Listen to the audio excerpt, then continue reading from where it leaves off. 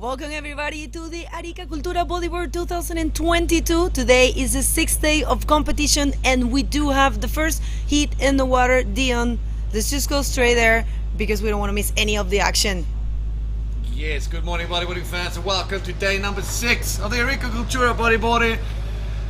It's been crazy, gremlins, mummies, chinchorros, but the waves are pumping. So let's go straight into the action. Tanner McDaniel up against Jan Frenchman, Jan Salon. So ladies and gentlemen, we're going to bring you guys a lot of action today.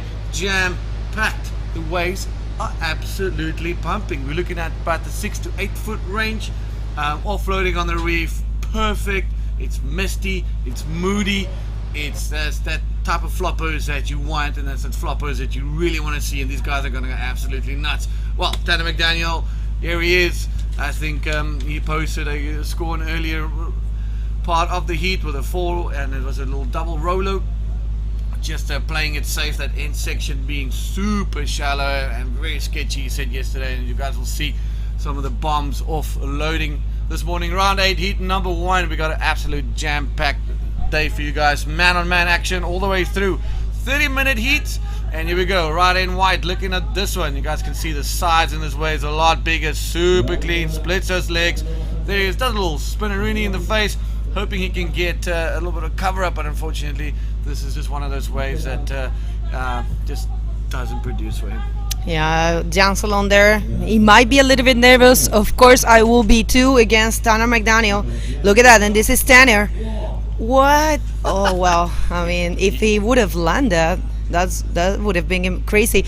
Just a little update for everyone that is tuning in Spanish. Buenos días para todos. Este es el 6º día de competencia aquí en el Arica Cultura Bodyboard, presentado por Pride Bodyboards. Esta es la versión del 2022, nuestro regreso al Tour Mundial masculino. Y el día de hoy, olones. Ahí el suel realmente entró, en lo que estábamos esperando.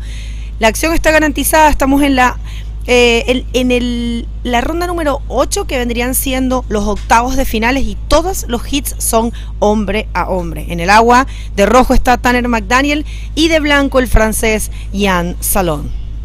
Alright, I'll take you guys through a couple of the matchups that we have today, and each of these heats are bangers. Right now in the water we know it's Tanner McDaniel, as you just saw in his previous wave, going off screen in straight competition with Elon Musk as he boosted that air forward insanely, up against a very consistent Jan Salon. Well, heat number 2 of round number 8, Alan Munoz up against Socrates Santana. Heat number 3, Jon Aymar, another Frenchman, up against Gabriel Braga. Let me just say there are a couple of right-handers out there in a free surf this morning. I watched Ian Campbell, and it was incredible to see him go on those right-handers, massive backflips, and then he managed to score a super long barrel on the left hand. Good 6 to 8 foot here this morning, super clean and moody floppers. Alright, heat number 4, Tristan Roberts, Alan Espinoza. Well, coming hot off that massive backflip he did yesterday and also dominating his heat. He's got good rhythm, and he'll be keen to continue that all the way through into the finals. And then heat number 5, a very informed Jeff Hubbard up against the tough competitor Neva Romero. Heat number 6, Maxime Castillo and PLC, an all-French affair. Well, I can tell you this, they are staying at Hotel Arica, and the rooms are next to one another, and these dudes are good mates, but we are going to see one heck of a matchup over there. And then heat number 7, Amaury Laverne up against Moises Silva. Who can forget that incredible heat yesterday, the last heat of the day, Matias Diaz and 2 Silva brothers going toe to toe, and the last heat of the day, Matias Diaz and Dudu Pedra. Yeah, those are going to be stacked hits for sure. And make sure to go to the ibcworldtour.com, which is the official website, and it's got all the information. Make sure to check the live feed. The live feed will show you the live streaming, which is what you are watching in YouTube. Wait a minute, here comes Jan Salon, the Frenchman. Let's see if he can find himself a nice ramp there. He's stalling, finding some barrel time, looking for the leap, rolling his I I don't know, Dion. I don't know about you, but I kind of sense he's. Hold on. Look at that. That's Hold a big on. one. Tanner McDaniel in an absolute bomb. Begonia. Look at this thing offloading. There he goes. Lots of speed. Hopefully he gets an until section, but that's heartbreaking. Jan Salan staring straight into the mouth of that beast as you see Tanner McDaniel just smashing it. And he was saying that Jan Salan was a little bit loose on that one, and just hunting for that section that he couldn't get. Yeah, I was about to say, I don't know if you guys sense the same, but I sense a little bit of that he's a little bit nervous. It's normal. Why am I saying this? Because in the previous heats that he's been surfing, I've seen him more in control of the wave, but I think he's gonna get it with a little further in this heat for sure. I mean, it's always hard to be the first heat in the water, you know. It's and man oh man, it's fair play for sure, but it's I mean, it just gets you so nervous. So I know for a fact that Jan Salon will get there and will concentrate, and he has to do it because Tanner has been surfing as usual, very consistent. Para todos los que están sintonizando de todas partes del mundo, Jan Salon, el francés, contra el hawaiano Tanner McDaniel. Ya el hawaiano está en la primera posición. Estamos esperando a ver que entre ese último score del hawaiano. Y si quieren ver todos estos puntajes, todo lo que está sucediendo, vayan a la página de la IBC World Tour. Es la ibcworldtour.com. Son ahí pueden conseguir toda la información acerca de nuestro tour, los rankings. Pueden ver todo lo que es el streaming con el sistema de puntuaciones y pueden ver cómo van cayendo las notas. Y así cae la nota de la última ola de Tanner McDaniel, un 8.50. Ahora lo pone bastante sólido en la primera posición. Ahí viene Jan. All right, Jan Saline leaving Tanner McDaniel with an 8.5 on that mega barrel that he just clocked in there. That was some sweet surfing. Jan Salan 4.5 and a 2.25. He needs a mega 8.1. Well, this is man on man. This is where the priority system is absolute key. This is where they can use it to their advantage and to the disadvantage of the other riders. So how the priority works: each rider gets a turn to hold priority. He has a pick of the litter of the waves, and he also has the opportunity to block his opponent. We'll probably see that during the course of the day if the guys wisely use it. So meaning block, what does he mean about saying block? So for instance, if we set a scenario, these two guys are now in the water. Jan Salan needs a smaller score. We'll get back to that after this. Here we go. Jan Salan up and riding now. He needs an 8-point ride. What's he going to do? The wave just going a little bit flat, running away from him, Begonia. And we'll get back to how the priority system works, Begonia.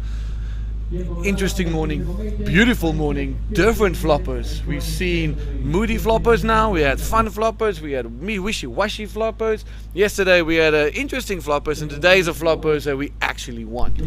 And I think tomorrow it's even going to be bigger. So for tomorrow is going to be the final day, so make sure to tune in. And we are going straight to Iquique, and I heard from a little bird that we're going to be starting on Sunday. So this is going to feel like a 2-week big event, and it's amazing. But in Iquique, we're going to be seeing the Erizos Iquique Bodyboard Pro, and you guys have to follow us as well. That's going to be amazing. We have the beginning of the women tour.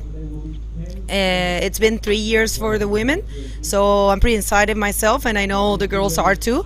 And we have also the male juniors are surfing there, and also the male division it's going to be surfing. So we're going to be seeing 3 divisions in Iquique, and after that we're going to go for a full pack in Antofagasta, where we're going to see all the divisions. That's pretty cool. I for one will enjoy very much to watch the female junior division, which is a novelty here at the IBC World Tour. It's the first time that division is included, so that's going to be interesting to watch.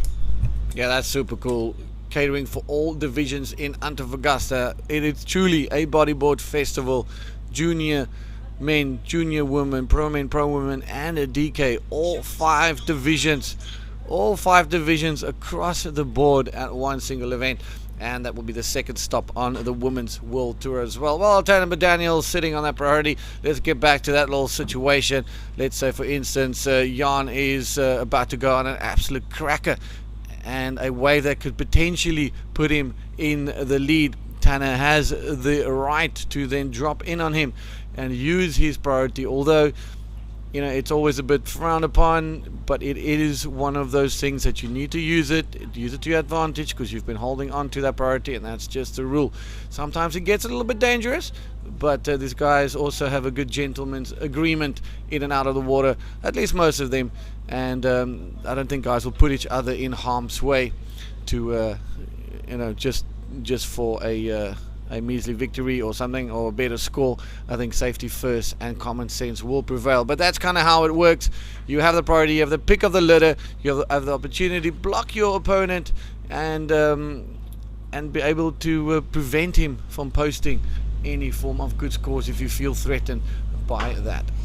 And also, it's that's a pretty important tool that you have in this type of rounds. But also, I like to see it as just fair play, Everyone has their chance to serve, to prove themselves, to show the world what they can do. So it's very comfortable as a competitor to be out there only with one person. And my God, 30 minutes heats, man oh man, such a great format, I have to say it. A little update in Spanish. Estos son formatos muy cómodos, de hombre contra hombre, la verdad, 30 minutos en el agua con sistema de prioridad establecido. Realmente es lo que se llama el fair play, la verdadera oportunidad que tienen los riders de mostrar lo que son capaces de hacer. Así que yo personalmente, y creo que ustedes en casa también, lo disfruto mucho. Este es el 6º día de competencia en el Arica Cultura Bodyboard 2022, un evento presentado por Pride Bodyboards, y tenemos la colaboración muy importante, sin quienes no pudiéramos haber llevado a cabo este evento. Pero atención, que se viene ahí un hit, o sea, una set, disculpen. Vamos a ver. This is a nice looking wave there. Let's see if Tanner... No, deciden no ir. Yo creo que aquí igual hay que estar con cuidado, porque si salen unas series grandes, salen unos olones. Voy a leer un poco lo que son los sponsors. Atención, se viene Jan. Jan Salan, here we go, frothing big right-handed, there he goes, down the line, a little wishy-washy, waiting for a little cover-up as wave just running over the reef. Big swell approaching, 10 minutes, round 8 heat number 1, Tanner McDaniel holding it down 8.5 with a 12.5 heat score. Jan Salan needing a massive 8-point ride for that first position, and Tanner holding on to that priority. Jan Salan, he's got a little bit of uphill battle, and wave selection is absolutely key, muy importante. Eso, you have to learn Spanish. You are there, getting there. Okay, so just take this opportunity to thank all of our sponsors. Remember, this event is presented by Pride Bodyboards, and we have as sponsors the Gore, which is I'm gonna say, wait a minute, Jan Salon is not leaving me to say the sponsors, but it's okay because they are the stars here. I'm just gonna say that it's in Spanish. As sponsors tenemos voy a decir esto en español, son nuestros patrocinadores. Como patrocinadores tenemos al Gore a través del Consejo Regional, a Corfo a través del programa Arica Siempre Activa, la Municipalidad de Arica y Parinacota, la Armada de Chile, la Corporación Municipal Costa Chinchorro, la Municipalidad de Camarones, Cernatur, y como cooperadores, como auspiciadores tenemos al Hotel Antay, a Red Bull, a las Industrias San Miguel, Panamericana Hotel, Terrazas Mestiza, Aguas del Altiplano, Rancio Bodyboard Tools, Hola Violenta y No Surfing My Wave. Muchas gracias. Y que viene Jan Salón rápidamente. Vamos a ver qué puede hacer el francés. Se va por arriba, está buscando la línea, está tratando de conseguir ese bottom turn porque le va a dar la velocidad para volar, y decide hacer un contrario of the leap. Yo parece que sí lo entró. Well, that was a little sketchy. Let's see what the judges think about that one, Dion. Yeah, super dry. He's just getting washed into the channel now. He's got a long paddle back. Pretty disappointing. That wave really did look like it was going to shape up with a nice section. and he really tried to get a little revo in, and we see the replay. Here we go. So as you guys can see, perfect line, high line, high line, high line. Now he's looking to drop the rail. There he goes, full speed. Now you see it right in front of him. The section stood up, kind of just raced away from it, and there he goes with that oncoming section. Manages to make the rotation. So, but the whitewater just completely engulfing him. And yeah, let's see what the guys upstairs think about that, whether that is a completed maneuver or not. From this angle, it was very difficult to tell. Well, Tanner McDaniel sitting pretty, he's just chilling there. Nice little easy morning here at Floppo. Some big bombs are coming in. Look at that thing, just building. The swell is peaking this morning, and it's exactly what we want to see today. What a rad morning here. Heat number 1, round number 8. Tanner McDaniel, Jan Salan going mano battle for the victory to advance into the quarterfinals. So only one ride will make it into the next round. The next round is the quarterfinals, and it's finals day tomorrow. Can you believe it? I can, and I'm looking forward to, because I know it's going to be full of action, and I know you back home are waiting for that. Let's see if Tanner's gonna get this one. He's look at that. If he's going for this one, it's because it's presenting him an option of flying. I know he's gonna try those air reverses. He's looking for that for sure. Nice looking air roll. Oh no, he's, ouch. Yeah, he's been caught in the foamy part. And look at that, that's media team right there. Thank you, Jerko Vasquez and Pablo Jimenez. You don't want to be there. That's a keyhole. Oh, ladies and gentlemen, bigger look at that thing offloading on the reef right in front of the boys. And Tanner finding himself in a very wishy-washy position. That's a very scary place. He's right by the keyhole. There's a waves, white water coming in, washing over him, super shallow. A little bit of depth of water there, but I think for anyone that can hold his own in these type of conditions, it's most definitely Tanner McDaniel. He is looking to improve on that 4-point ride. Massive roll. Will be nice to get that replay. And we look at that landing. How gnarly was it landing, Begonia? Let's see this. Let's see. I think he was looking for something else, and he decided in the middle of the way, I'm just gonna roll here. And unfortunately, he couldn't land it. But that was a beautiful roll. It kind of like flipped. He kind of flipped the board there. The landing was a little sketchy, and he's got that big wave on his head right there at the keyhole. But he's fine. I kind of sense that it's not as easy as it looks out there. It's definitely bigger, and the guy is, we haven't seen much in this heat. But yeah, I mean, Tanner McDaniel with an 8.5 and a 4, it's pretty good. I mean, 1250, it's a good score. I mean, total score. Jan Salom, he got a 4.5 for that reverse. That's a nice score as well. I personally enjoy very much the style. I do like very much the style that the French guys have. It's very clean and well. I kind of enjoy it. Yeah, we got 4 Frenchmen still in contention here, and Jan Salan looking like he's not going to make it. Big uphill battle, but still 5 minutes to go. Tanner getting absolutely smeared across the reef with that heavy landing. That's the type of landing that you can easily injure yourself on. He got projected into the flats, landed. Here we go, the Frenchman Jan Salan pulling out of that one. Yeah, Tanner got absolutely smashed, projected, landed super hard, and the lip went right over him. Maybe Jan Salan is in good position for this one. This is a really, really, really good looking right-hander. See something else, let this one go. Big waves offloading on the reef here. 4 minutes 28 to go.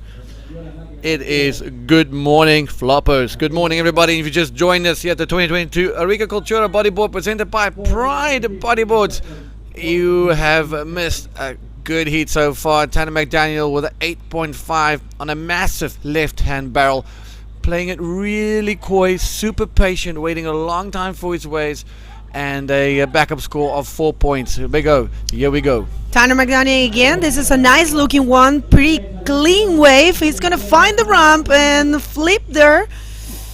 Yeah, I mean, he completed it. that's gonna change. I think the four. Let's see what the judges think. It wasn't too projected. It was a backflip, landed it, but not too projected as we are used to. Oh, and this is Jan to the right. All Take us right, through here it. we go. Look at that thing. That is massive. Mid-face line, mid-face. Releases, tries to get around the section, just racing away from the steam train. Look at that thing engulf and gas out. I'm sure he's pretty bummed that he did not keep that line and get into that barrel. He matched the speed of the wave. Looked really good for him there. But unfortunately, just playing it safe. I'm sure he saw something out there and just rather not risk sitting in that tube with the potential of injuring himself. It is really big out there, guys. Now it seems to be touching the 8 to 10 foot mark. Really solid swell. This is exactly what we anticipated. Good clean morning, a lot of cloud cover. And here we go, Tanner looking. Oh, wow, we're going to see something explosive. This is a good looking wave. Begonia, a little straight down the face. Lots of speed. There's a little section developing and banked a little revo in the flats. I mean, yeah, I can see your eyes were just lighting up for that one.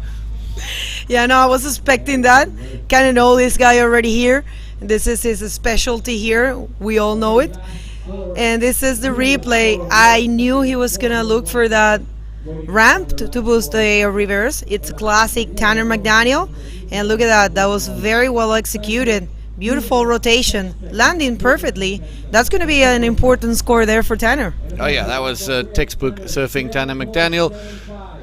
And dropping another massive score, extending his lead even further over Jan Solijn, and unfortunately making things really hard for the Frenchman, who seems to be not having a good run this morning. 7.75. Now he's in a dire combination situation. 16.25. He needs 2 new scores. 1 minute and 40 seconds to go. So unfortunately, really looking difficult for Jan Solijn. All that he can do now is have fun. He's got that priority. Get one good wave. Redeem himself. Get that photo. And just move on and recollect to Iquique. Well, he is looking at this one bigger. Maybe we can see something explosive. He's specifically hunting these right-handers. And here we go. Cruising down the line. I'm sure he's going to be looking for that barrel section that we have seen. Here we go. This one is shaping up very nicely. There's a little section. Hooks a roll through the lip. Lands in the flats. I'm sure he'll be feeling a bit more happier now that he's managed to get at least something decent on the scorecard, or just a decent wave that he managed to ride out completely with the maneuver.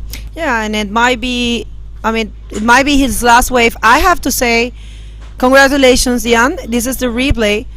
This was a very nice looking wave, guys. You have no idea how that looks in the water. So if you're a bodyboarder, you need to come and check this out, because that thing looks crazy in the water. Nice roll, very well executed, extended, good landing. He's gonna feel good about himself with that. I just want to say félicitations, Jan. Tu as fait très bien. He has done a very good job throughout the event, and going against Tanner McDaniel, who was the person that boosted a 20 here, the first 20 in this event back in the day. It's really hard, but congratulations, and of course congratulations to Tanner McDaniel for taking this heat once again and make it to the quarterfinals. We're just gonna hit a quick commercial break and we're gonna be back in no time. Don't go anywhere.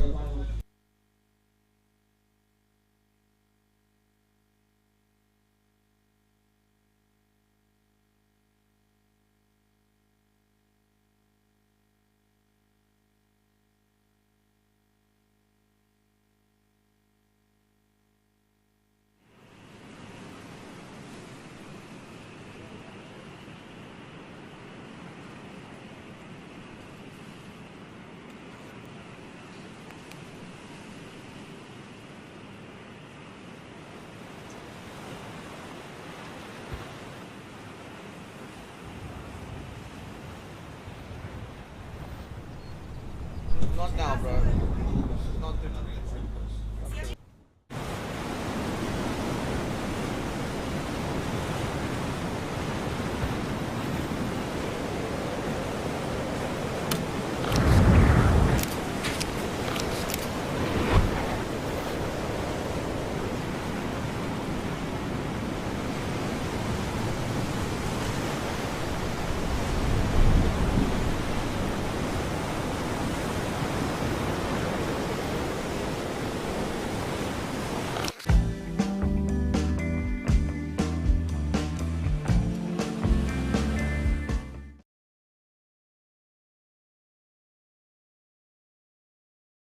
Heat number 2, Socrates Santana and Alan Munoz. This is going to be an absolute banger. A great battle between these guys. Let's jump straight into the water. Fabio, it's been an excellent morning so far.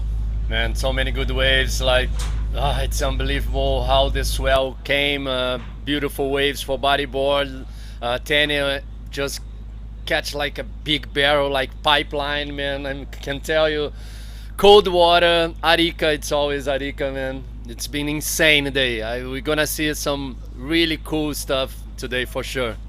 Super pumped about that. Agua, por favor. Let's get back into the action. The heat's underway. Socrates Santana fighting it out with the pride of Chile, Alan Munoz. Here's a little replay. Look at this. Alan Munoz, an absolute screamer right off the bat. Let's see what happens. Lots of speed. Smooth as butter. Bangs a massive air reverse in the flats. How's that landing? And that white water just dropping on his head like a ton of bricks. Unfortunately, an incomplete maneuver for all that effort. But what a wave that was to open your account. Just under 28 minutes to go. Man, Alan Munoz, he knows how to surf this wave pretty well, and he charged that reverse air. It was so difficult to make that maneuver. Especially here in Arica, we have like a very powerful wave and powerful wedge, man. It's unbelievable what he tried to do it. It's in only his first wave. And we have Socrates Santana from Brazil. Galera do Brasil, vamos aí ficar ligados nessa bateria, que é o nosso representante do brasileiro lá de Copacabana, posto 5, local do posto 5, Socrates Santana. Socrates é bicampeão mundial júnior, pega muita onda, sabe pegar esse estilo de onda que a gente está tendo hoje em Arica.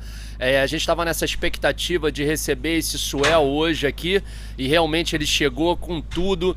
Temos ondas aí excelentes, tanto para a esquerda quanto para a direita. Com certeza as esquerdas elas têm muito mais power do que a direita, né? A esquerda sempre dá aquele tubaço, que é o que a gente procura, é o que os juízes querem ver, mas não pode descartar as direitas. Como sempre, os atletas olham para a direita para fazer uma boa manobra, um bom 360 aéreo ou um backflip, como a gente viu ontem. Wow, thank you. That was that's like I'm at the horse racing. Yeah, I was just explain to everybody in Portuguese how the power is this wave. Socrates, it's come from a very nice place in Brazil. They when the waves touch Copacabana, pretty sure he can surf those waves pretty well. So let's see Alan Munoz on the left again. Oh no. So trying to speak a little Portuguese fast to be back with you in English. Well, that was like Mark 7 Portuguese, and I'm placing my bet on the black horse. All right, Alan Munoz 2.5, Sup Dog, the little doctor. And this is going to be a very explosive, very technical heat, as we saw Alan Munoz wasting no time and going for a massive air reverse right off the get-go. And at 25 minutes 35 seconds ago, round number 8, heat number 2. We've got some mega matchups for you guys today. Coming up next, another Frenchman, Yonamar versus Gabriel Braga. You will see a right-hand affair, especially Gabriel Braga probably trying to sniff out some of those right-hand bombs. Yonamar, a super technical, super stylish rider. A lot of Frenchmen still in the competition. We got both him, Amaury Laverne, PLC and Maxime Castillo. In heat number 4, we got Tristan Roberts up against Alan Espinoza. Heat number 5, Jeff Hubbard and Neva Romero. Number 6, Maxime Castillo and PLC. Back to the action, Little Doctor. Lá o Socrates Santana escolhendo essa esquerda bem poderosa aí, tentando atrasar ali, pegou um belo tubo. Socrates já começou com uma onda excelente aí, já completa a sua primeira onda. Vamos esperar os resultados aí, os juízes julgarem essa onda, e vamos ver qual vai ser o primeiro score dele, né? A primeira nota dessa onda.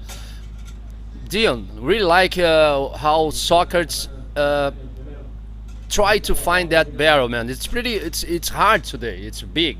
Yeah, it's very big, moody, and I think we'll grab that replay of white and we can run you guys through it. But that was one of those perfectly positioned one. Let's look at this. So Socrates having a very good position, takes off. There we go, a little bit, gets to the bottom of the wave, and unfortunately the cameraman not following him. And there we go, sits in the barrel. That's very deep. It's wrapping around. There it comes out. And finally in the safe zone. It's a bit of a nipping situation when you're in that barrel and you know it's getting smaller and smaller and absolutely shallower as you march to the end of that thing. For sure. And for you guys know, Alan Munoz, the best 3 waves that he likes, one of them it's Flopos, Arica. So he's here now against Socrates Santana. He loves this wave. He's from Chile. He knows how to surf. And man, it's been fantastic day. His sponsor is Rizos, and Alan Munoz. It's very nice rider, man, from Chile. All right, we are ready with the first interview of the day. Begonia with Tanner McDaniel. Begonia, it's all yours.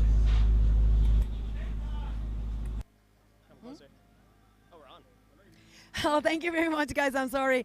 I was just distracted because Tanner just told me that you actually hit the reef. It was kind of sketchy out there. Tell us a little bit.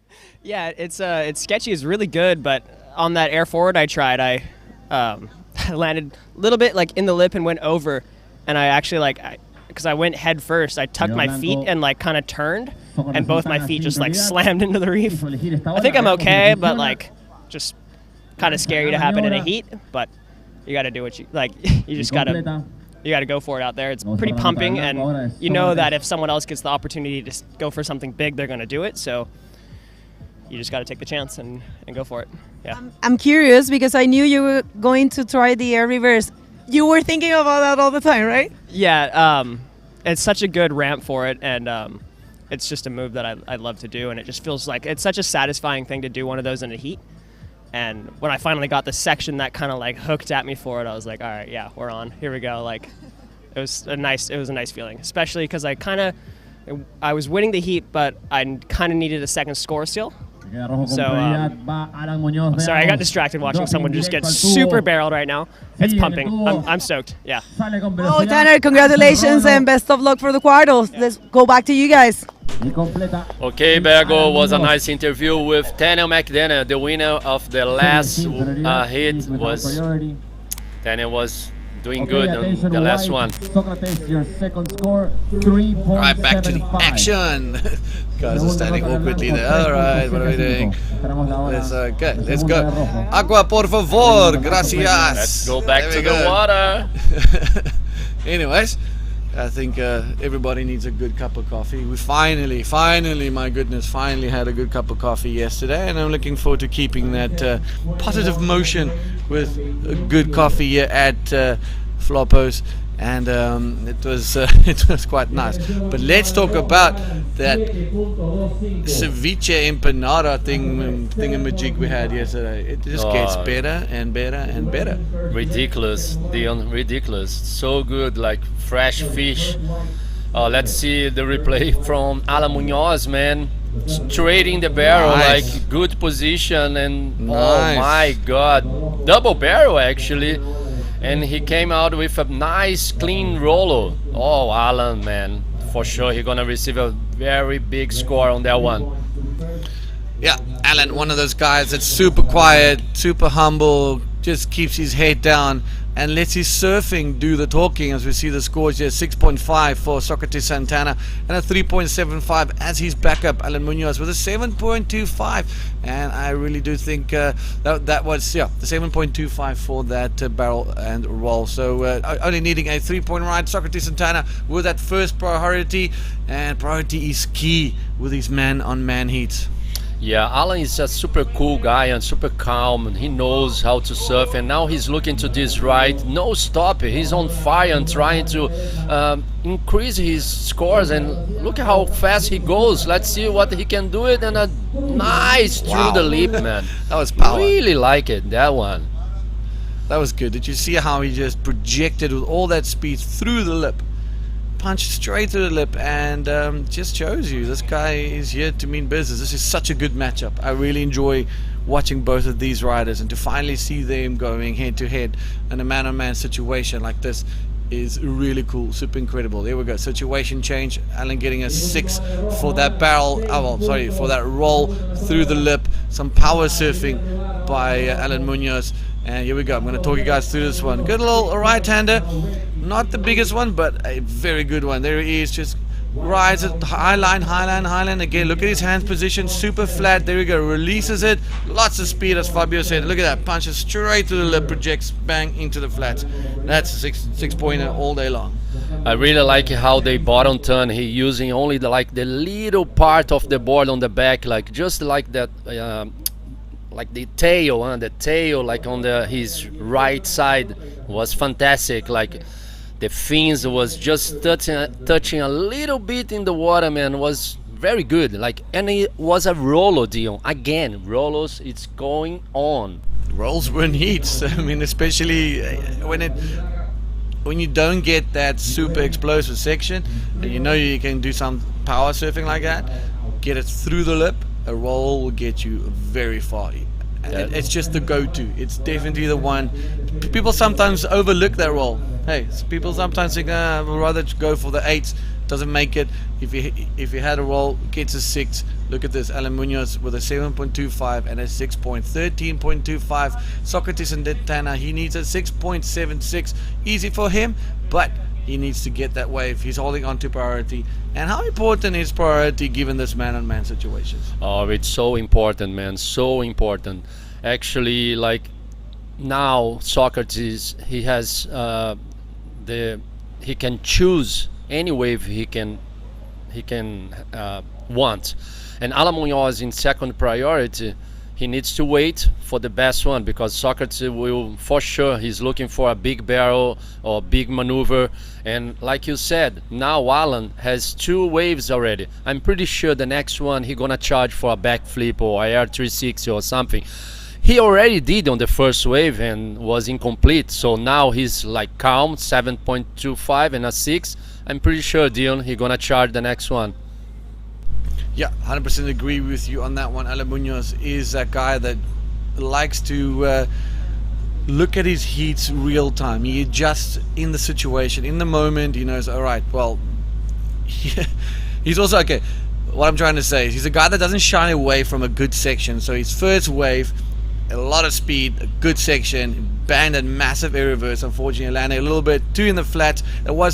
That was the place to land it, and you know the judges will award him extremely high for that landing zone, which is in between the mess of all the rocks. And then he realized, oh well, let me just rather play it safer, but take a step back, gets a barrel, and gets a nice little roll. Here we go. This is Alan Munoz. Alan Munoz is going again to this right. It's beautiful, right? He goes for a big backflip, like we're talking about.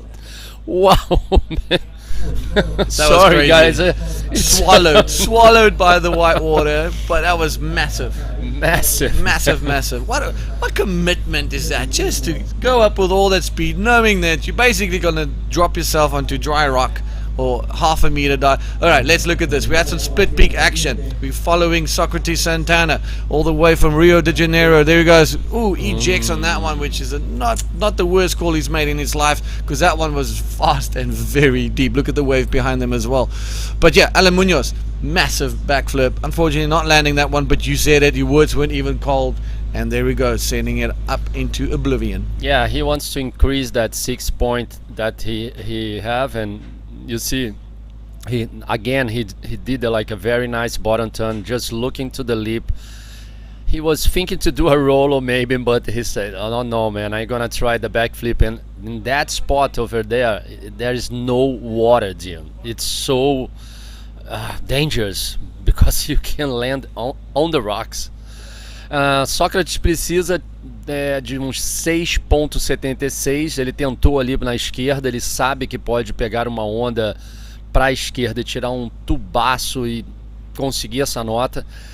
Arica é bem difícil ali, porque às vezes a onda fecha, mas quando ela abre realmente, e olha como é que o Sócrates está agora andando nas pedras, porque como ele não conseguiu fazer aquela onda, o tubo, ele caiu em cima, exatamente em cima do riff, e ali é muito perigoso, ele está bem sem água praticamente, é um palmo de água.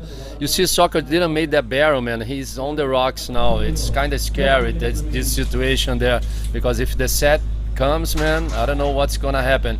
I think he needs to go in and then go out he needs again. he needs to get in. It's a very, very dangerous situation. Hopefully, he can get himself onto the rocks. You guys can see the jagged edge rocks, the holes, the barnacles.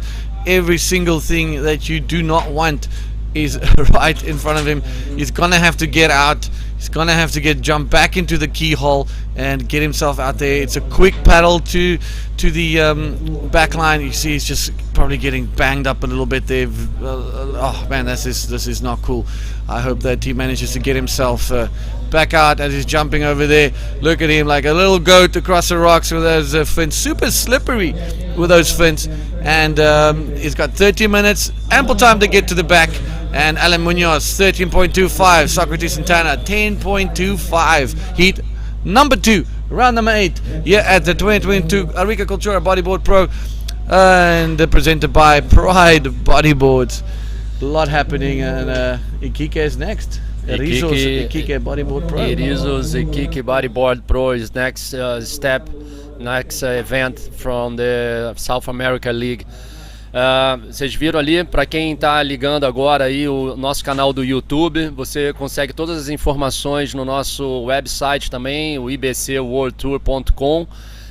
A gente está vendo ali o Sócrates caminhando pelas pedras, ele pegou uma onda, não conseguiu realizar o tubo, teve que sair, dar um eject ali, sair do tubo porque ela fechou. Ele caiu em cima das pedras, teve que caminhar pelas pedras e retornar ali pelo canal. E agora a gente tem o Alan Munoz nessa esquerda, o atleta chileno. Alan is trying another wave, huh? Big backflip again, man. Alan is on fire. Now he has 3 waves already. One wave with a barrel and roll, the other one with a through the lip, and now he tries the backflip, and he did. He did very, very well. Let's look at this replay. I was going to say a very foamy, a cappuccino like Alan Munoz cruising down the line, smooth as can be, lots of speed. There's that section right in front of him. Boom, lots of travel on that backflip. Turns around really quick, back into the face of the wave. I think he will be very happy with that one. For sure, and he was clean, didn't use the legs to make the return to the wave. I really like the speed, how he can potential make more speed to fly on the backflip, and was the best wave so far from the hit, 8.25. Now Alan Munoz have 15.5 against Socrates Santana. He needs a 9 points now to get the lead. Yeah, 9 point rides. They're out there. They are definitely there. 8.25 awarded for that flip. So Socrates Santana will be keeping a keen eye out on the sets and the horizon, so that he can try and get one of those. Right now, Alan Munoz sitting with that priority as well. So currently, everything is looking in favor of Alan Munoz. Socrates having to run across the rocks, got washed in, and back in the keyhole, and making his way back to the back line, to the contest area.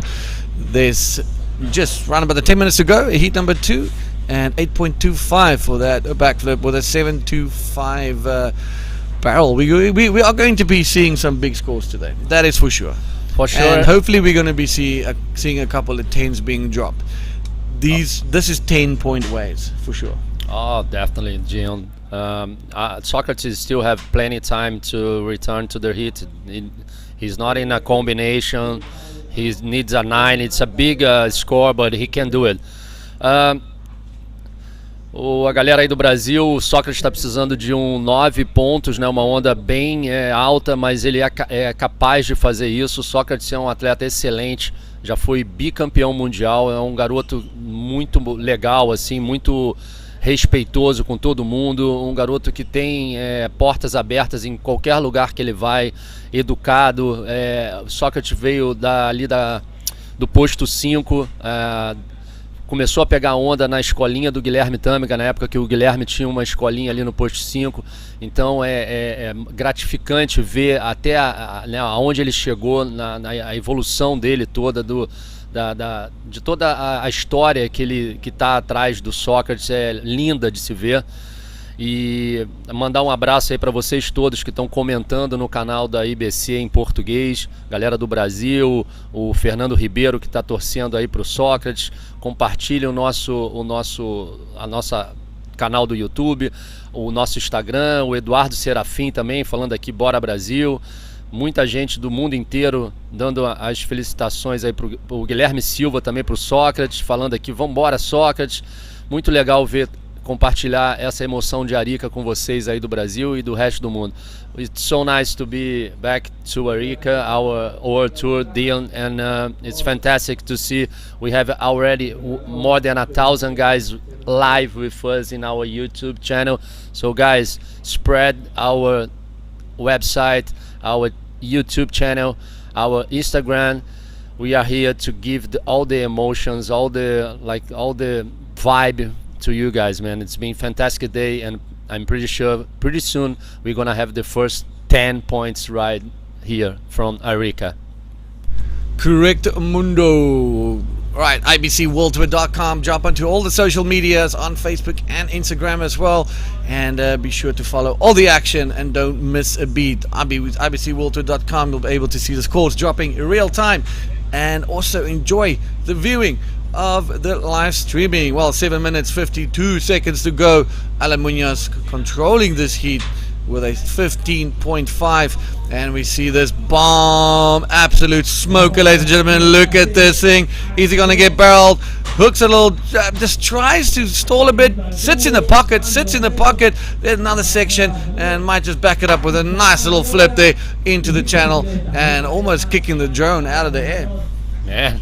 Fantastic control of the bodyboard over there. So much speed. I think he thought it was like a maneuver wave, but he saw the potential of the barrel. He just parked the board there. Look at this, Dion. It's pretty big wave, man. So much speed, so much. You have to control your bodyboard. You see, unfortunately, we don't have the whole image. Well, let's see. That's what Begonia would say. Oh, look at that, man. At the end, he did a nice backflip, or it looks like an ARS for me. Right. Well, maybe coffee is not enough. Maybe he needs a little bit of coffee and a tequila in the same drink. I'm just kidding, ladies and gentlemen. All right, well, we're coming to approaching the last 5 minutes of this heat. Alan Munoz really making things hard for Socrates Santana. And I do feel we haven't seen the best of Socrates right now. He's one of those surfers that he's explosive, he's technical, he knows exactly what he's doing, and he's not one to shy away from any form of a big section or a big barrel. And I just feel, he was put in a couple difficult situations, having to get over the rocks again and back into the channel, losing a lot of time to get back to the back line. He's there now, he's got the priority. He needs a 9-point ride. They are there.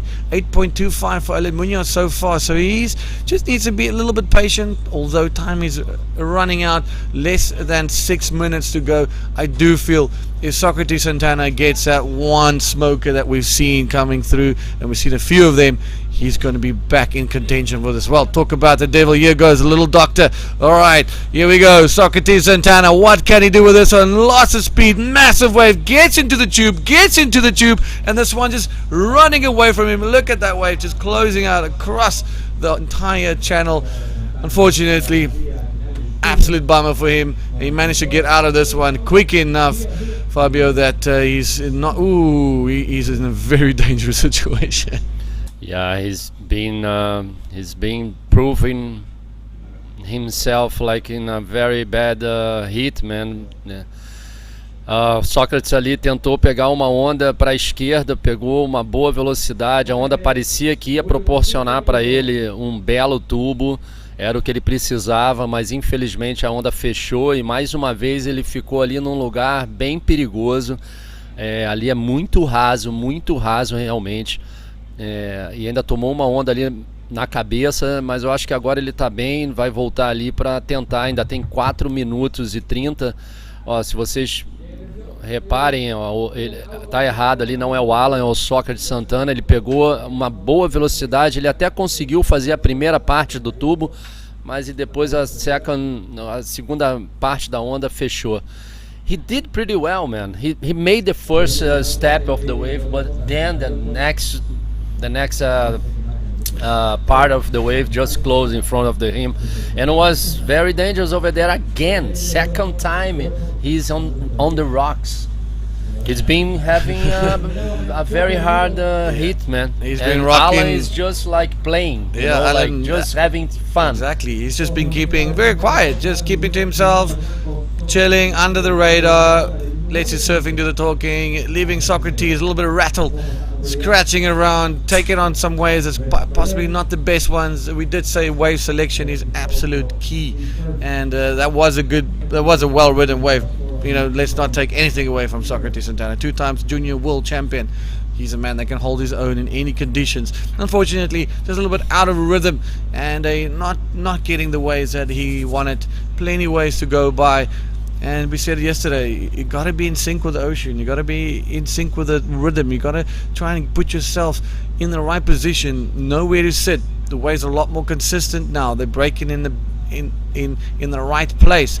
There's good right-handers. There's even better left-handers. So it's all about wave selection and being able to put yourself in the right place at the right time. Yes, easier said than done, 100%. But you know, these guys are seasoned competitors. They've surfed this place many a times before, and they do know what to expect from El Floppers. As we see him, Socrates looking at this one, just looking down the line. Are we going to see a little bit of action? Yes, he's paddling really hard, scratching on the right hand and letting this one go a little bit too much on the left peak for that right-hander to hold open for him. Yeah, he needs to catch one wave at least, and he has second priority, so he needs to like find something. Otherwise, he's not gonna make anything with second priority. Alan Munoz, he has the first priority. So, and Alan Munoz is 4 times Chile champion, man, and top 5 from the world tour. This guy surfs good. He knows how to surf Arica, Flopos. Yep. He's just in a normal situation over there, having fun, beautiful waves, only 2 guys in the water. How's that? 2 guys in the water, having a good time. Quiet little lull in this heat, coming to the dying end of this heat. Socrates paddling up and down, looking for that opportunity, looking for that 9-point ride. And here we go. This is Socrates Santana, ladies and gentlemen. 9 points is what he needs. Lots of speed. Where's that section? There's something there for him. Goes with a beautiful air forward. Unfortunately, very high rotation, and the wave just too quick, and lands on top. Go for broke. That was all or nothing. He knew yesterday the guys were getting big scores on well executed air forwards like that, and you can see a little bit of a frustration building. He knew he needed to do that. Can't play it safe anymore, and unfortunately just didn't play out right for him. For sure, Dion. Sócrates sabia que ele precisava ali de uma onda muito boa, ele estava com a prioridade 2, o Alan Munoz não queria ir nessa onda porque ele já está com 2 notas muito boas. Ele fez uma boa cavada, conseguiu fazer um 360 aéreo, que é uma manobra muito difícil, é uma manobra assim que os juízes contam muito ponto. Ele conseguiu executar a manobra, mas ele não conseguiu terminar ela, não conseguiu completar a manobra. E assim, era o que o Sócrates precisava. Ele tinha que fazer uma manobra realmente radical para trocar aquele 3.75 e tentar ainda pegar mais uma onda, talvez, ou até mesmo ganhar essa nota que ele precisava no 9. E agora o Alan Munoz está com 20 segundos para terminar a bateria, praticamente com a bateria vencida, aí, com a bateria ganha. Dion, we have only 10 seconds to go. Alan Munoz is sitting on the lead. He's done, I think. It's not more time for Socrates. Yeah, that's the end of the road for Socrates Santana, as we see Alan Munoz just going for a victory lap right on the buzzer, trying to get himself back into that keyhole, and that is a nice looking little air forward. And there we go, back to the keyhole. Ladies and gentlemen, next up, Jon Aymar, Gabriel Braga. Make sure you don't go anywhere. We're going to be right back after these epic commercial breaks with some beautiful surfing from all the guys.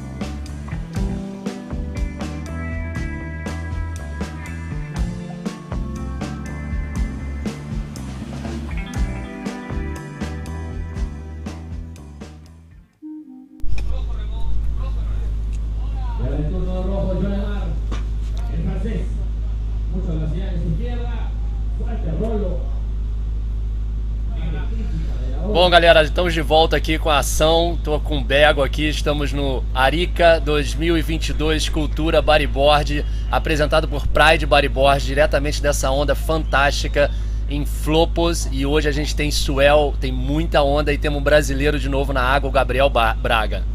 Sí, así es, mucha acción. Vámonos directo al agua porque ya comenzó el siguiente hit en el agua. Tenemos un replay ya del brasilero Gabriel Braga en rojo. Es Gabriel Braga contra Jon Aymar.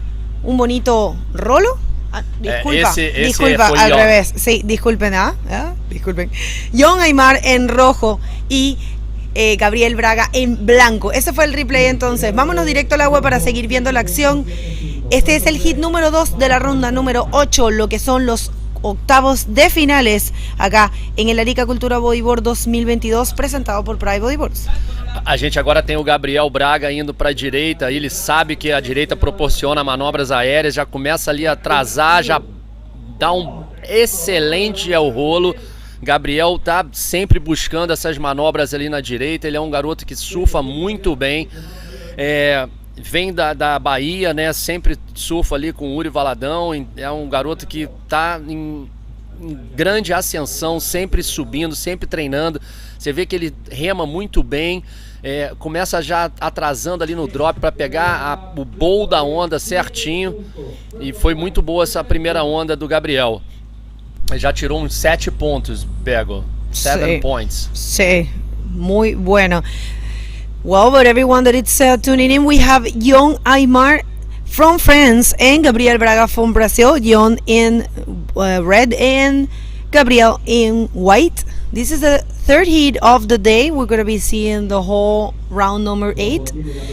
And it's going to be all men on men's. So make sure to follow the IBC World Tour in all of our social media and connect in our website, official website, which is ibcworldtour.com.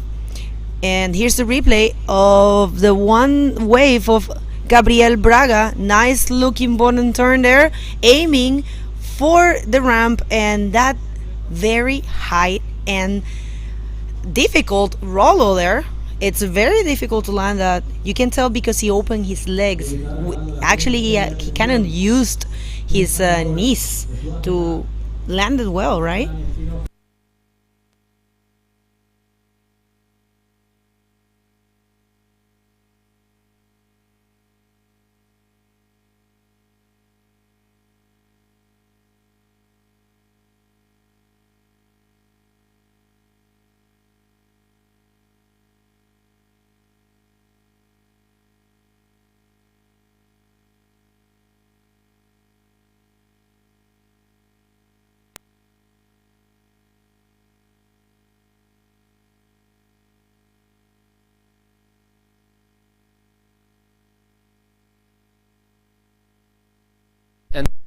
And Gabriel Braga has the second priority.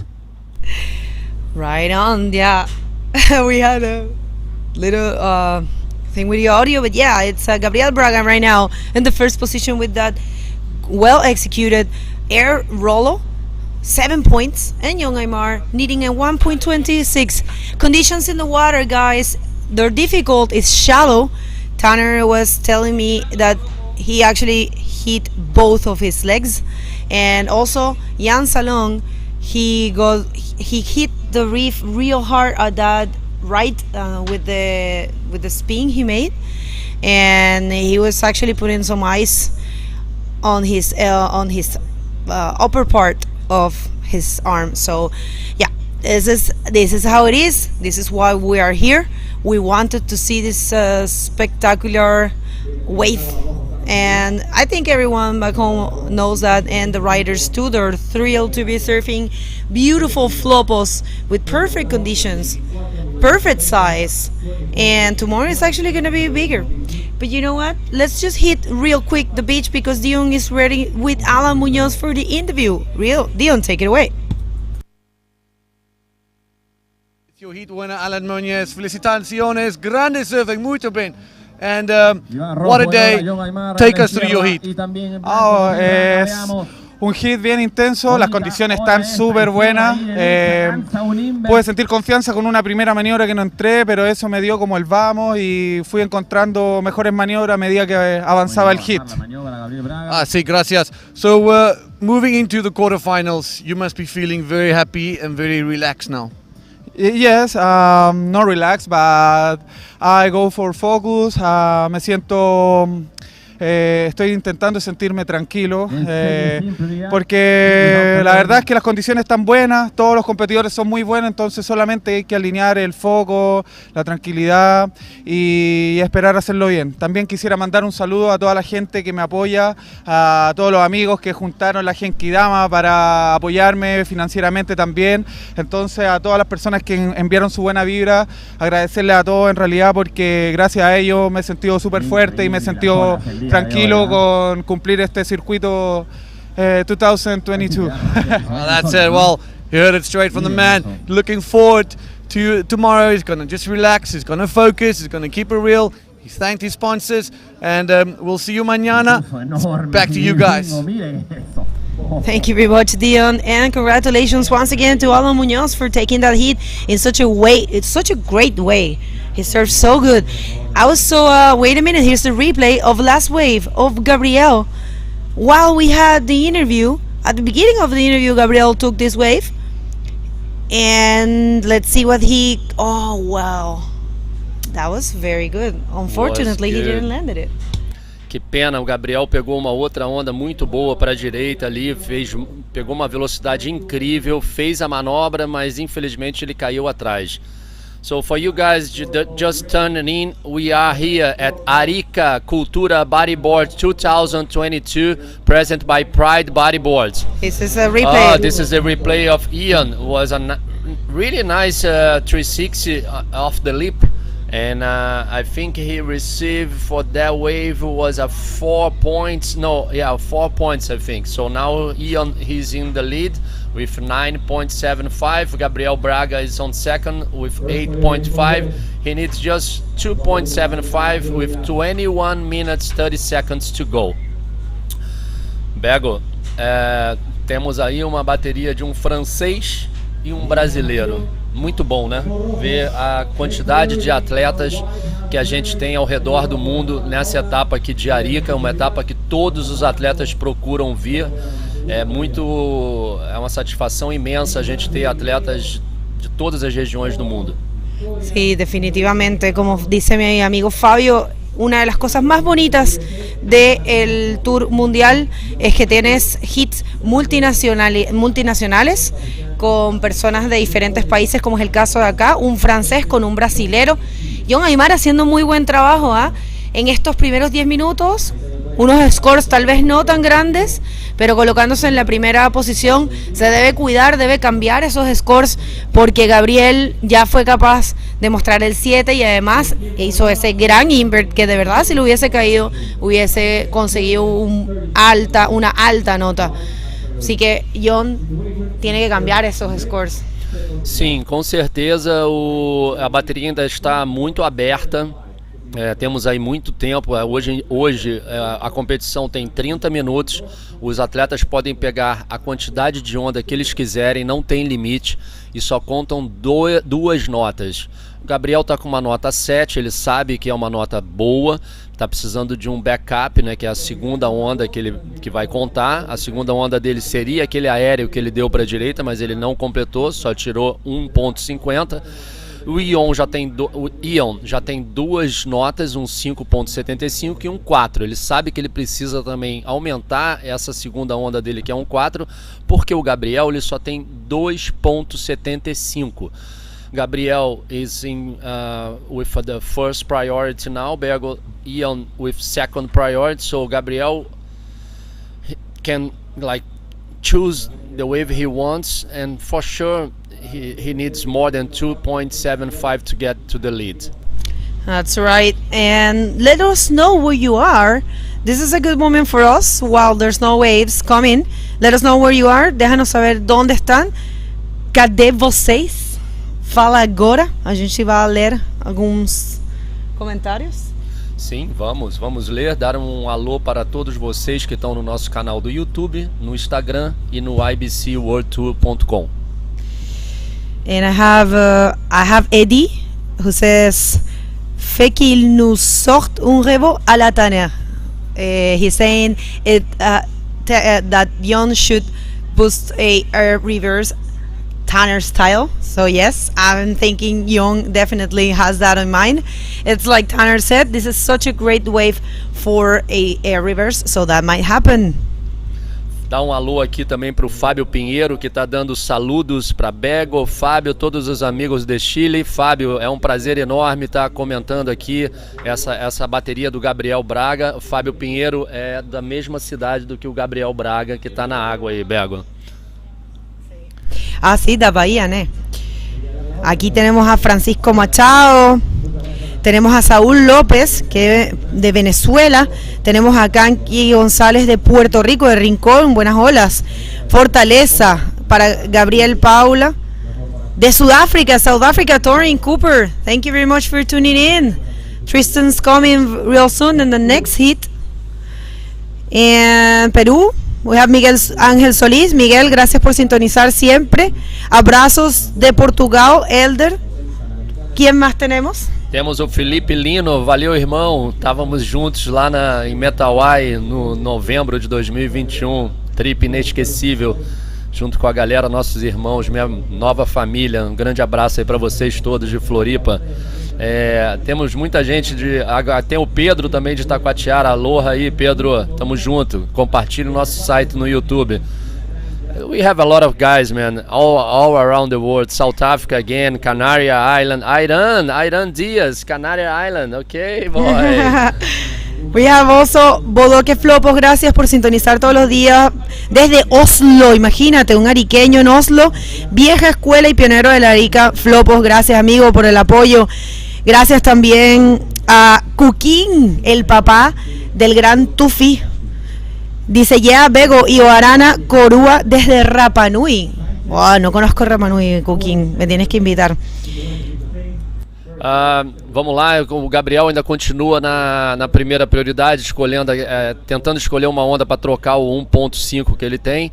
O Ion ele está com a segunda prioridade, também tentando trocar esse 4 pontos. Ainda temos 16 minutos para acabar essa bateria, muito tempo. Gran Canaria Frontón King, gracias amigos por estar sintonizando. Nos vamos para allá para cerrar el tour como siempre. Baptiste de la Bretagne. Salut Baptiste. Salut tous les gens de la France qui sont là pour Jon Aymar. Je sais qu'il y a Dabo aussi. Benjamín Soto desde Iquique, vamos para allá. Parece que vamos a empezar el domingo mismo. Se va a confirmar, pero qué emocionante, ¿ah? Vamos a tener evento corrido, vamos a salir de este gran evento y vamos a entrar en el otro increíble evento de Celerizos Iquique Pro Iquique Bodyboard Pro, perdón, que va a ser allá en la excelente ola punta 2, una ola de derecha y de izquierda. La acción está garantizada también. Y después para la hermosa cúpula en el Antofagasta Bodyboard Festival. No se lo pueden perder, ¿ah? I think we have Ian or Aymar on the left, going to the left, but we didn't have the image. Let's see if we can get the replay for that.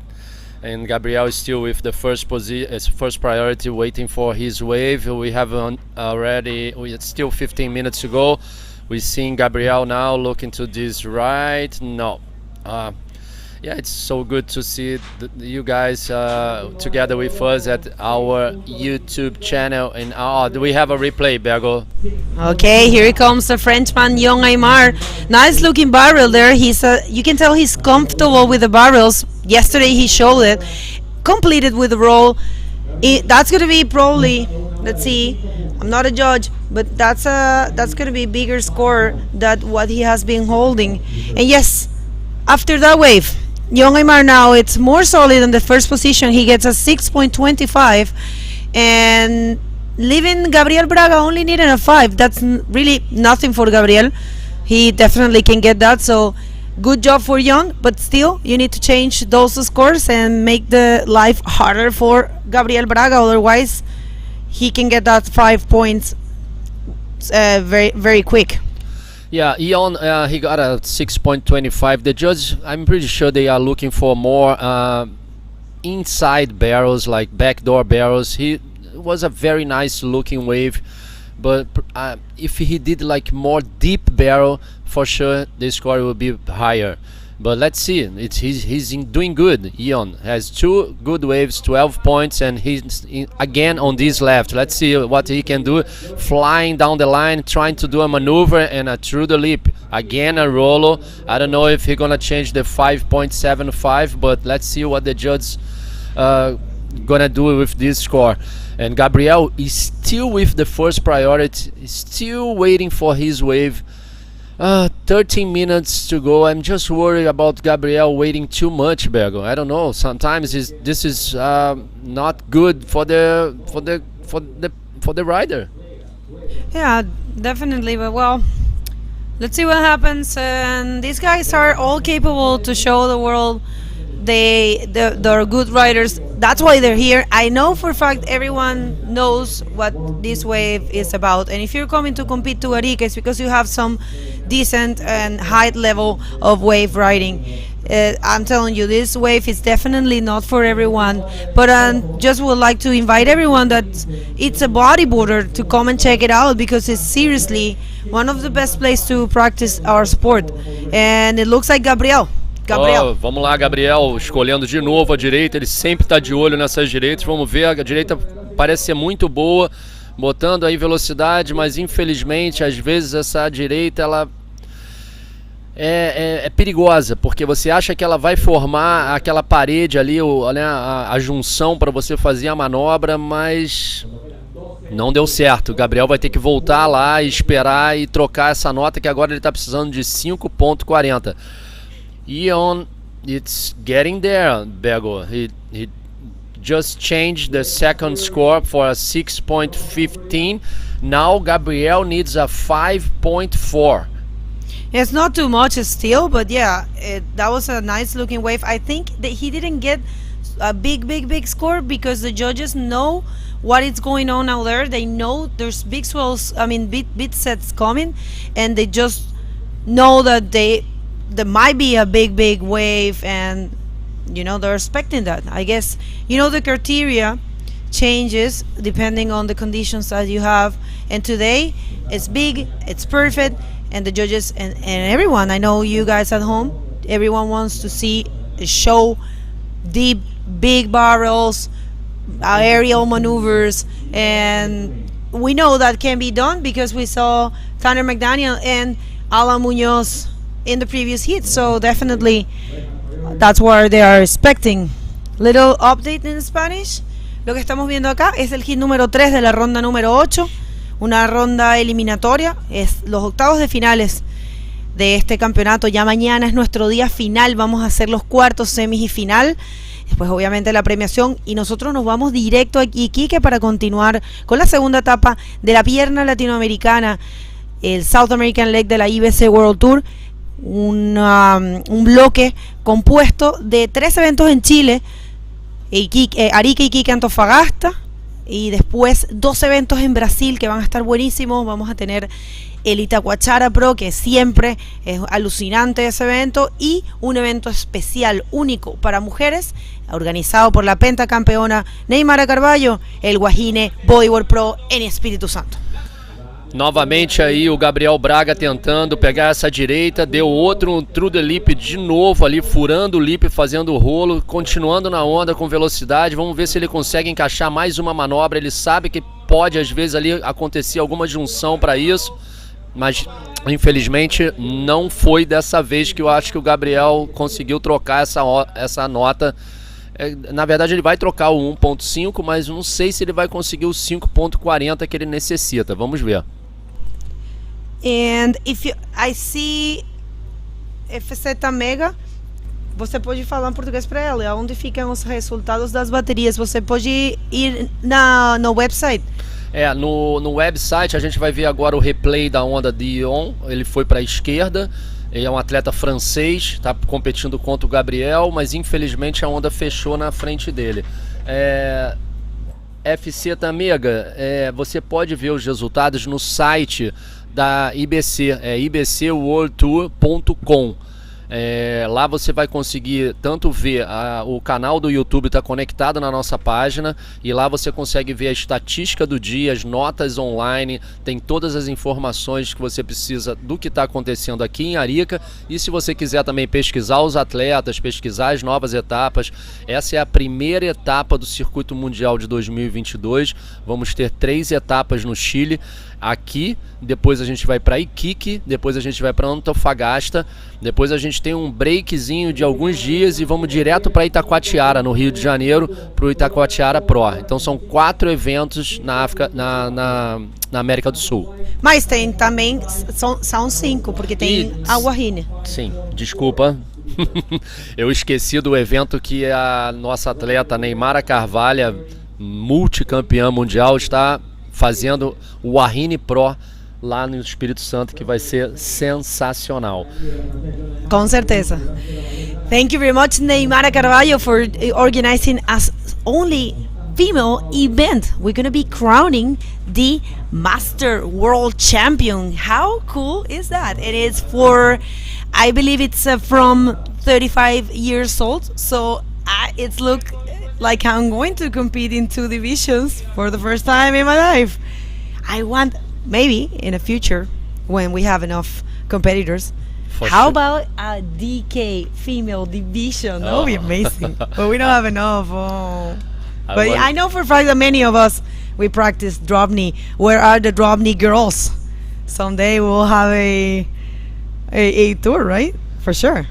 For sure, I want to see that.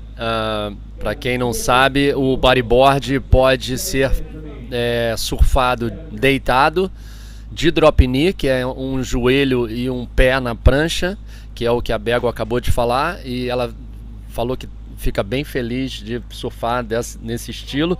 E também a gente tem umas pessoas que surfam de bodyboard em pé, né? O Gabriel ali tentando escolher mais uma onda para a direita, mas não foi ali. Ele tirou 5.25, Bego. Quase conseguiu, muito próximo. Os juízes realmente estão gostando dos rolos do Gabriel Braga. E na verdade, gostando dos vários rolos que a gente tem visto aí no campeonato. Às vezes é uma manobra muito funcional, uma manobra que você consegue um ponto bom e você consegue passar a bateria. Às vezes você dá um backflip e cai, e aí não dá em nada. Verdade. Well, people, a little update, of course, in English for all of you tuning in. Thank you very much for being here, for joining us in this first event of the South American leg. We are going to be going straight to Iquique tomorrow after finish this, and starting on Sunday for the Erizos Iquique Bodyboard Pro. And after that, we're gonna have a few days, 4 days breaking. We're gonna go to the Antofagasta Bodyboard Festival and then to the Itacoachara Pro in Brazil finishing the South American leg with the beautiful Wahine Bodyboard Pro organized by the 5-time world champ Neymar Carvalho right there at her hometown Espírito Santo in Brazil. So 5 events for the South American leg. And today, wait a minute, here comes, this is young Amar, first right. Let's see what he can do. It's looking good for the Frenchman. Let's see. He wants to change one of those scores to make Gabriel's distance further, but not much there for young Aymar from the French Basque country, I think. Yesterday he said, I didn't know he was from there, but yeah, he said salut to all the people in the Basque country. So yes. Actually, young Aymar is from Biarritz, France. Beautiful place. Love Biarritz. I've been there a couple times in my life. Young Aymar is from France.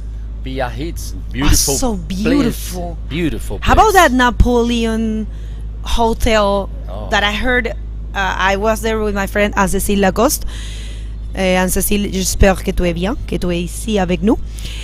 And remember that beautiful hotel? She told me that was like vacations house for Napoleon, full of castles. I love Biarritz. I love France. It's so beautiful and food so good. So expensive though.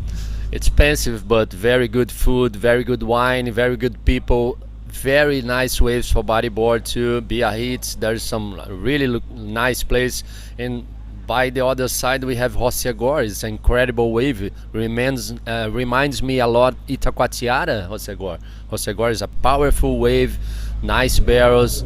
It's a good place to us to have a bodyboard contest over there. And now we have again the guy from France, Yon. Allez la France, allez Yon. Let's see what he can do. He's looking for the ramp. Nice spin. Very good control there. Completed with the backflip. Oh, is he gonna get out of there? Yeah, yes, he did. He did. That's gonna count. That's gonna count for sure. Let's see if it's more than the 6:15, 6:25 that he's holding. There's 3 minutes and 14 seconds to go. Let's see if the young Jon Aymar can change one of those scores and make life harder for Gabriel Braga, that really rarely haven't find his that wave that he's needing. He needs a 5.40. This is the replay. Very technical stuff right there. Look at the 3.6 in the bottom of the wave, looking for the barrel. He couldn't find it pretty well, the barrel, but look at this back flip on the rocks, man. It's so difficult over there.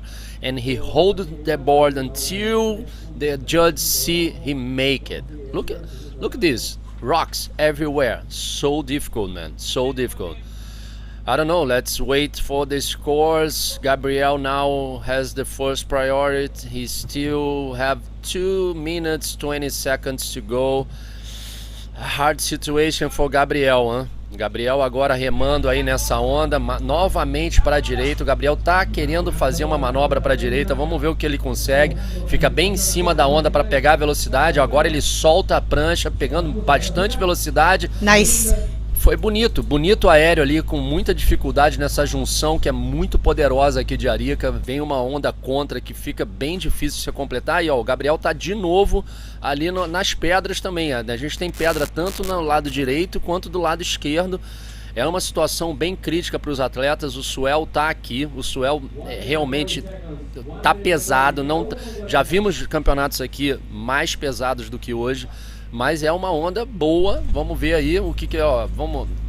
You see, Bego, he's just stalling, looking for that section, and now he released to get speed and pay. It was pretty good, but I don't think he gonna get the score. Yeah, the wave was a little small as well, and the execution wasn't probably the best. Let's see what the judges think. We are waiting for. Yeah, the wave was probably not the biggest one, and the execution was probably not the most fluent. But let's see what the judges say. Oh, it's right there. It's a 5.25. It's not enough for Gabriel Braga, and these are the last seconds And whoa, what a great job so far for young Aymar. I mean, I just can't believe, I can't believe it, but I'm just so happy for him because he actually lost and he gained the wild card of Steph Cocorellis that he couldn't come here, and the wild card was available, so the technical team decided to give it to the best third of his round, and he got it. So he was back in the event, and look at that. Now he's in the quarterfinals, one step from the podium, last 10 seconds. Last 10 seconds, he on Aymar, he grabs first priority now. Unfortunately, I think Gabriel Braga don't have more time for him. That's it. The guy from France, from the beautiful place Biarritz, it's on the quarterfinals. Felicitación, Jon. Felicitación a la France, and we are going to go to a quick commercial break. Please don't go anywhere.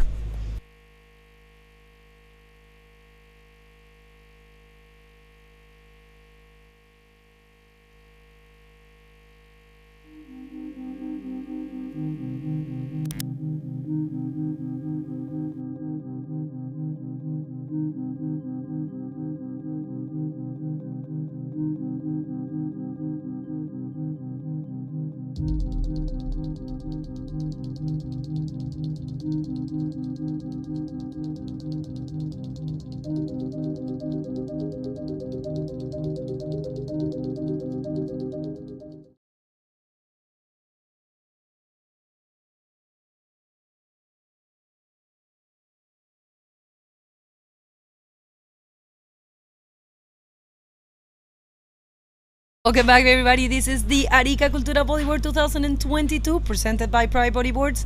Dion, another stacked heat. How's it looking out there? It's absolutely pumping. It's perfection. I was standing there with my jaw dropping on the floor some of those ways.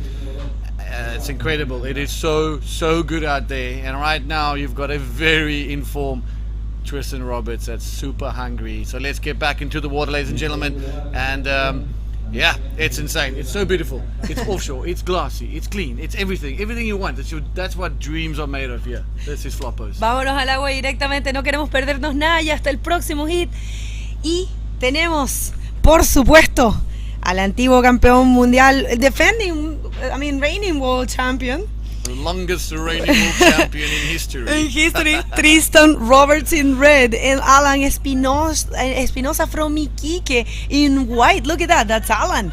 Vamos a ver qué puede hacer el iquiqueño Alan contra el todavía campeón mundial que quedó en el 2019 y todavía es el último campeón mundial de bodyboard que tenemos, Tristan Roberts en rojo. Este hit va a estar de infarto. This is going to be another stacked hit. Oh yeah, White swimming for his absolute life. Massive waves right now. It's really big. It's really good. It's really clean. And I won't be surprised if we're going to see some serious barrels and serious. Look at that. Just look at that. Just look at that. Grande scale. That is massive. 28 minutes. Tristan Roberts priority. No scores yet. 30-minute heats. Round number 8. Heat number 4. Tomorrow is finals day. My time flies when you're having fun. And here we go. We are waiting for some waves to come through. Those waves were so big that were breaking way in front of the reef. The guy's a little bit offside, but sometimes these big set waves, Begonia, they tend to be a little bit more trickier and harder to get onto, as they it's a bit of a gamble whether they will be hitting the reef in the right position for you to able to get a good score and a good barrel or a really good air section. I think with a tide that is pushing, it'll definitely get a little bit better, and as well the swell size will increase during the course of the day with the pushing tide. 27 minutes 13 seconds. Tristan Roberts, Alan Espinosa here at the 22 Arica Cultura Bodyboard presented by Pride Bodyboards. This first stop of the South American leg, and after the 3 South American legs we're jumping into 2 events in Brazil, Itacoatiara and the Wahine Pro all-women event organized by Neymara, and 5 times women world champ. Incredible feat. It's going to be amazing. I'm looking forward to it. And I'd like to take this opportunity to thank to all our sponsors. Me gustaría usar esta oportunidad para agradecer a nuestros patrocinadores. Este evento es presentado por Pride Bodyboards. Es patrocinado por el GORE a través del Consejo Regional. también por Corfo a través del programa Arica Siempre Activa, la Municipalidad de Arica y Parinacota, la Armada de Chile, la Corporación Municipal Costa Chinchorro, la Municipalidad de Camarones y Cernatur. Este evento también coopera el Hotel Altay, Red Bull, las Industrias San Miguel, Pan American Hotel. Gracias por recibirnos, todos nos estamos quedando ya y es de verdad un excelente lugar para estar. La Terraza Mestiza, que es acá al comienzo del Flopo, Aguas del Altiplano. Gracias. Rancio Bodyboard Tools, una marca local ahí del Mané. Gracias por el apoyo, amigo.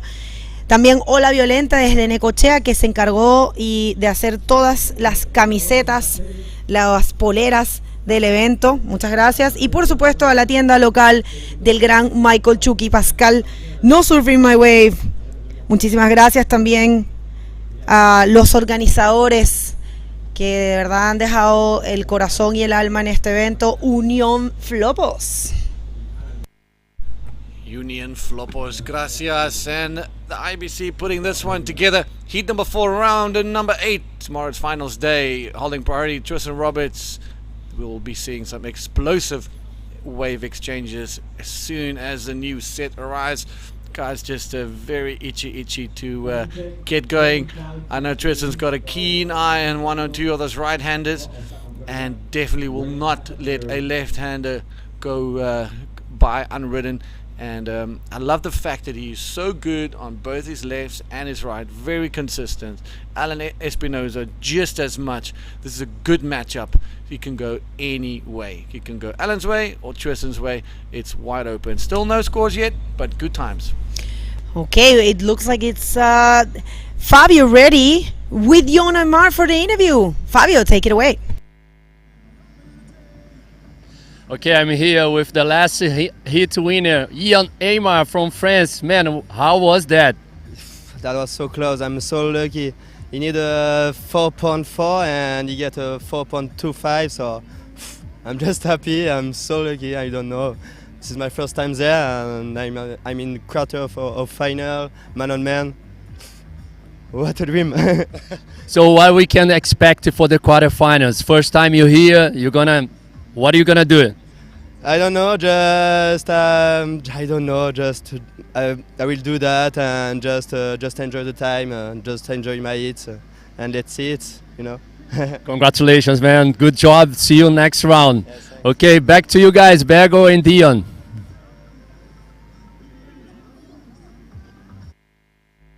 Thank you very much, Fabio. Amazing interview there with Jon. Super stoked. Of course, I will be too. Jon Aymar from beautiful Biarritz, advancing in no scores so far. Yeah, and how's that? Gets that opportunity, gets that wild card at the last minute, and here he is, quarterfinals. That is the epiphany of taking it with both hands and seizing that opportunity. A little bit of a quiet heat here, ladies and gentlemen, as we keenly watch and wait for some waves to offload on the reefs, keenly watch and wait for some action to finally unfold in a very highly anticipated matchup between Tristan Roberts and Alan Espinoza. Así es, y todavía no hay ninguna ola corrida.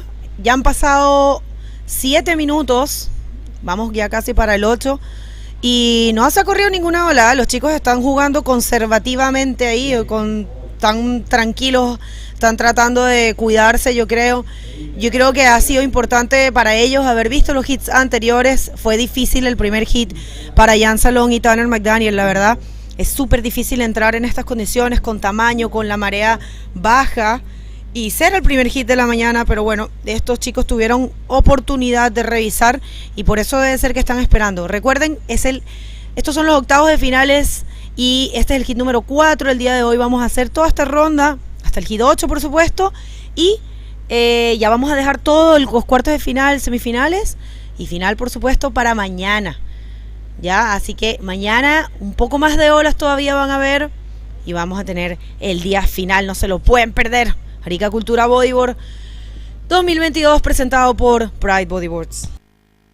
Thank you for the beautiful Spanish update, Tristan Roberts, Alan Espinoza, as we await on these guys to get a little bit on the scorecard. 9 minutes, approaching that 8-minute mark, 9-minute mark, and we have not seen anything written yet. One of those weird heats where the waves go flat as we wait for the set to come, I'm sure we're going to be seeing a lot of action come the later part of this.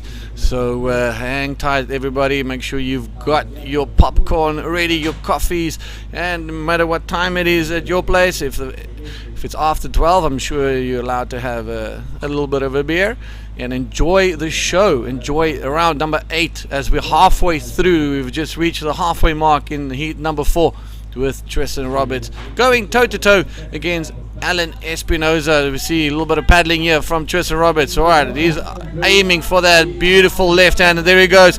La Flama Blanca down the line, looking for the barrel. There he goes, a little bit of high line, still sticking with it. There he comes out, hoping for a little 8 section, stalls again.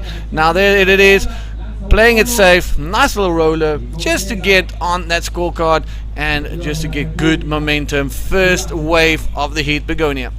Yeah, I think it all comes down to start building your scores. That's a nice way to open his campaign in this heat. And let's see what the judges think about that one. And it looks like Alan Espinosa is coming. Ahí vamos a ver el iquiqueño. Wow.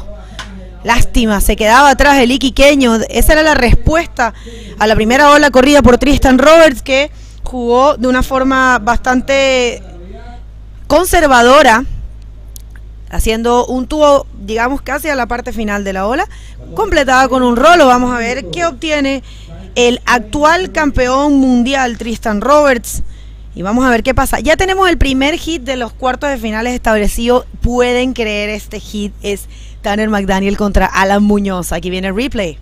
Alright, here we go. That wave of Alan Espinosa, good looking wave, bounce a little bit. You see that section a little bit slow, goes for the forward, top to bottom. Fortunately, this wave just washing a little bit wide on the reef and not much scoring opportunity, and basis just to get out and get back into the back line. Tristan Roberts getting a 5.75 for his barrel to roll. Nice little combination surfing, just feeling out the heat, feeling out the energy of the waves.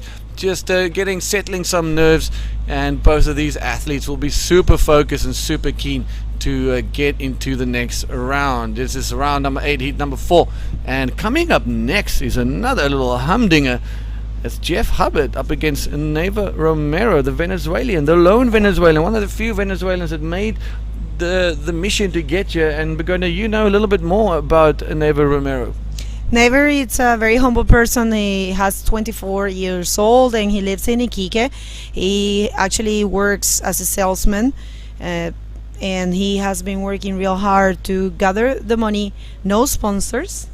And he came here with his own money, and it cost him a lot of effort. So no matter what results he gets from the next heat, I think he's already a champion for just being here. And as well as everyone else, our first quarterfinal hit, it's already established, and it's Tanner McDaniel against Alan Muñoz. That's gonna be crazy to watch tomorrow. Wow, quarterfinal heat number 1 tomorrow for finals day. You have heard that straight from the horse's mouth. That is Tanner McDaniel facing up against Alan Muñoz. Did you call me horse? No, man, it's an expression. But you can, if you would like to be a horse, you can be a horse. I'm joking. Super quiet heat, but that is going to be an absolute hammer one. That's going to be nuts. Those two guys are going all out, and those are some of the best surfers in this event going head to head. And those are the type of heats you can expect moving into quarterfinals, semifinals, and final. Basically, and we said it over and over, each heat from now on out is basically a final. 30 minutes man on man.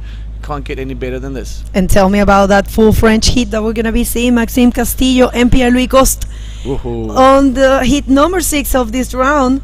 And then Amaury Laverne with the revelation Moises Silva. Yesterday, Amaury actually waited for these guys to come out of the water to congratulate each one of them after that crazy hit that we saw, the last one of the day, Matias Diaz with Moises Silva and his twin brother Rodrigo Silva. That was such a good hit. So far, my biggest highlight of the event. I mean, talking about a full hit, for me, that was such a screamer. And at the end of the day, the last hit, we're going to be seeing Matias Diaz and Dudu Pedra. That's going to be amazing as well.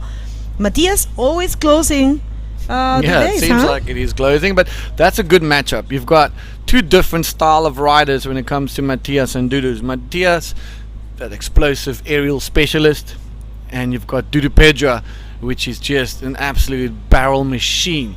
And these waves are offering both. So it will be a very good matchup between these two guys. Well, if you haven't done so, go over to ibcworldtour.com. You can see the scores in real time and follow the live stream all in one place. And make sure you jump onto the IBC World Tour socials, both on Facebook and Instagram. Let us know where you guys are tuning in from, and we'd like to hear from you. We're super excited. A little bit of quiet heat, unfortunately, just keeping us all on the edge of our seats as we wait for something to happen. Tristan with the only one posting a 5.75, and let's hope the ocean wakes up a little bit so we can have the show that we want to see for both Tristan and Alan Espinosa going head to head. Both of these riders in peak form and looking really good, and such a great matchup once again. And guys, I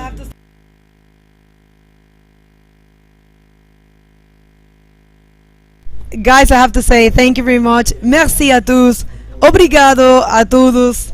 Gracias a todos, porque tenemos 2,000 personas, más de 2,000 personas conectadas. We have more than 2,000 people at the same time. Oh man, this is for us. It just fills our hearts. We do this for you guys. You are our fuel. You are our motivation. So thank you very much for being there, for follow us, for support the sport. We are all bodyboarding passionates, and it's just great to count on you. Thank you very much. All right, turn of an era, 2,000 viewers on YouTube. Thank you very much, everybody, for tuning in and making making things really cool for everybody. Bodyboarding is well and truly alive, as we see Tristan Roberts and Alan Espinosa hanging out, dangling sticks, as they would say, as we wait for a wave to come. One of the slowest heats so far, and a bit of a bummer, a bit disappointing that we can't see these guys go absolutely toe to toe. We're probably going to see it in the last couple of minutes, but right now, it's anybody's game. Tristan with only one scoring wave. Alan Espinosa unfortunately not able to capitalize on the one wave that he's taken as well, and Tristan with that priority. So it's all about priority right now. If it's going to be slow like this, if it's going to take long, Tristan will then probably move across and sit closer to Alan Espinosa in the dying minutes of the heat to try and block him from taking off on a wave. But hold your horses. La Flama Blanca is paddling, dropping down on this one. Lots of speed. Look at that leg split in the barrel. Sits in the mid face. Gasses out. There he is. Comes out. Looking for that section. Are we going to see a nice another Rolo? That is it. He knows he cannot take any risks right now. Get that second score. It's slow. He understands that. He's managing his heat well. Now it is very difficult for Alan Espinosa, because this is quite possibly in a similar range as his first wave. He'll probably, if I have to guess, get one about the 5.5, 5.7, and that will put Alan Espinosa just on the edges of combination. But it's not over now. Alan's turn. He's got priority. Así es, un poco de, a little update in Spanish for all the people that's tuning in. Alan Espinosa, el iquiqueño, ahora, claro, en combo, porque realmente solamente ha tomado una ola de 1.50. Tristan Roberts obtiene un 7.75, 12 minutos con 50. No es imposible claramente para el iquiqueño, pero tiene que prender los motores, tiene que ponerse las pilas y tal vez, yo no sé, bajar y tomar una ola un poco más chica para marcar algo de puntos, salir del combo y ir construyendo su campaña, ir construyendo su score. Eso es importante. Como siempre digo, las técnicas, las estrategias de esperar no siempre pagan. Aquí viene el replay de la ola de Tristan Roberts. Fue un bonito tubo, profundo, sale escupido, bien ejecutado, y lo completa con un rolo casi en la boca del canal. Ahí lo pueden ver el canal. Buena ola entonces para Tristan Roberts. That's what priority gives you. It gives you the opportunity to get the better wave of the heat while your competitor waits for their turn to get priority. And Tristan getting a 7.75, well awarded. And that must be that barrel. It must have been really deep. And a 7.75 with a nice roll at the back. 13.5. That leaves Alan Espinosa in a very difficult situation, but he's got the priority. One wave and he's back in it. 11 minutes 43 seconds to go. Round 8, heat number 4, halfway through today's broadcast. 8 heats, and tomorrow we'll be seeing the finals. Another 7 heats. quarters, semis, and crowning your 2022 Arica Cultura Bodyboard champion, presented by Pride Bodyboards, and the end of the first leg of the first stop as the South American leg, as we move down, packing our bags, jumping into the bus, and heading straight down to Iquique for the Erizos Iquique Bodyboard Pro. Así es. Y quería contarles que acá, si estás en Iquique, perdón, Dios mío, ay, que lo escucho a él decir Iquique, si estás en Arica, te invito a que vengas acá a ver la acción en vivo, porque de verdad es una cosa que no se puede explicar. Y además tenemos una feria turística que está muy buena, y tenemos varios food trucks. Por supuesto está el food truck increíble, nuestro amigo Eddie, las mejores empanadas, el mejor ceviche, aquí con la mejor vista. Tenemos una feria de emprendedores, tenemos muchas actividades, entonces vengan a acompañarnos acá a la isla Lacrán, aquí en el Flopos, una isla bellísima, aparte que está remodelada, ahora tiene baños limpios, están perfectos, duchas, está muy bueno el ambiente acá, así que si estás en Arica no te lo puedes perder. Ven a vivir esta experiencia que es única, el Arica Cultura Bodyboard 2022 volvió por fin y aquí viene un segundo, nada para el iquiqueño. All right, couple of big waves offloading. There we go. Tristan Roberts on the right hander. Look at that speed. Smoke trail behind him. There's that section. There we go. Hooks a mega backflip. He manages to turn that around. I don't know how he does that. Facing that white water, getting smoked. Quickly drops his leg, turns around. All right, there he is. Yesterday he did that monstrous backflip on this right hands, and he's looking to follow up in that, but last night dinner he's like, he couldn't believe the section that he got, and was well surprised by the amount of travel time he got on that backflip. He didn't actually know what was going on. Here we go, look at this one. The replay, yeah, I mean, it was well executed backflip there. I think I dare to say is his signature maneuver. Look at that, perfectly executed. It was such a hard landing, such a hard twist to twist the board, but he managed to do it. So yeah, this is his maneuver, definitely. I would say that's definitely one of his favorable maneuvers, as you cannot forget in that finals in fronton when he goes up to hit that massive section and backflips it. The kid's got something loose in his screw. Well, he's got a screw loose in his head. Maar is bietjie loskop, maar hy gooi. Quiet heat, 7.75, and it's 14.75. Alan Espinosa absolutely nowhere right now with a 1.5. He needs a massive 14.75 to try and compete and get to Tristan, and he just hasn't been. Just no weights for him. He's got the priority. He's looking out for something specific. He knows now that he needs to really go all or nothing. And it's probably not going to be safe surfing from Alan Espinosa, and this is just it. Tristan Roberts just using his ways, operating under the priority, and just relax, calm. This is only his third wave of the morning. In 30 minutes, we've got 8 minutes left. Alan Espinosa still only a single wave ridden this entire heat. It's tough when you see your competitor keeping busy, posting these massive scores, and then you're trying to claw your way back into it. It's daunting at times, and we've seen it happen before, but it's just not looking good for Alan Espinosa. It's just so, it's so hard to remain most of the heat quiet and not really taking waves. It's hard. I mean, but you guys, then again, if you will be out there, Tanner, Jan, they told me, Bego, it's massive. You have no idea how it looks out there, and it's shallow. We are far from the high tide, so I think Alan is actually taking care of himself as well. I mean, it's completely understandable, but yeah, he has to just find a few waves, or otherwise he's not gonna make it. But either way, I have to say I'm proud of him. Congratulations, Alan, for what you've been doing, and to get to the round number 8 before quarterfinals, it's very good as well. So yeah, little update in Spanish. Estamos hablando que wow, Alan Espinosa está en combo. Claro, no tiene prácticamente nada corrido. Las cosas están difíciles allá afuera. Nosotros nos contaban los riders que vienen saliendo a los hits, nos dicen, oye, esto está bien grande y está seco.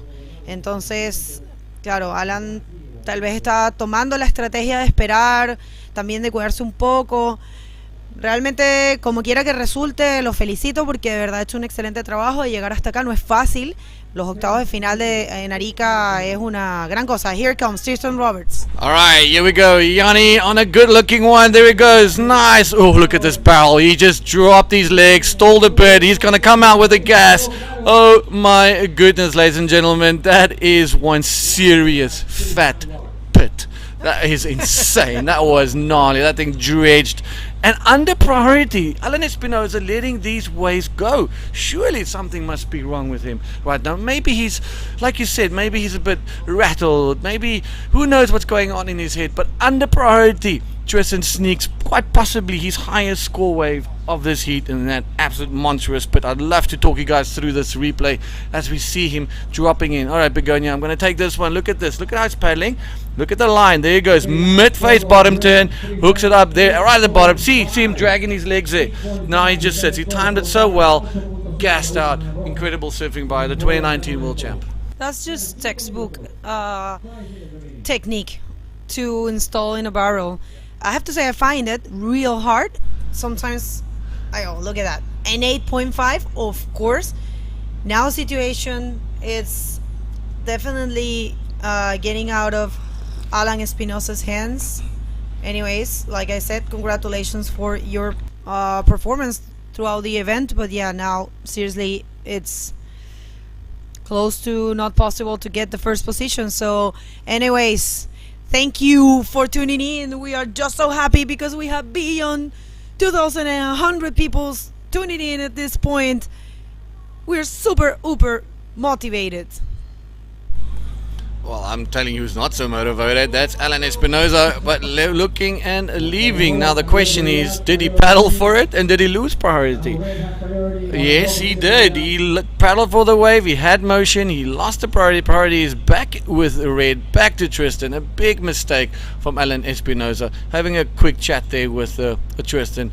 And, unfortunately, his last opportunity that he had holding on to that priority was given away on a non-scoring wave. And that's how critical it is. If you get any momentum, if you paddle for a wave, you will quite possibly lose your priority. If you have a little bit of momentum, the judges will see it as a paddle and you will lose that. Now we've just seen it.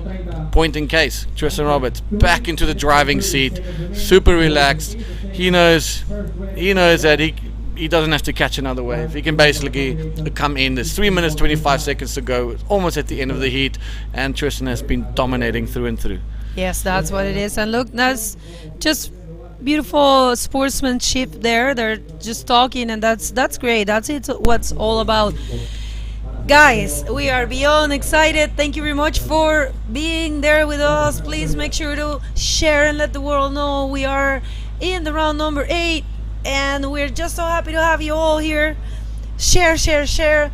Let us let the world know we have been working real hard to get you this tour with a lot of excitement. We are presenting the first IBC World Tour, and you guys are the fuel for that. Thank you very much. I'm just gonna say this in Spanish. Gente, gracias por estar ahí.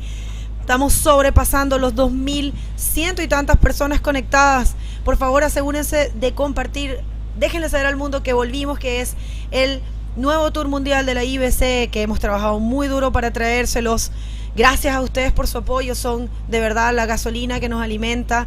Son la motivación. Compartan. Déjenle saber a las personas que estamos acá, que estamos en vivo. De verdad, muchas gracias. Nuestro deporte lo necesita. Vamos a ir poco a poco construyendo. Hay muy buenas intenciones detrás de este tour. Gente muy comprometida, con intenciones de verdad de profesionalizar este deporte y darle a los atletas y a todos ustedes, los fanáticos, que son muy importantes, lo que se merecen. Gracias de verdad, gente. De verdad, con mucho corazón. All right, Tristan looking, he's here just to have fun. All right, what are we going to see? Can he get on this one? Nice right-hander. Well, here we go. Hold your horses. Let's see what's going to happen. Lots of speed. Can he get that section down the line? Is it coming? There it is. Boom! Air reverse, and it gets absolutely hammered. Oh man, he's having a free underwater tour courtesy of Floppers. There he pops up. He knew he can just go. He knew he can just throw everything at it now. Lekker, bro. Good one, Begonia. I'm glad some Afrikaans is also rubbing off on you. Look at that. This is a replay. What a great maneuver. I will say that will be his second signature maneuver, because the first one I will dare to say is the backflip. But yeah, he's very good at the reverses. Unfortunately, this one hasn't been completed because he went over the falls. How hard it's to actually get out of there. It's like if you're falling from the Niagara. He's just getting a drilling. That's all he's getting. Man, this guy is on fire. That was very technical. I mean, there's no pressure on him. He can literally have a lot of fun. And Alan Espinosa, 35 seconds to go. Here we go, Alan Espinosa. Vamos a ver Alan Espinosa entonces. Bonito tuvo para el iquiqueño. Muy bien, Alan, ahí levantando el ánimo. Claro que sí. No se podía ir, Alan. Excelente rider iquiqueño, localazo de la punta 2. Ahora nos vamos a ver que el año pasado, en la versión pasada, Alan hizo muy buen trabajo, así que bien ahí, Alan, felicitaciones. Por supuesto no te ibas a ir de este hit, últimos 5 segundos y no te ibas a ir de este hit sin ponerte un tubazo. Official results. It's Tristan Roberts advancing to the quarterfinals, but congratulations to the Iquiqueña local from Punta Dos, where the next stop is going to be held, for his performance and of course for taking the barrel at the very last seconds. 5.75. Congratulations. You don't go anywhere. We're going to hit a quick commercial break and going to be back in no time.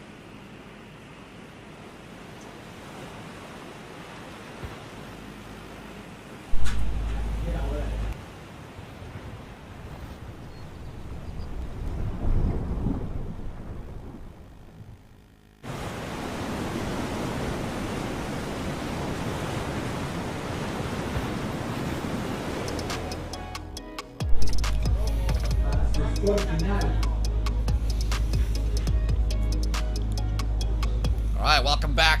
This is heat number 5. Jeff Hubbard, the Flying Hawaiian, up in this one. Tristan Robert coming out victor with a very rattled Alan Espinosa, unfortunately, just getting one wave under the belt at the end of it. Man, this is contest. It's like this. I see a couple rides outside getting like down, but the other ones, they are so happy. So that's it. Well, let's kick it to the water, Fabio. Welcome back in this heat. We got Neva Romero, the Venezuelan, up against Jeff Hubbard. And Jeff wasting absolutely no time, posting an immediate score of 5.25. We'll bring you the replay of Morocco as soon as we can. Here we go. Let's see what Jeff did. Good looking wave. Nice right-hander, as to be expected. Looking for those rights. We've seen it, a nice highline. He knows this place really well. I love the way he's using the wave to generate a lot of speed and probably gets around that section. Looking for the roll low. There it is, into the flats. And that's all she wrote. Nice little score to start off right off the bat. For sure, Dion. I love how he serves, man. The high line. You can see the difference between the rights and the lefts right there.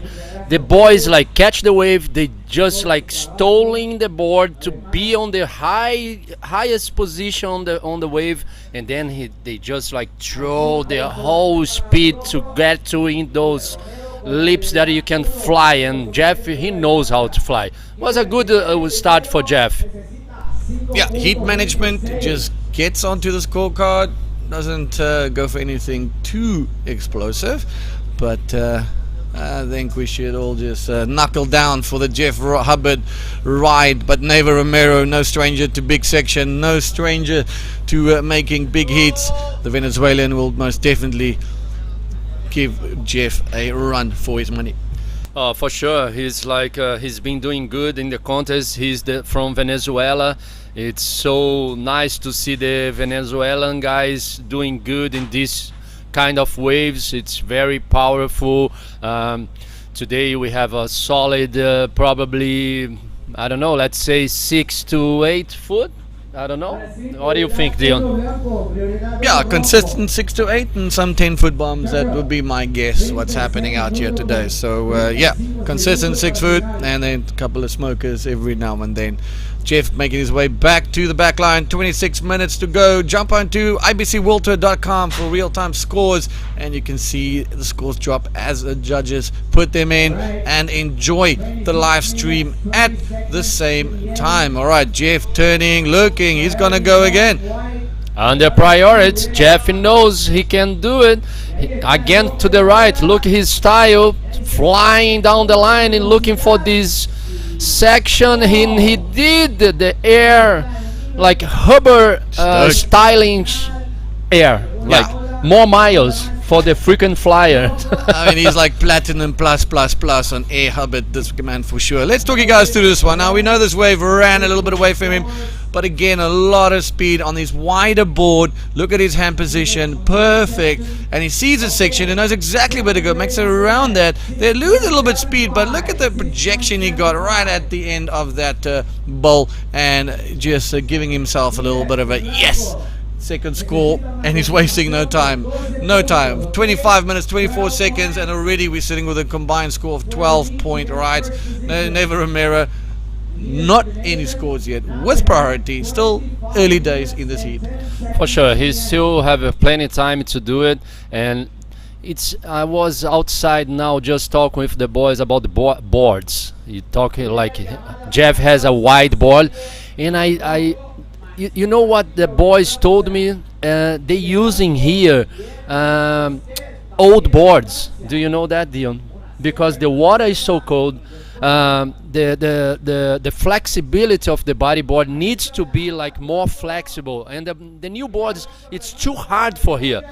I think we see Neighbor Romero using his first priority. Let's see if we have a replay. Let's see. But you have to have a more soft board in Arica. Nailed it on the head. Yes, the guys do opt for one of the older boards that's been ridden in nicely, and offers that flexibility, like you say. The water is cold here, and that is 100% true. We'll probably see a different approach in Iquique because the waves are more technical, a bit smaller, and it's all about that speed. It's all about generating enough speed. That new board will give them that, and but it's also personal preference. But yeah, guys prefer the older boards, and Jeff specifically has a wider board, and I think it's because of it makes his landings a lot more comfortable and a lot more manageable if you have a bit of a wider platform there.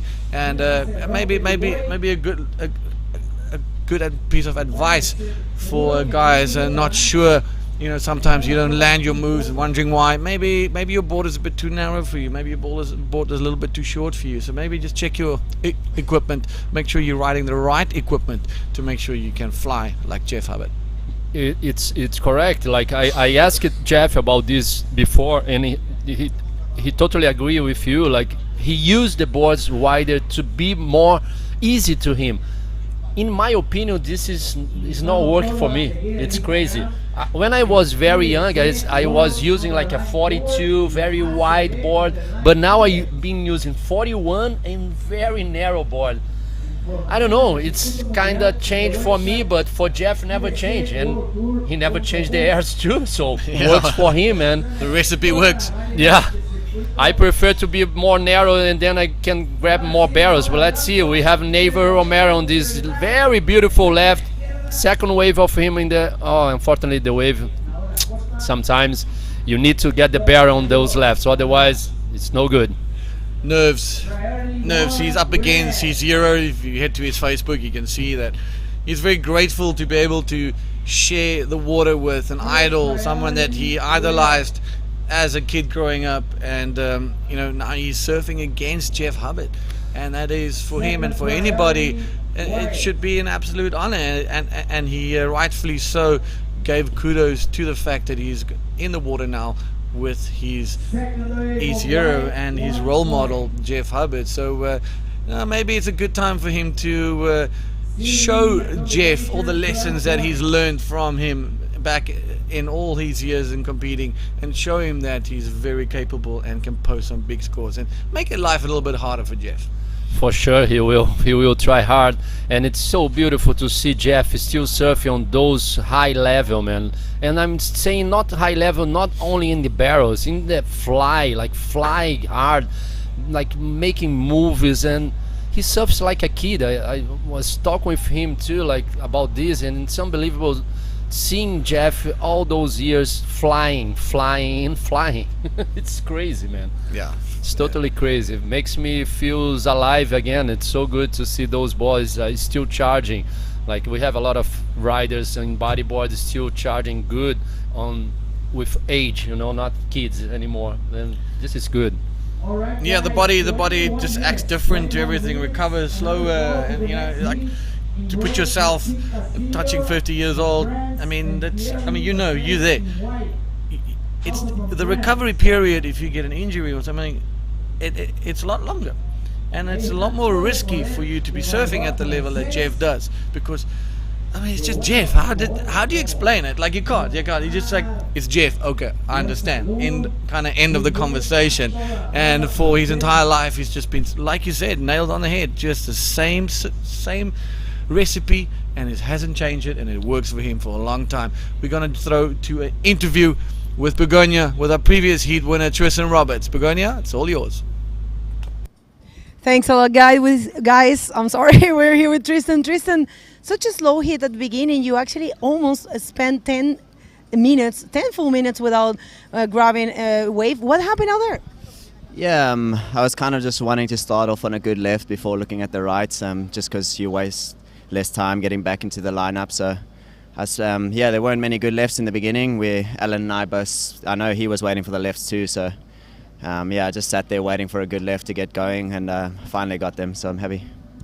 After that air reverse that you couldn't complete, did you hit the bottom? Yeah, just with my legs, I hit the bottom a bit, but I just got to the ramp a little bit early. It's so hard to read on those rights when to let go and go full speed ahead. I'm just trying to figure those out still, but it is what it is, and just keep moving forward. Well, any expectations for the rest of the competition?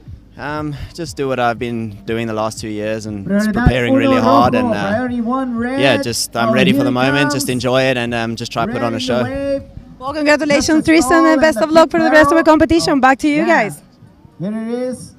Just came out to the form. All right, thank you. As we see Jeff getting a little bit of a barrel action on the right-hander, threading the needle, literally just finding the little hole, stuck it in there, and just threaded and came out with the white water. It's so powerful, man. You see, he wants to be on a high spot of the wave to make the barrel good, but the wave just like throw him like down, but he still made that barrel. I don't know. Let's see what Jeff can do, and let's see the yellow man from Venezuela, man, Neighbor Romero, still waiting for a good wave over there.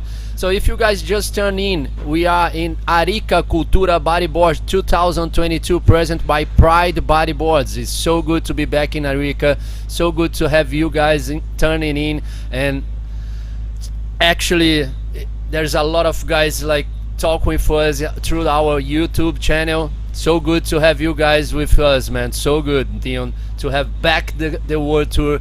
We have the IBC working so good on this South America League. We're gonna have 5 contests, 3 contests in Chile, 2 contests in Brazil.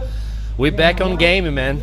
Back in the game, ladies and gentlemen. We have a world tour, and by the end of the year, most likely in Fronton, where we close it off, we'll be hopefully crowning our men's champion, if not sooner.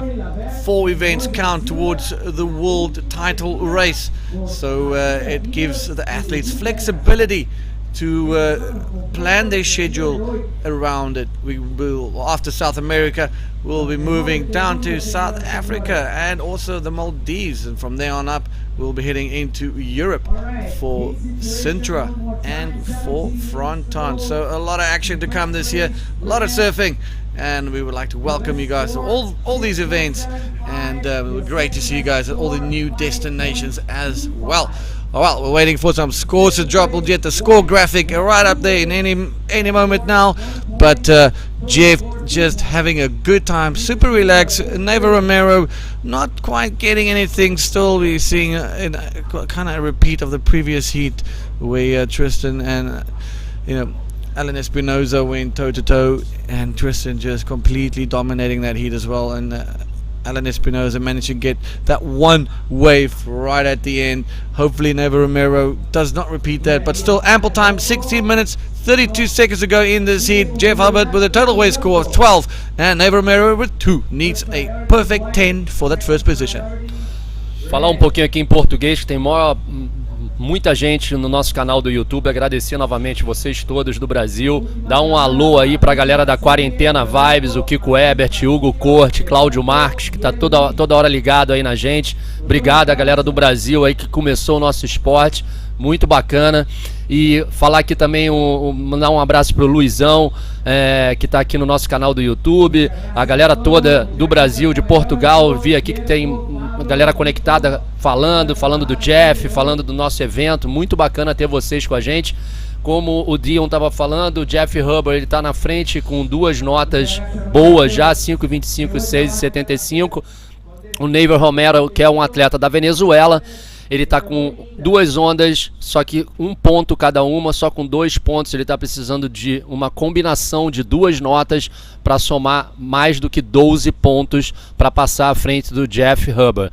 A gente ainda tem 15 minutos para terminar essa bateria. O Jeff é um atleta do Havaí, muitos anos já no circuito mundial. O Jeff, ele tem uma característica muito grande de fazer as manobras aéreas, usar uma prancha larga, como eu estava falando com o Dion aqui. Ele nunca mudou essa característica de prancha dele.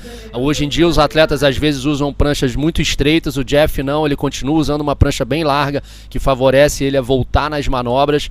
E outra coisa que eu estava falando aqui com o Dion também é que a galera aqui em Arica geralmente usam pranchas antigas, pranchas já usadas, as pranchas mais flexíveis. Por que isso? Porque a água é muito gelada, a onda é muito poderosa. Então você precisa ter aquela flexibilidade no bodyboard para conseguir fazer as cavadas e voltar das manobras aéreas, que é o que os juízes estão esperando dos atletas. I'm just saying in Portuguese, Dion, like about those boards we're talking about, like Jeff never changed his style and his boards, like very not narrow boards, like a lot of area on these boards, and they're using like not new boards, old boards, and what is called. Just explain to them in Portuguese. And we still have 14 minutes to go to Neiva. All right, thank you for that. That's very cool to keep our Portuguese listeners informed as we bring you a trilingual broadcast, Spanish, English, and Portuguese. Throw a little bit of French and 1 or 2 random things in between. Just keep you guys guessing of what we're saying. No, I'm just kidding. Jeff Hubbard, nice quiet heat again. Jeff Hubbard 6.75 and a 5.25. Neva Romero needing to up his game big time if he is to compete and challenge Jeff for the next position, the next spot available in the quarterfinals tomorrow, finals day, and it will be another cracker conditions, very similar, and we're looking forward to crowning the 2022 Arica Cultura Bodyboard champion, presented by Pride Bodyboards. Head over to ibcworldtour.com, jump onto all the social media, and also on the ibcworldtour.com you'll be able to in real time see all the scores being dropped as we patiently just waiting for a cool set to come in. Waves a little bit quiet, a little bit slow during the last half an hour and this heat as well. The previous heat also not getting too many waves. And is that a sign of the turn of the tide? I'm pretty sure about that, because we having now the tide was slow and was low, and then we're gonna have a high tide in the midday. Probably it's this deal. This is South Pacific, man. Sometimes you think there's no waves, and when the set comes, man, it's ballistic.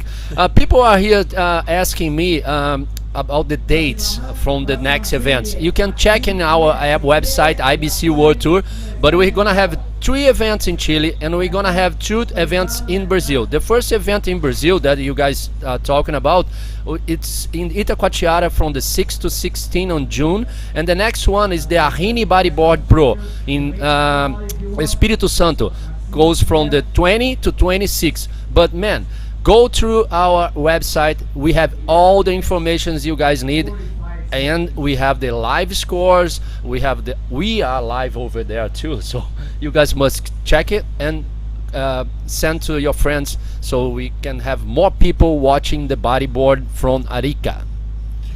Beautiful place, Itacoatiara. Nice and warm, nice cliffs, some seriously good waves. You got Shock, you got Pompo, then you've got the beach break, and just such a vibe in Itacoatiara with a couple of bars and restaurants right on the beach. You sit on your chair, feet in the sand, enjoying cold beer, watching people play soccer, and you're watching all the action unfold at Itacoatiara. 2018 was insane here. I think Ian Campbell won that one. It's impeccable surfing. That beach break was pumping, and it was so good to be there and so good to see them, and very hot as well. Beautiful place. You're lucky to live there or close to that in Rio. And here we go, we got some action. Neva Romero, finally something to talk about. Let's go. Slows his legs, drops it, slows down a bit. Now what's going to happen? He's just getting nothing, in frustration station for all of us, because we'd like to see him showcase his talent. And it just weight selection is everything. So now the priority sits with Jeff. Jeff is in the commanding lead, and it's a good time for Neva Romero, Fabio, just to take what he can, keep busy, work on that score. He doesn't need a lot. Yeah. Fortunately, not getting much on this one. Nice little takeoff. He reads it, he slows his legs, drags him, releases now, hoping that this right-hander will show a little something. And unfortunately, you can see the disappointment in his face that he just didn't get anything there. I really like his style, Dion. The elbow is like in the correct part of the bodyboard, man. He did perfect. Just the wave didn't let him to fly, man. He still have time. I'm pretty sure you said like he needs to be on, like, because now he has second priority. Jeff, it's on relaxed time now with 2 waves, 12 points, and he has the first priority. He's just gonna surf like a very nice wave for sure. And you know, the first Brazilian ever champion comes from Itacoatiara. You know that? Paulo Esteves, who was the first Brazilian champion. And man, they we see Jeff Hubon again on the right. Nice through the lip roll. Let's see if he can do another maneuver. No, he's out. And Paulo, man, he surfed so good in that time. Like, he still bodyboards. Wow. He's a lawyer now, but he still bodyboards. He's chatting with me here on my WhatsApp. So let's say hi to Paulo Esteves. It's very good to be with you online here. And man, you still charge. Paulo was one of the best guys in back on the days, like one of the best ones. Let's see Jeff in this one, Dion. All right, Jeff Hubbard, nice little scoop there, midline, quick bottom turn, hooks a roll, gets punched into the white water, into the flats, and does a little reverse eject roll, and making his way back to the back line. Just under 10 minutes, ladies and gentlemen, and Neva Romero still needs to put up any form of scores. Now he's got priority again. But Jeff Hubbard just extending his lead over Neva Romero, and unfortunately making the road to quarterfinals extremely difficult for Neva Romero. As we wait for that score to go, not improving on his 5.25, so still situation remains as is. 7 minutes and 50 seconds to go. Round 8, heat number 5. 8 heats will be served today. Then it's the end of round number 8, and then we'll be moving into finals day tomorrow. Quarterfinals, semi-finals, and the crowning the champion of the 2022 Arica Cultura Bodyboard, presented by Pride Bodyboards. The first stop of the South American leg and the first one of 5. Yeah, beautiful time for bodyboard around the world. Beautiful time for bodyboard in South America. And yesterday night we was talking with Tristan, and Tristan was talking with us about tomorrow, Dion. Which will be crazy for them. Like, if the guy goes through the final, he needs to compete 3 times tomorrow. They doing like one hit a day, but in this final day, man, the guys needs to show like his training, his capacity to go 3 times out in Arica. And probably we're gonna have more waves than today, I think, because Swell is there and it will still be there tomorrow. That's correct. And Swell will also settle in. So yeah, if those guys are being crowned champions tomorrow, duly deserve it, because they need to serve quarters, need to serve semis, and then perform in the final as well. And the tide will be moving, things will be shifting, and here we go. We still got really good conditions tomorrow. 6 to 9 foot with a 14-second period and a light little south-southeast winds. It might make things a little bit tricky with a bit more texture on the water than today, but as we know, things are really quite smooth in the mornings. And today, 6 to 10 foot at 16 seconds with the wind gusting at, well, non-existing pace right now, and only later on this afternoon the wind will pick up around about 11 miles per hour. So yeah, it is. And the high tide will be around about 1 o'clock as well, but we will be finished way before then, as we have another hour and a half of competition after this one. Less than 6 minutes. Another quiet heat here, ladies and gentlemen. Jeff Hubbard with a 12 score ride, and Neva Romero sitting with 2 incomplete maneuvers, and he needs a perfect 10 to take it away from Jeff. Yeah, and we're probably gonna have a good tide, because the high tide is 0.9 and the low tide was 6 a.m. today was 0.6. So not much tide movement. Yeah, that's good. I think this is good for us. Very good, yeah. Because high tide here get more dangerous. Yeah, it's dodgy. Don't want to be in that situation where you got massive floppers breaking basically on the pavilion. That's remember Socrates, like yes. 2 times on the rocks, man. Yeah, he had a tough heat, unfortunately for him. Just couldn't find any good rhythm in his heat, and just once again another heat gone by where it was basically dominated by a single athlete. So yeah, coming up after this heat, well, a heat you should not be missing. It is Maxime Castillo up against PLC. Question is, are they going to sit on the same dinner table tonight? One of them is going home, but these guys are good mates. They travel together, and it's really cool to see them together every single night. A really tight-knit crew, these French guys, and you know what, you can see it in their surfing. They take it really serious, and here we go, something on the horizon. Are we going to see Neva Romero using that priority, getting something big? Just nope, not happening. Again, Jeff paddling over. The second wave is usually the better one here. Fabio touching the 4-minute mark. Who is going to take this one? Are we going to see a little bit of a wave rhythm? And it'll be nice to call some action. All right, the Venezuelan Neva Romero, easy, going to put that 10-point ride. Drops his legs really slow, little section. Can he get it now? Is it going to be something that... Oh, nothing for him, unfortunately. Again, frustration all around for Neva Romero, leaving Jeff Hubbard unchecked, unchallenged, commanding it. And also Jeff cruising down the line, probably not getting a score on this one as well. A little bit of a funky vibe here right now. 3 minutes 30 seconds ago, round 8, heat number 5. So much swell around, and still yet such a quiet heat. It's quiet, man. Like, and they have still 3 minutes to go. Neighbor Romero needs to like grab a first wave fast so he can do a second score, because he's now in combination situation.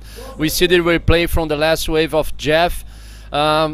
He tried again there, right, but I think he saw Neighbor Romero coming back, and that's why he just like, okay, I'm going back, I'm gonna grab my first priority, so I'm gonna be like more calm. I already have 2 waves, Neighbor only have 1.5 and just 1.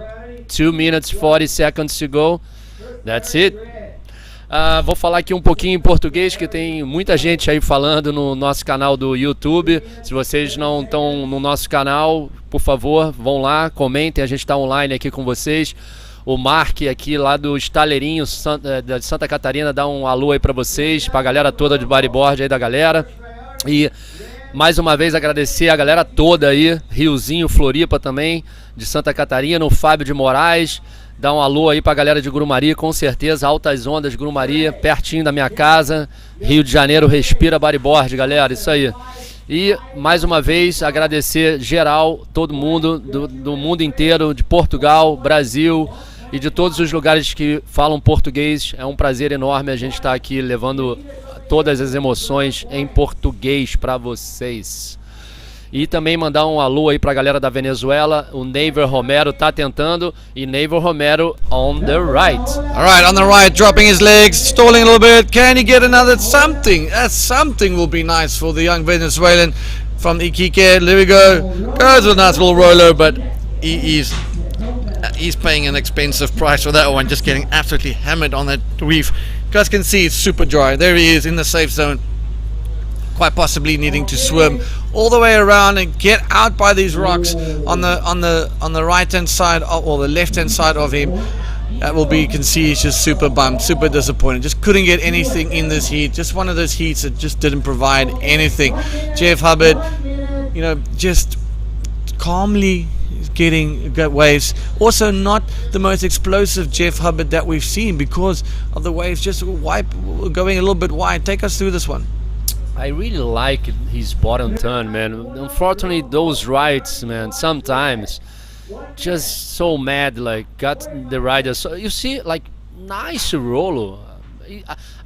It's crazy, like how he throw his board and then puts back to try to make the maneuver.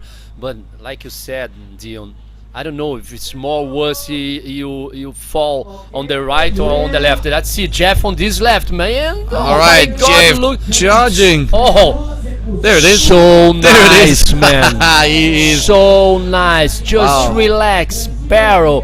That's what the judges need to you to show to them, man. Unbelievable stuff. Yeah, super smooth riding from Jeff Hubbard. Super smooth, like custard over your cake. He just goes down the face of the wave. And let's look at this little replay here. All right, now here we go. This is a good looking wave. Stands up very tall, hits that. Oh, look at that, in the barrel's very deep, comes out. That's how big the wave was. He's not even touching sides. You can literally put a car inside there. Just calm, relax, like Jeff Beautiful. stuff. Remembers me like barrels back home. So Yep. good. Okay, guys, so let's see our ads, and we are back pretty soon.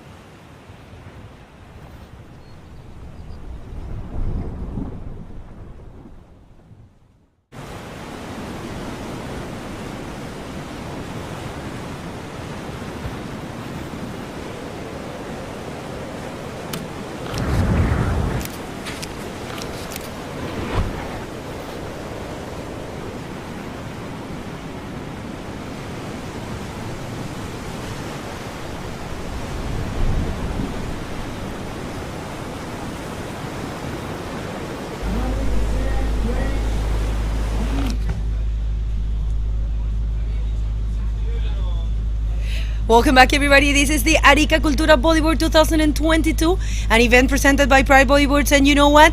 We have the next hit ready in the water, so let's just go straight because it's Pierre-Louis Coste against Maxime Castillo, a full French hit.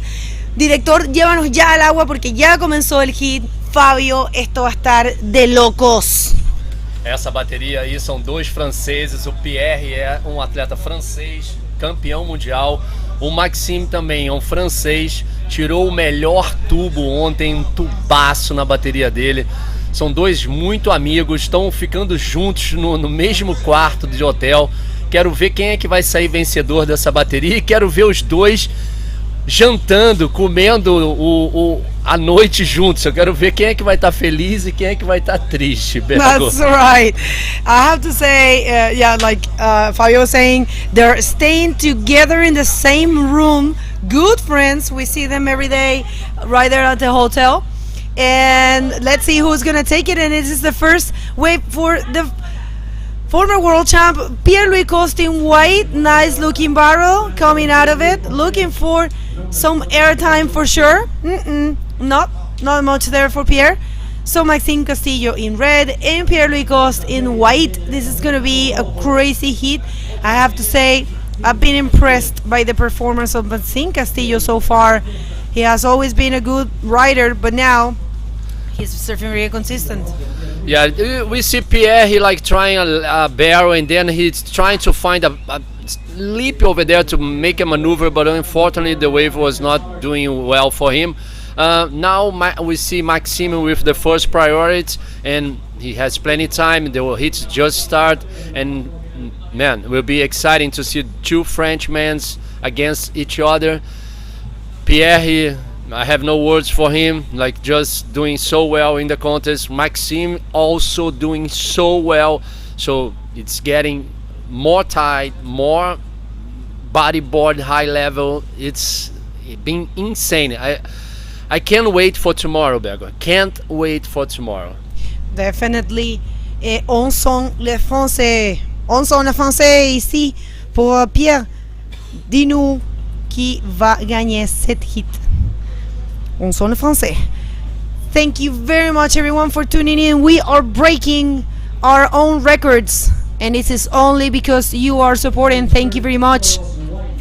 We are beyond grateful to have you all here, and make sure to share and let the world know about this crazy hit that we are about to see. Pierre-Louis Coste gets a 4.50 after that first wave, and there's a set rolling, Fabio. This is going to be a big one. Wow, let's see if any riders go in this one, but unfortunately I think it was too big, the wave. Sometimes when like the wave got too big, we only have rights here. I don't know if you guys know about that, but the swell directions today is not very good for the lefts.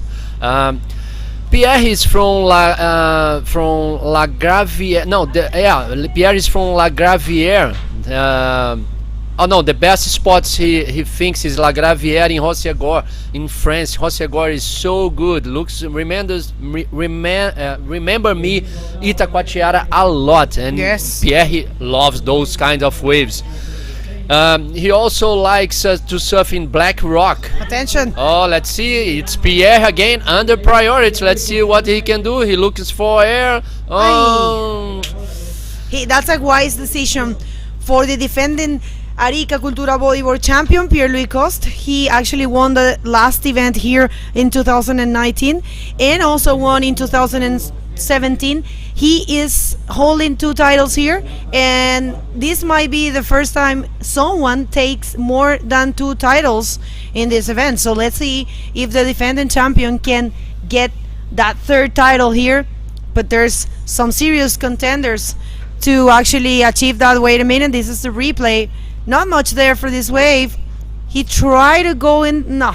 Yeah. I mean, that's a wise decision. He was closing out and he was going to be ending on a very dangerous place. Fabio, I was out there in my break and I saw this huge set rolling. I have to say kudos to neighbor Romero for his performance. We are very proud of him.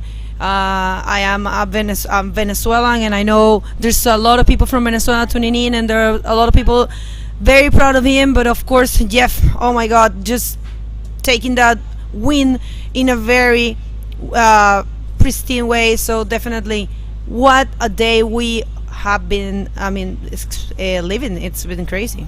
Yeah, Pierre is from France, but he lives in Portugal now. He's married with a Portuguese girl. He can speak Portuguese, ele fala português também, o Pierre. E ele é father of one little boy. Pierre is 2 times world champion, 4 times European champion, and 8 times France champion.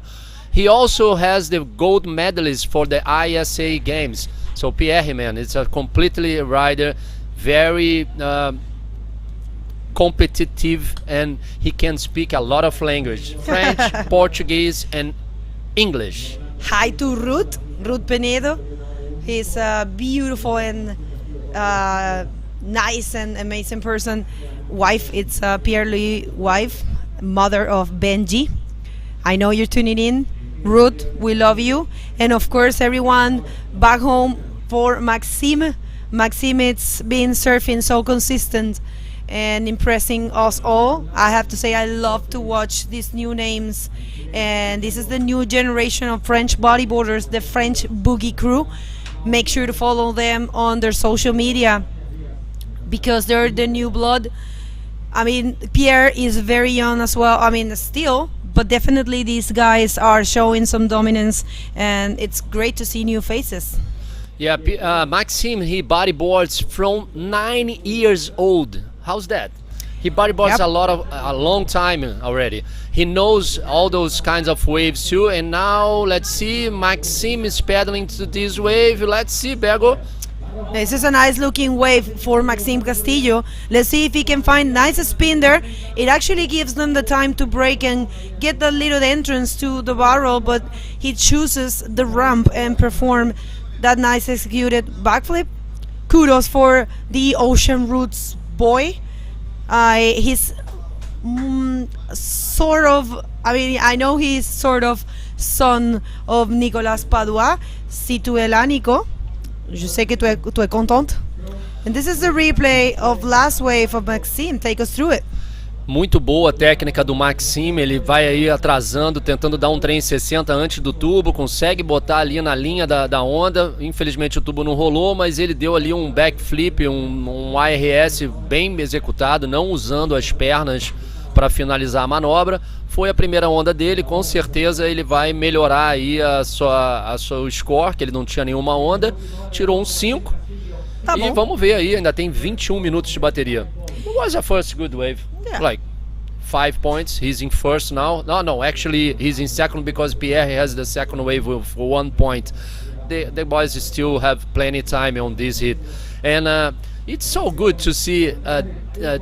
To you guys know this, Maxime, he bodyboards from age 9. How's that? That's so good. And you know what? I know very well his story because I'm best friends of Anne-Cécile Lacoste, la Kiki, j'espère que tu es bien. And she is kind of like a mother to him. Actually, he learned with Nico and Anne-Cécile there in Arcachon.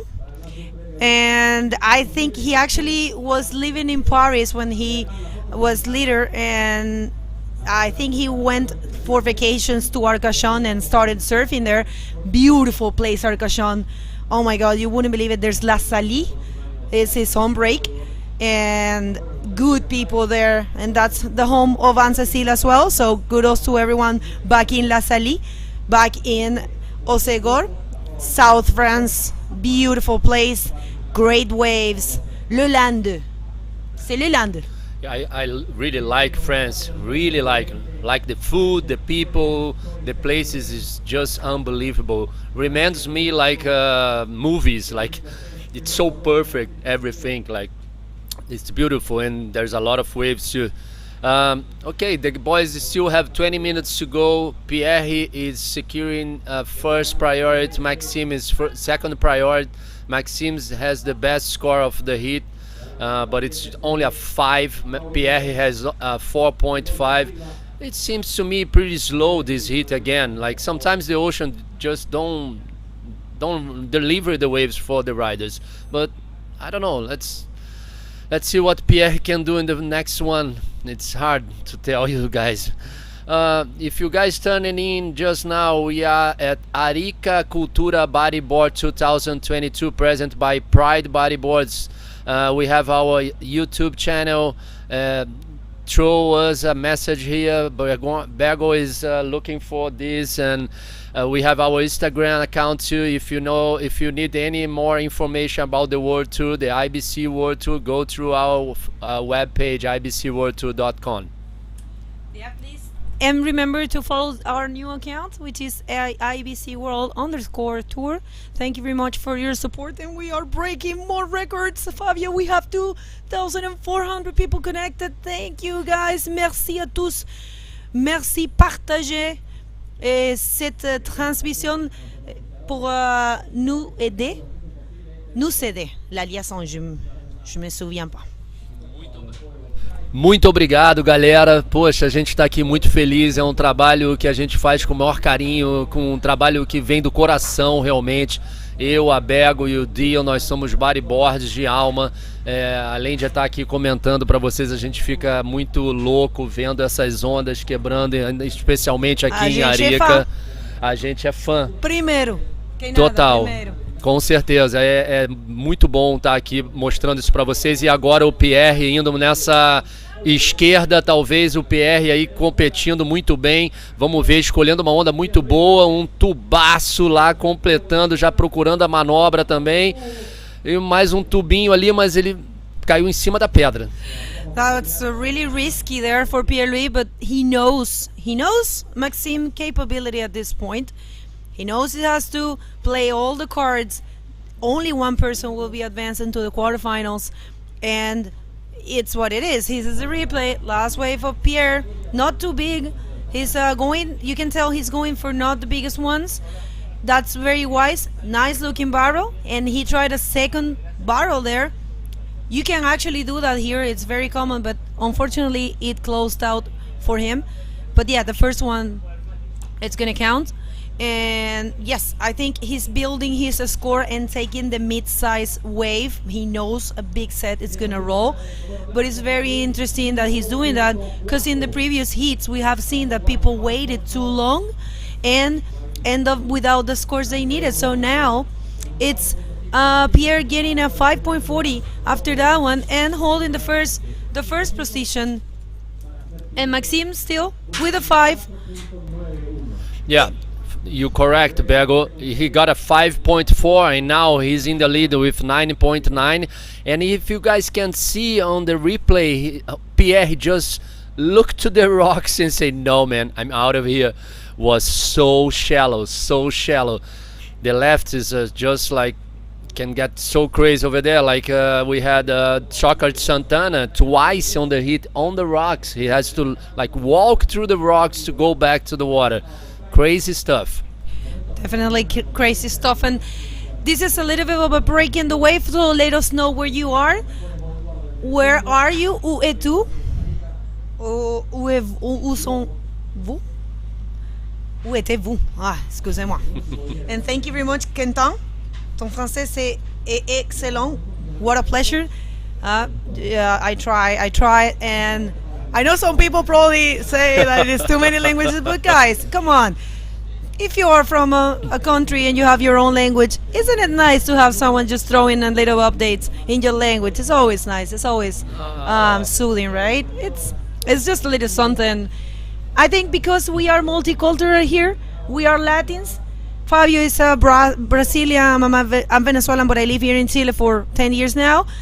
Dion is from South Africa. There's bodyboarding all around the world, and I think this time the IBC World Tour wanted to grant our audience the chance to listen the most languages they can. Of course, we're trying to do it in an organized way. But yeah, thank you very much, everyone that's been supporting us and that's been sending those beautiful messages. And you guys are our fuel. Thanks so much. Yeah, like you said, we are world tour. We are a big family. We are bodyboarding family. So we have to speak all the language. It's so good to hear your language. Let's see if you have action outside. That's Pierre on the right. Let's see what he can do it. Nice looking bow. Oh my God, look at this barrel. Maybe, It's yeah, going he out, made it. Of course. It's Pierre, and he's looking for something more. Let's see if the wave can do a little bow again. Yeah, no, Wow. was too close from the rocks. Was a beautiful wave from Pierre. Let's see what the judges think too. Galera aqui do Brasil, agradecer novamente e acho que a Bego tem alguma coisa aqui para falar pra gente. No, that's just that the interview is ready with Dion. Dion, take it away.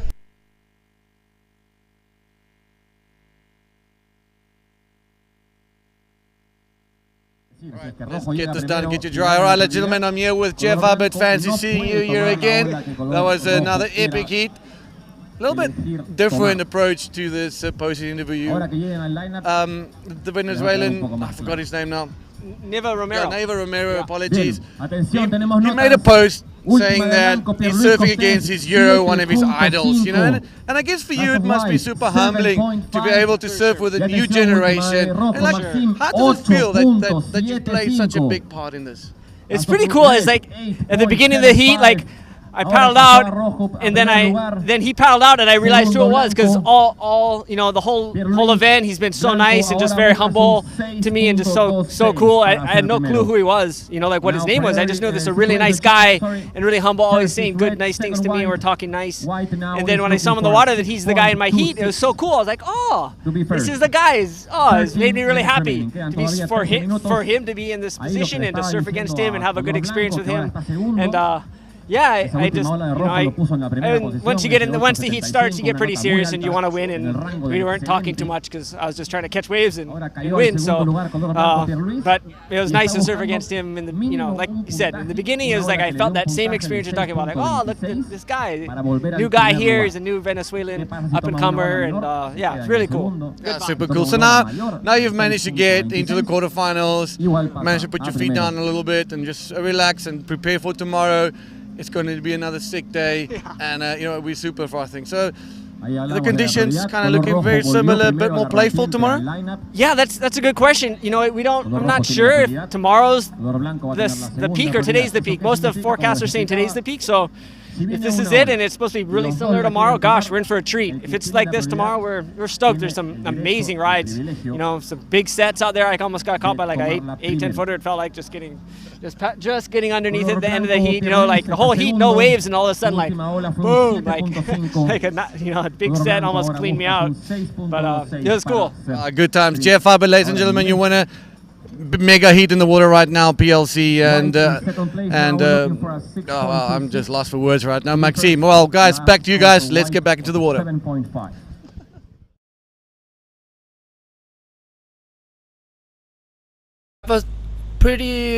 We have a change situation over here, huh, Bego? I think Maxime got a very nice wave. Let's see if we have the replay for that wave from Maxime. Here we go. Oh, Maxime. Look at this. I'm sorry, Fabio. I'm sorry. Look at this bomb. No way. That's a beautiful barrel. And I think he hit the lip as well. Yes, of course. Yeah, you're right. That was so well executed there for the young Frenchman, Maxime Castillo from La Salle. Look how well he's surfing. And right now, he's in the first position. He's in first position, putting Pierre in second. Needs a 6.26, almost 10 minutes, 10 minutes 40 seconds to go. Beautiful wave from Maxime again. Yesterday he got a very nice barrel too, and today another one. This guy is on fire. Maxime is surfing, bodyboarding so good in these kind of waves. He's been in love with Arica. Flopos. No, and you're gonna see him surfing in Iquique and Antofagasta as well. This guy is seriously connected. I'm very proud of him, and I know for a fact all France is proud of him. But take care, Maxime, because the former world champion, Arica Cultura Bodyboard champ Pierre-Louis Coste is no stranger to big scores. A 6.26 is completely doable for Pierre-Louis. Let's see. Look at this bomb. Whoa. Man, it's been crazy this, huh? It's like insane waves for those guys in the water. It's so good to have two guys only in the water. It's beautiful stuff. Like, and now we have Pierre looking for this big left. Let's see. My God, beautiful wave from Pierre. Unfortunately, the wave just closed in front of him, and it's just a very dangerous position. It is a dangerous place there. Very shallow water. And sometimes we have no water actually. Dios mío, mira eso. I hope Pierre is okay. No, he's fine. He's fine. He knows his way. He knows his way very well here. It's just that it's impressive, right? But no, he's going to be fine. I think he's going to wait for this set to roll. That's going to be very close. But remember, it's, oh, look at that. That's so smart of him. Yeah. He actually took advantage of that little thing that rolled there. You have to do that in fronton too. I got caught in the inside, and Ardiel Jimenez helped me from the mic. He said, Bego, take a wave, take a little foam, and oh, that's not a good place. Look at this, my God. Well, look at how shallow is the water, Bear. Yeah, look this this is the replay. It was difficult. If he would have gone inside, he's not gonna make it either way. No, the wave just closed in front of him. Was not that good. It was not like Maxime's wave. Maxime chose the correct stuff. And look, Maxime looking to back to see if Pierre made the wave. Man, crazy stuff. Pierre still needs 6.26, 8 minutes, 10 seconds to go. Still plenty of time for Pierre. He can do it. Definitely, he can do it. 8 minutes to go. Una pequeña actualización en español. Está pasando algo de infarto acá. El joven Maxime Castillo, un chico que viene construyendo su carrera y que está muy sólido ahora después de la pandemia. Lo estamos viendo, yo me atrevo a decir que en el momento más alto tal vez de su carrera. El joven Maxime Castillo está dejando al campeón de este evento del 2019 y además varias veces campeón mundial Pierre-Louis Coste, lo está dejando sin clasificar. Todavía faltan 7 minutos y medio en este hit número 6 de la ronda 8. Le faltan 6.26 a Pierre. Iba a ir Maxime ahí, pero nada para el joven Maxime Castillo. Yeah, Maxime just suffered one wave, but was not so good. I just want to say hi to the Bodyboard. We are together here in our live chat from IBC World Tour. So good to have you guys together with us, and also the guys from, let's see, the Bodyboards, and the guys from France, the guys from Brazil, the guys from South America, all the guys from South Africa as well. We have all kinds of guys here. Rafael from Brazil. It's been incredible. We touched now 2.6. Another record broke, and this is the last wave of Maxime. Oh, that was a little tricky there, but yeah, it's gonna be fine. There's no sets. Another record broke. 2,000, I'm sorry, and 600. Guys, please make sure to share. You guys are doing such an amazing thing for us. And remember, this is just for you. Let the bodyboarding world know that we're here. Make sure to like this feed, this live feed.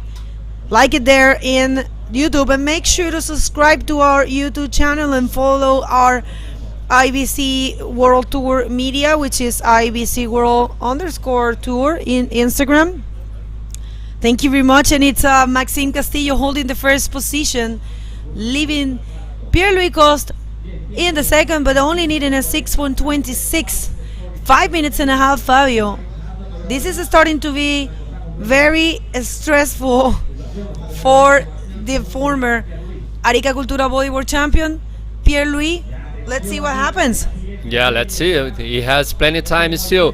So hi for Clegg from Australia. Australia is watching us too. That's so good, man. We have Australian guy here. Unfortunately, he just lost a couple days ago. We have Francisco from Portugal too. We have Hector from Morocco. We have Bordeaux here too. So we have guys from Greece too. So Nice. so good to have you guys here.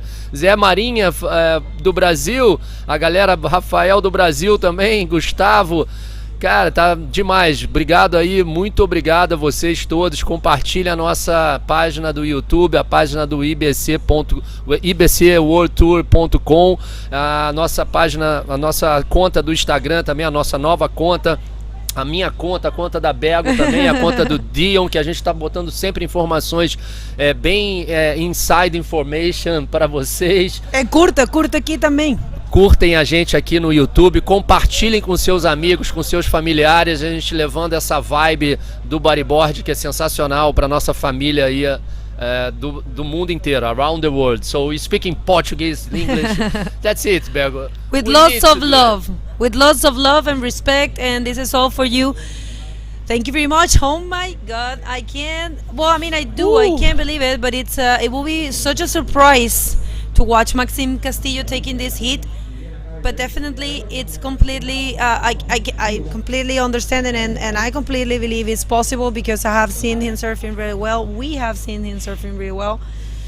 So yes, this is what's happening so far, Fabio. Crazy, huh?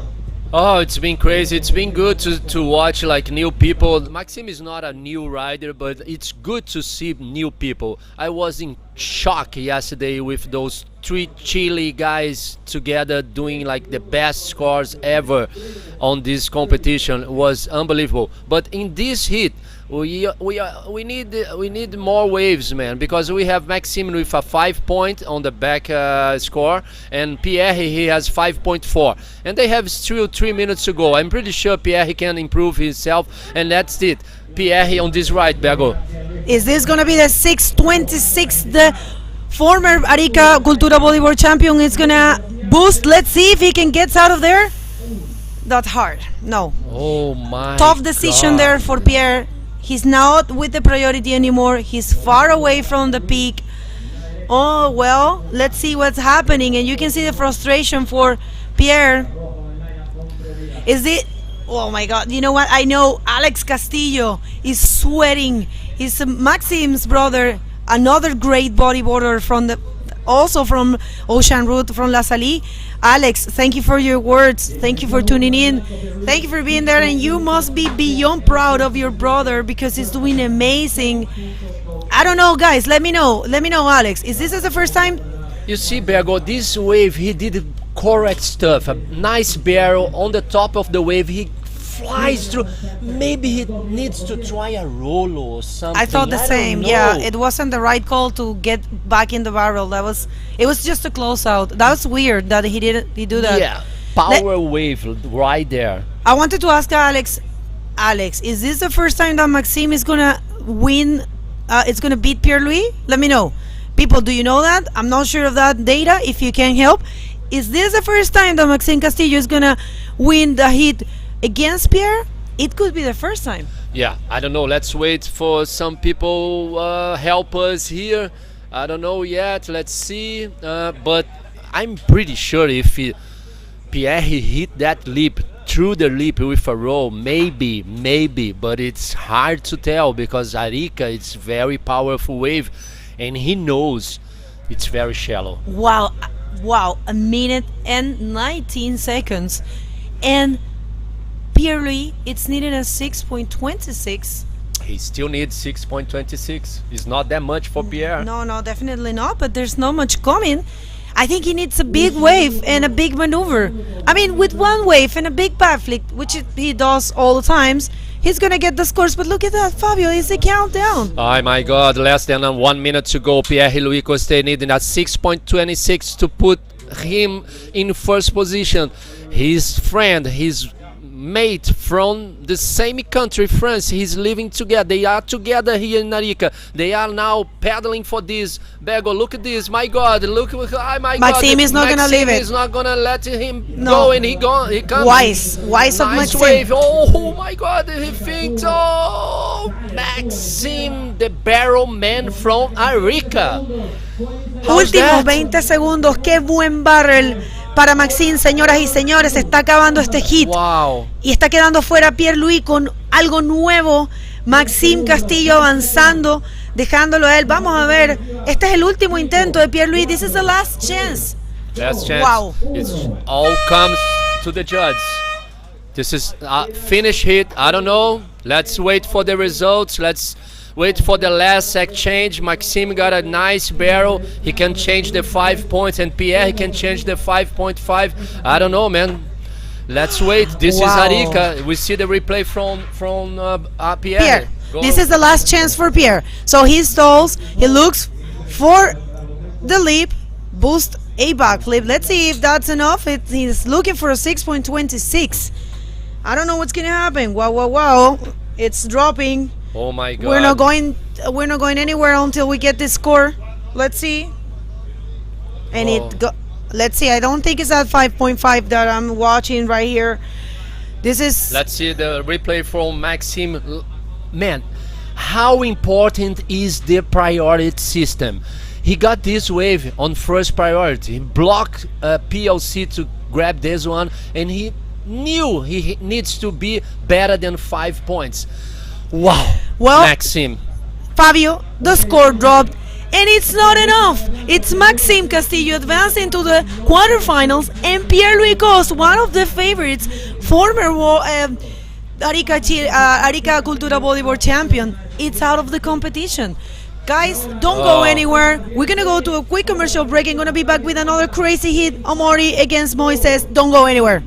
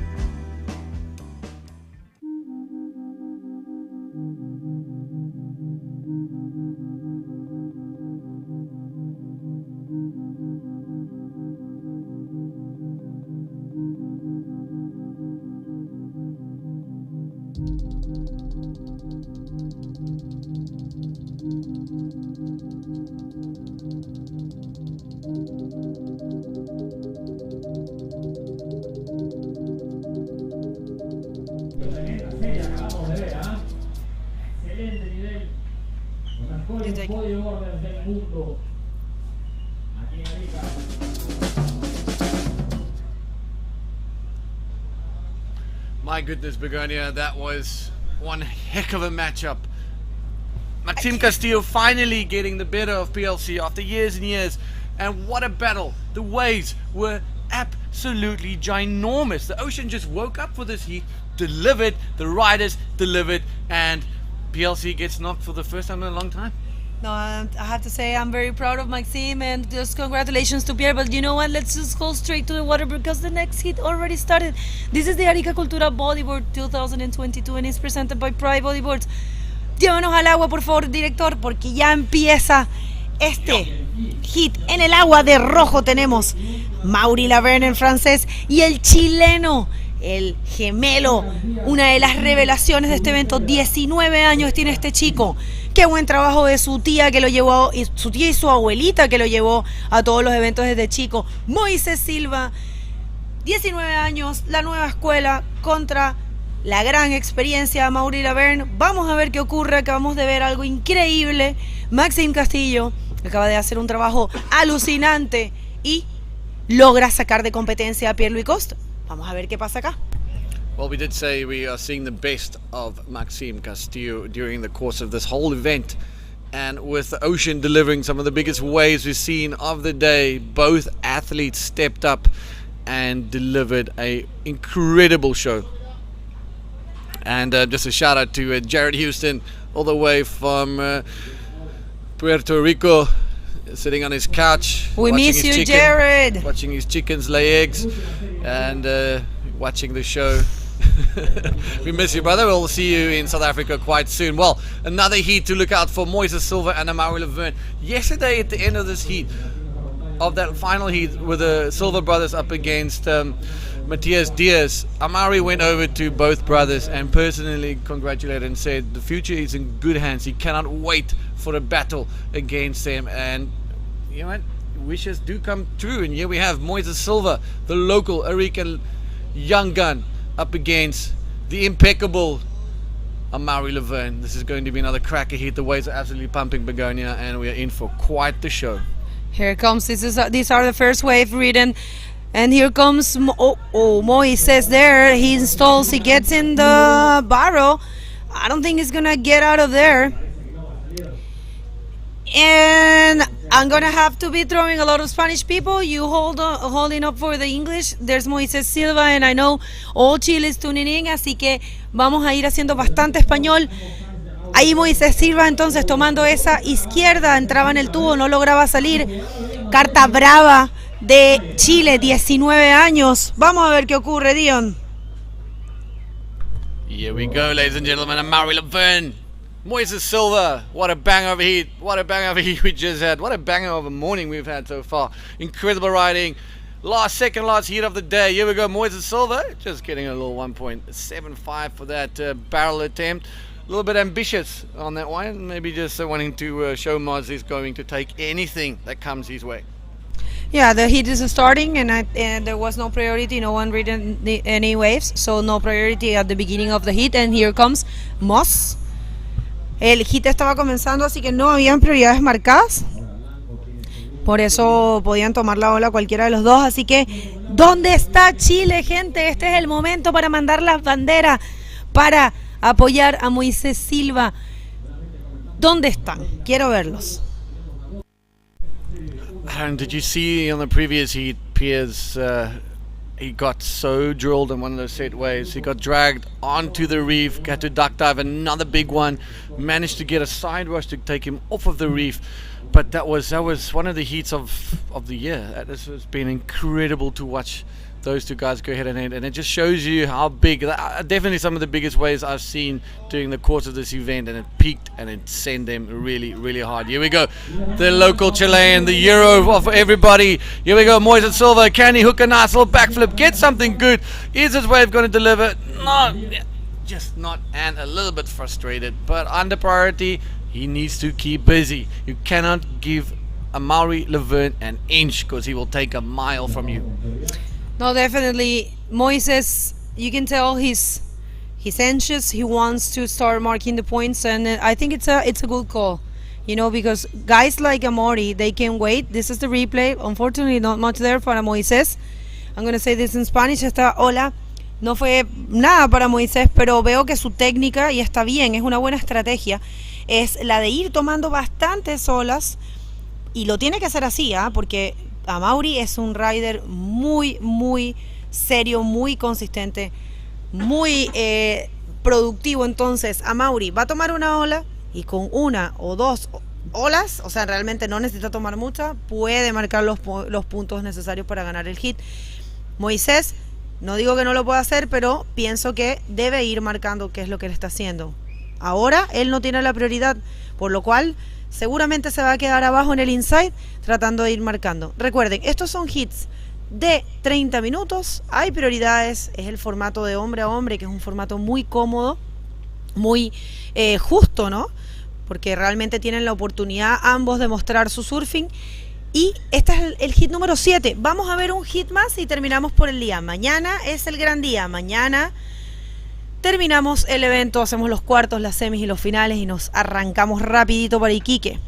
Un saludo a todo el equipo de Pride Bodyboards que está sintonizando y alentando a Moises. Yo sé que están ahí. Un saludo a Fred, un saludo también para Seb, para todos los chicos que están sintonizando.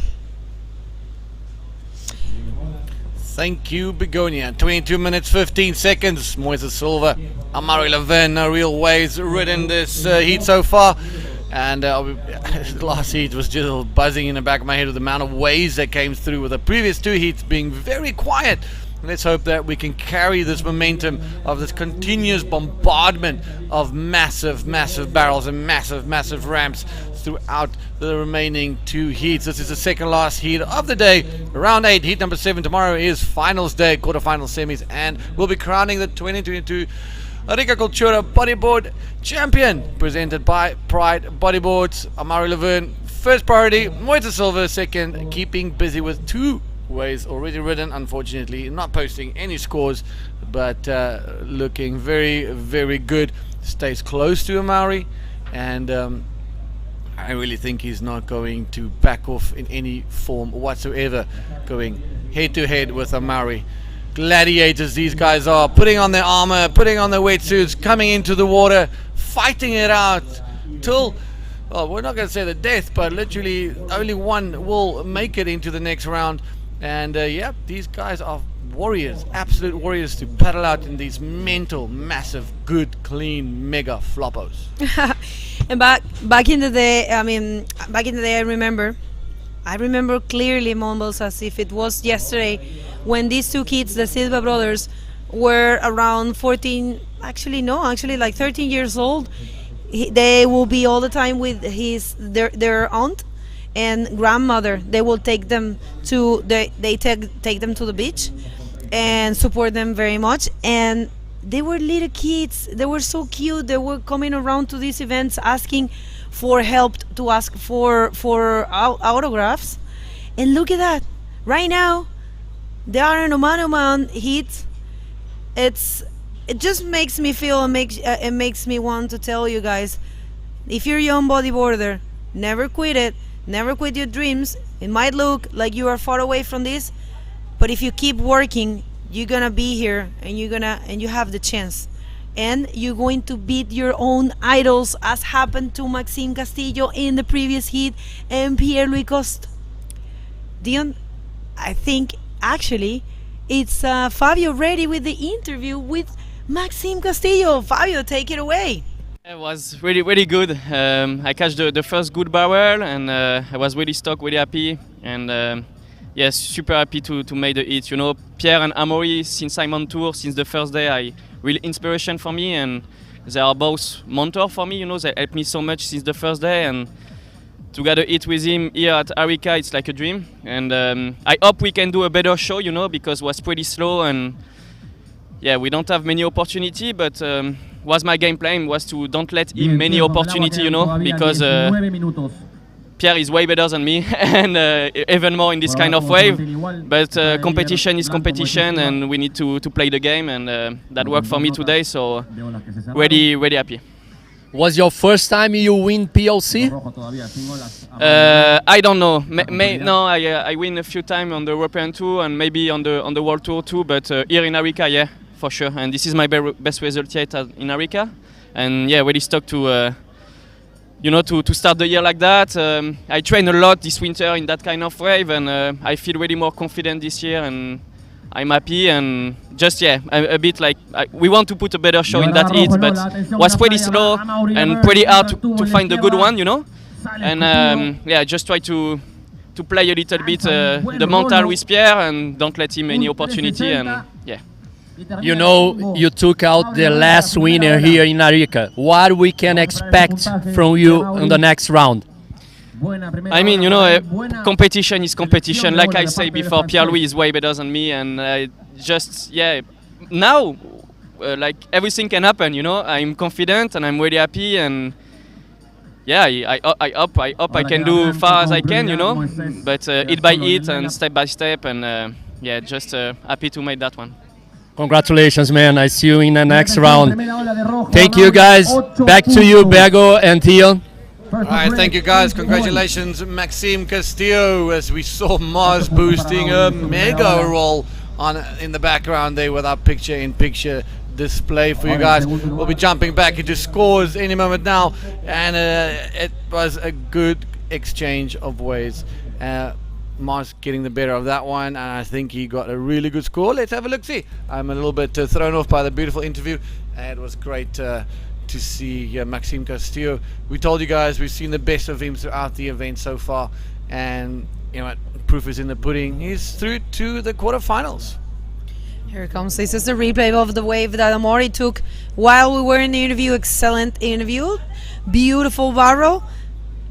And he found some lip time. Nice air el rolo. Completed with the spin. Continuing and abandoning the wave there. Very good wave there for Amaury Laverne. And that's I have the scoring system here. That's the 8. An 8 point.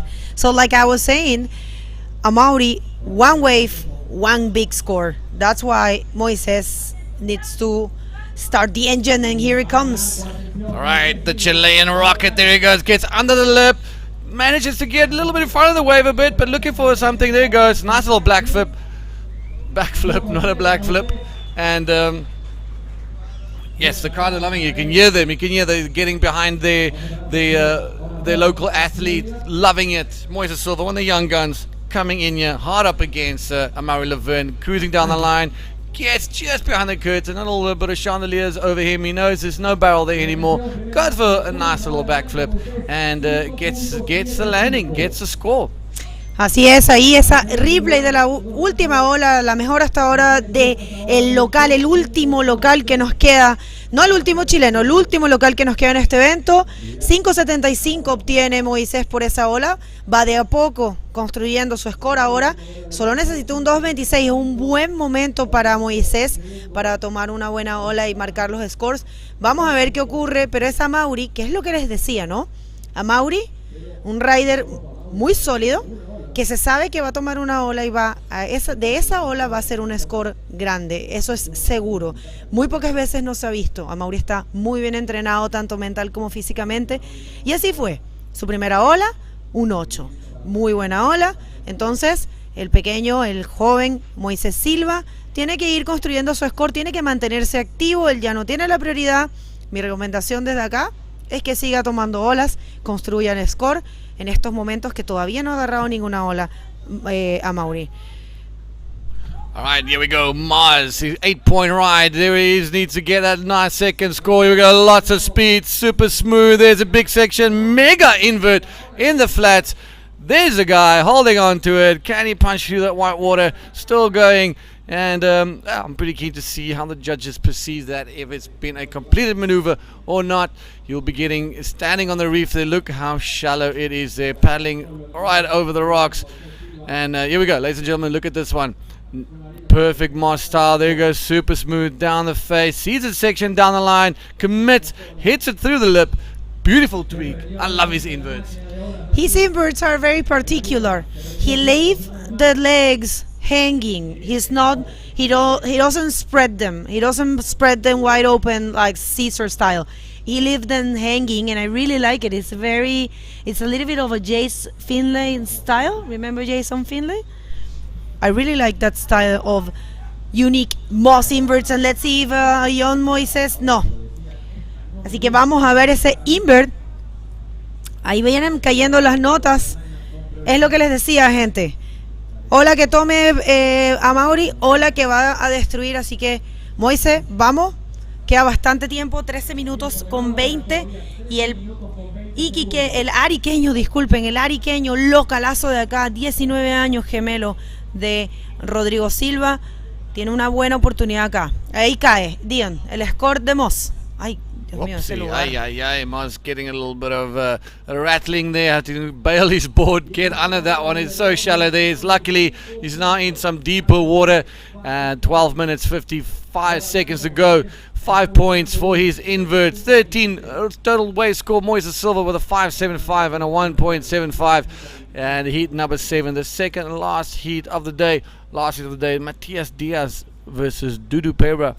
Two different style of riders. Matias Diaz being a very technical aerial specialist, and Dudu Pedro a barrel machine. He has a nose for the barrel. He sniffs him out, and it's going to be a great matchup with these type of conditions. We saw some big barrels being ridden. We saw some mega airs being thrown down. And I reckon that's also a great matchup and a great heat to watch. Well, right now, all eyes on Moises Silva. Is he going to turn and burn and let this one go? And I think he's holding on to that priority for now. And he might just be holding on for it for a while. He's going to be very selective. He only needs a 7.26. I say only like it's easy. But with these type of waves, these guys can most definitely get it. Begonia, Moises Silva. Aquí viene Moisés, una bonita derecha para el ariqueño. Vamos a ver si logra conseguir ese tiempo en el aire que se necesita. Vamos a ver, le va a pegar ahí, claro que sí. Ay, Dios mío. Bueno, ahí me pongo un poco nerviosa, gente, porque esa área de ahí es complicada. I just get a little nervous in this area because everyone that has been hitting it and not making it there has been hurt themselves. He gets applauses. He gets applauses from the audience because they know he is trying really hard, and that's what it takes. That's your mother instinct kicking in. These guys are putting their bodies on the line. So we see this again. One of those sneaky right-handers just holding up. He knows he's looking for that section way down the line here. Scoring opportunity right there with that ball. Chooses to let that one go and tries to go for an upside down air reverse, and just right on top of those that rocky shelf over there. And still no change in the scores. Moz 8 and a 5, total score of 13. Moises Silva making his way back to the lineup, unfortunately not getting any scores with his priority, and leaving Moz with P1. It's a dangerous thing to give that man. Yeah, definitely. Así que bueno, ese intento de como backflip contrariezado no le resultó a Moisés. Vamos a ver, ojalá que esté bien. Esa área de ahí es bastante peligrosa. Se pegó ahí Jan Salón. Se pegó, creo, Gabriel Braga también. Pero no, él está bien. Él conoce súper bien esta ola, de verdad que sí. Uno de los chicos que más surfea acá en estos momentos. Todavía hay tiempo, Chile. Todavía hay tiempo, Arica. 10 minutos quedan para Moisés. No es imposible, es un 7.26 que está necesitando. Se debe cambiar ese 1.75. Se nota que está subiendo tranquilo. Algunas veces diríamos sube más rápido, pero créanme que falta el aire en ese regreso. Después de haber tratado una maniobra bastante radical y haber quedado en un sitio peligroso, gracias a Dios no venía ningún set. Y el ariqueño logra salir intacto, espero, de todo eso. Déjenos saber dónde están. Saludos a todos los chilenos, saludos a todas las personas que están sintonizando. Compartan esta transmisión, déjenle saber al mundo que el último ariqueño está en el agua. Una carta chilena fuerte. Rider de Pride Bodyboards, patrocinador, presentador de este evento. Y asegúrense de darle like a este canal de YouTube y seguirlo. Se pueden suscribir. Y suscribirse es muy útil porque les da después las notificaciones de cuando estamos en vivo. Recuérdense que el Tour Mundial empezó y tenemos 3 fechas en Chile. De acá nos vamos mañana directo para Iquique y comenzamos directo el domingo.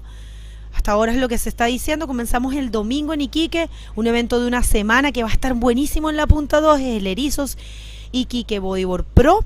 Y después de esa semana paramos unos 3 días y nos vamos directo para el Antofagasta Bodyboard Festival, que va a tener las 5 categorías. Va a tener hombres, mujeres, mujeres junior, junior hombres y drop knee.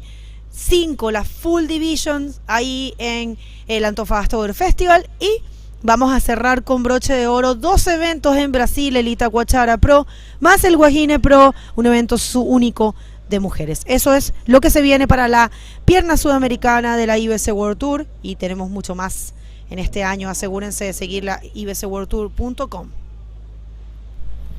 Great stuff. Make sure you go to ibcworldtour.com for all information on tour events as we move to start round number 2, or the second stop in the South American tour, and that was in the Erizos Iquique Bodyboard Pro. Looking forward to that one. And then the guys are moving down to Antofagasta for that mammoth event, having all the divisions: women junior, women pro, men junior, men pro, DK. It's all out there. It's a lot of surfing, plenty days, big festival, a lot of activities around that. And then, as Begonia mentioned, we'll be hop, skip and a jump over the Andes and into Brazil to Itacoachara. and why he in an all-women's event. Well, 7 minutes, 20 seconds ago, Amaury Levin, he's very focused. He cannot put Moises Silva out of his sight. I've seen him warm up there. He was so quiet, stretching to focus. He knows he's got a fierce competitor there, and if he lets his guard down even a fraction, gives Moises Silva the smallest of opportunity, he's going to be in trouble. I believe so too. And this is a good moment for Moises because he's not needing too much. I mean, the 725 is a big score, but it's not impossible for him. We saw one of the best hits of the event yesterday against Matias Diaz, and it's possible for him. It's a good moment. It might be the only chance he has. It's got to be now. He has to mark those points now. Otherwise, probably he's not going to get this chance anymore.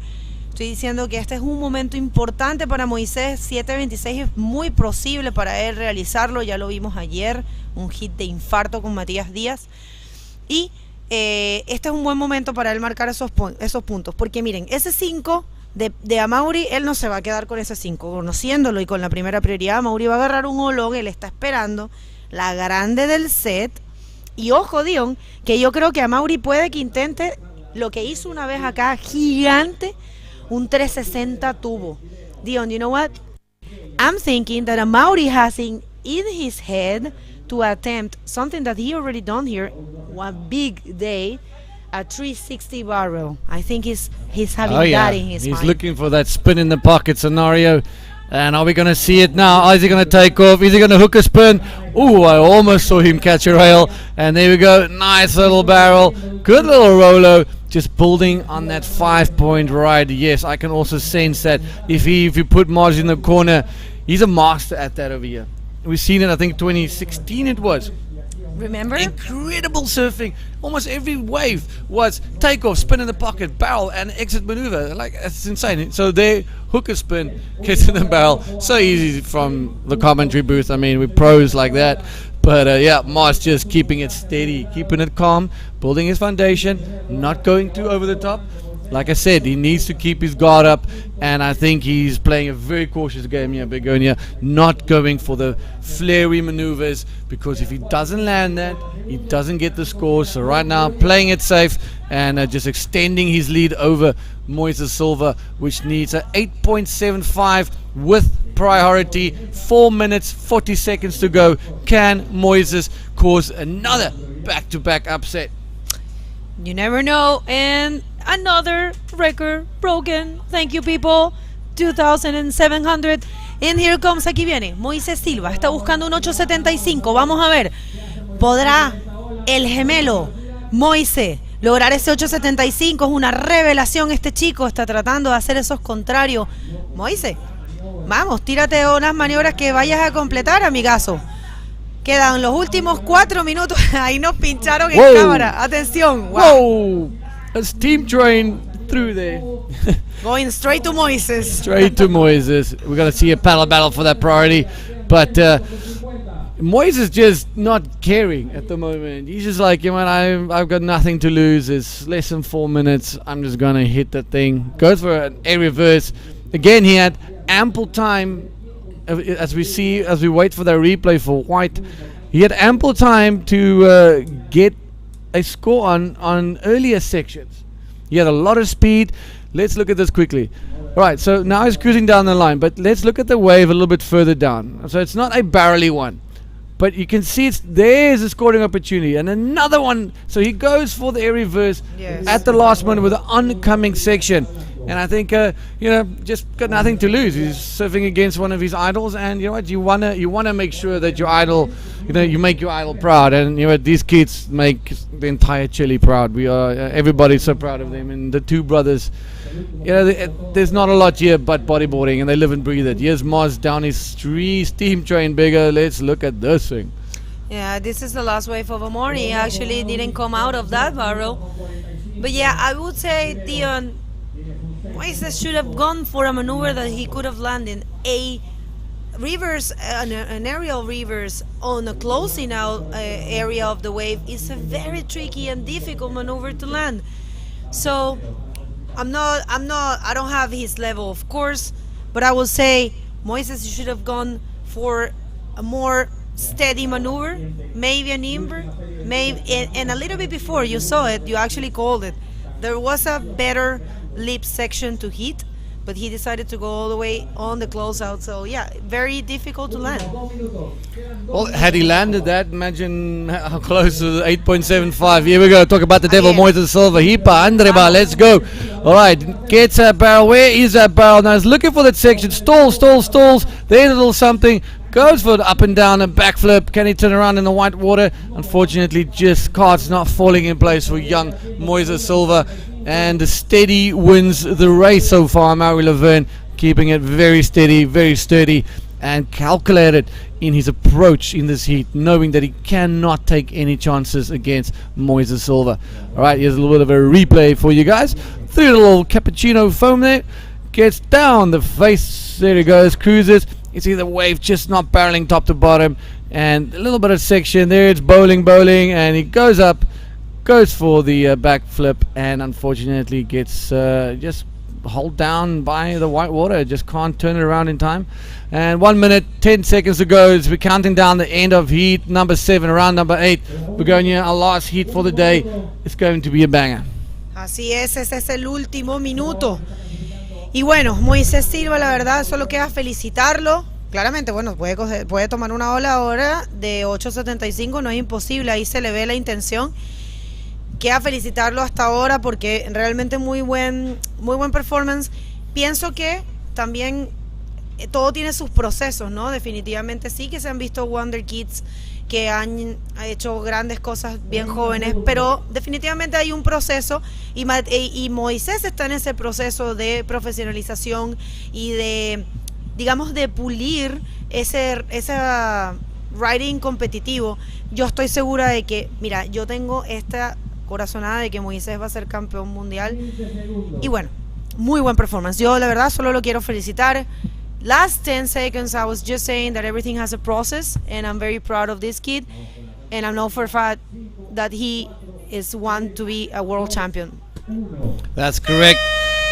Both of these brothers, someone to look out for in the future and to look after as we nurture our young talent. Well, as we see Mars going off screen there, we'll be right back with some beautiful invert action from Floppos right after the commercial breaks.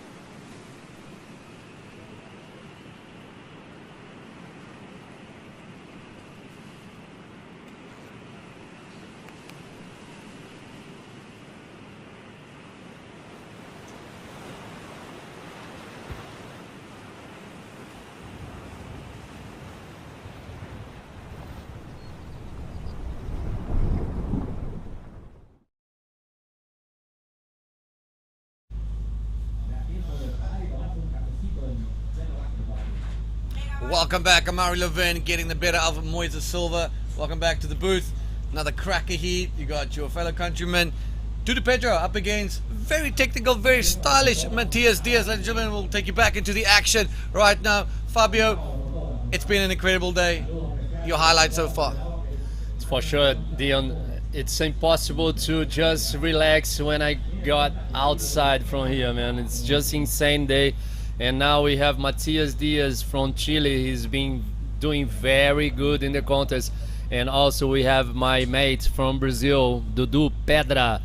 Então, galera, agora a gente tem o último brasileiro aí na competição, que é o Dudu Pedra, local lá de Taquatiara. E o Matias Diaz, que é aqui do chileno, conhece essa onda como ninguém. Vem fazendo sempre os melhores scores do dia.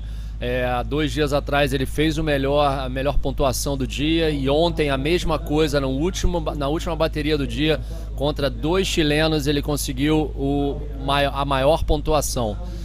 Dion, I was talking about Matthias. Matthias been doing some crazy stuff, and now we have his first wave on the replay. All right, look at that, Matthias Diaz, super stylish. Look at that loopy backflip on the left. Man, he just straight off the bat loses a little bit of control of the board. Interesting. Let's see if that score has come through for Matthias Diaz. Gracias for the... there's a 2.25. Someone's in that barrel. Oh, there's a yellow board popping up over there. Matthias Diaz getting a 2.25. Unfortunately, losing control of his board. The hands popping off on that landing. But how good was that backflip? That projection he got on this is incredible. Unbelievable stuff from Matthias. If he complete that maneuver, for sure it will be like a 8 or 9. I'm not a judge, but I'm pretty sure the judges are looking for those kinds of maneuvers, and was very high. Yeah, very good, very high. Duda Pedro getting stuck here. Goes for the barrel. As we know, he is exceptionally good inside the barrel. There's a few guys that can ride a tube than this guy can. There he goes. Very deep, very deep. He probably traveled really far. He knows how to work that foam ball that's inside the tube. And unfortunately, Dudu not making this one. Wave selection. I know it's early days in this heat. Still ample time to go. 26 minutes, 40 odd seconds. And you just kind of want to get that rhythm, get that scorecard ticking, get things going. For sure, like we have waves, it's pretty big. Like sometimes the wave just don't touch the reef pretty well, and the wave you think will be good, but it's not. That's what I'm thinking when I go outside, so you have a better look to the ocean.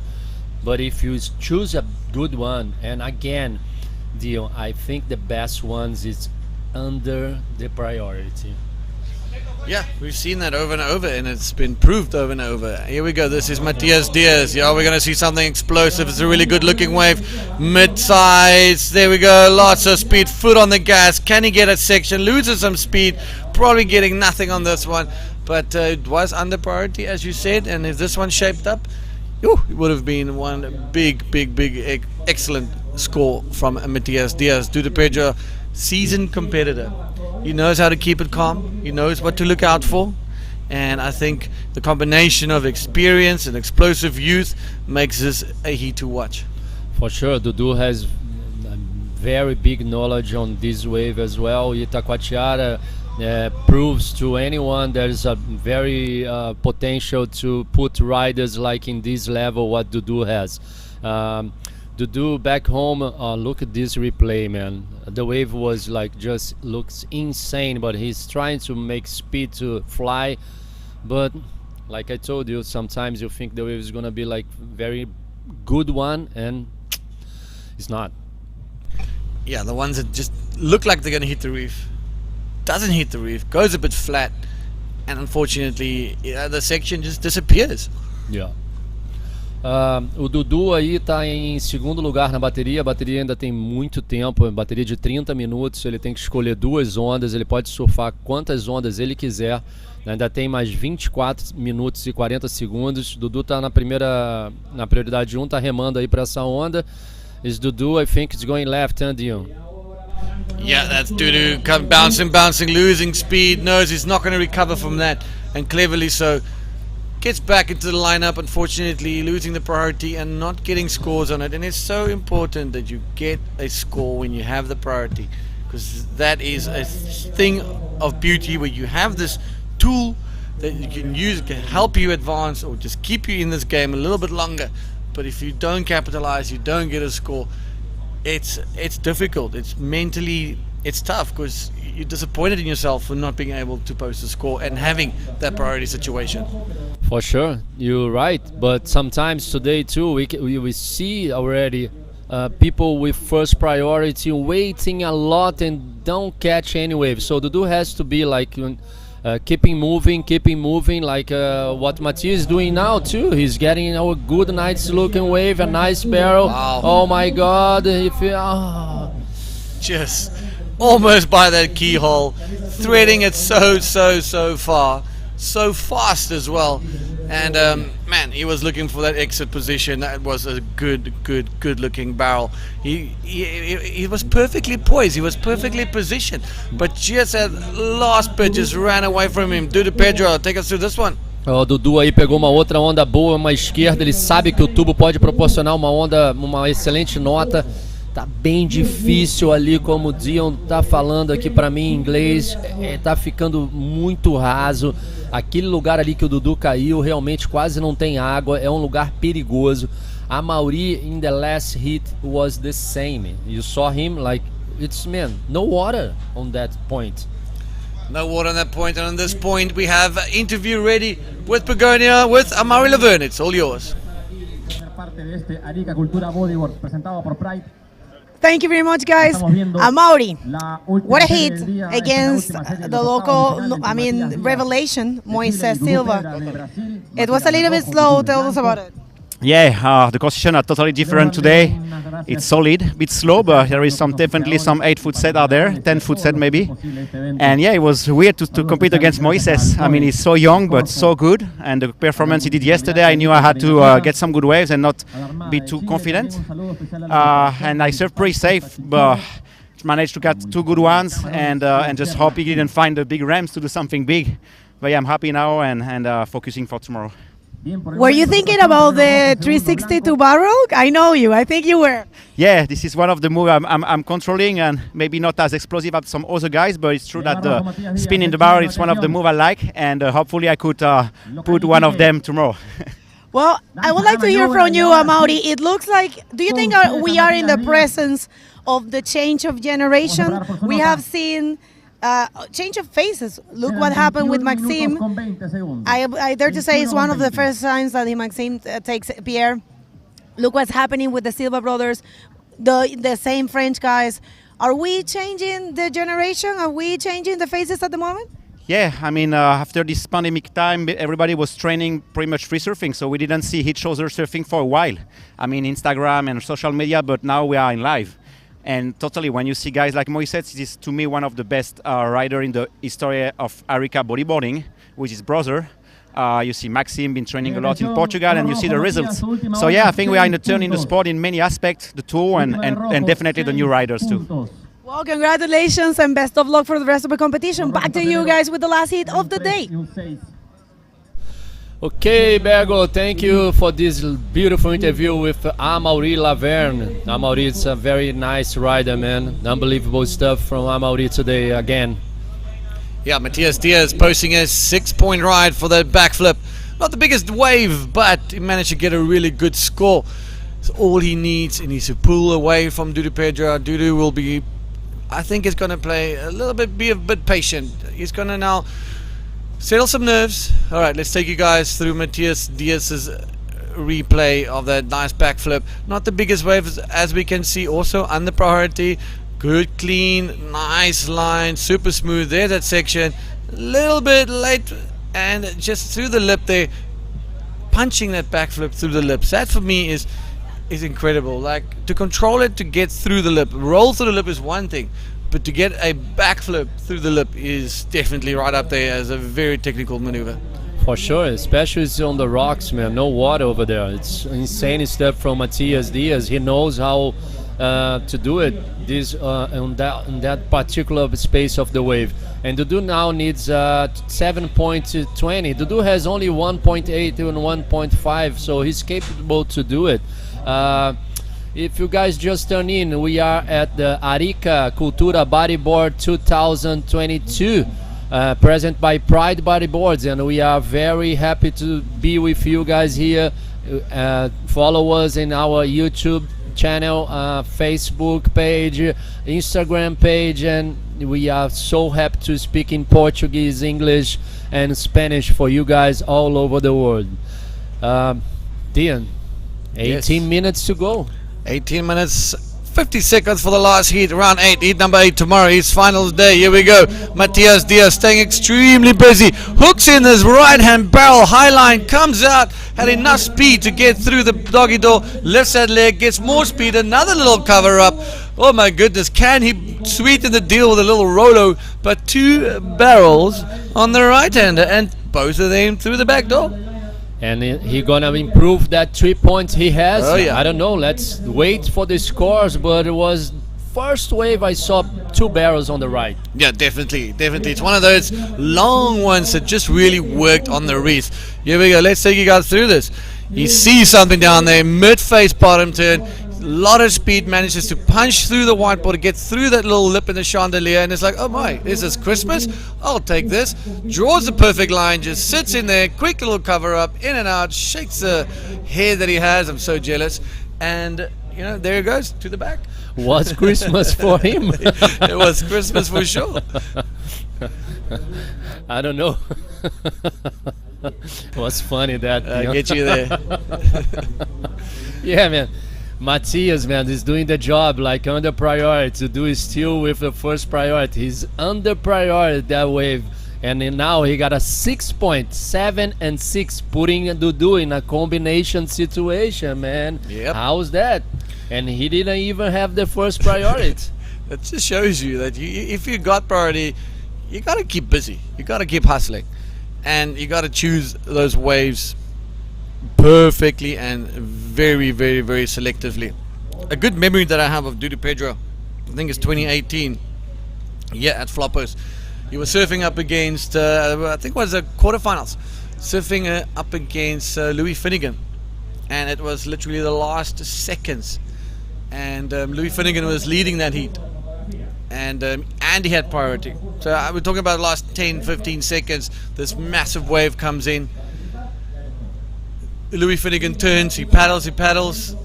Dudu was a little bit ahead of him. At the last moment, Louis pulls out. He saw something that wasn't going to work, and then Dudu just turned around.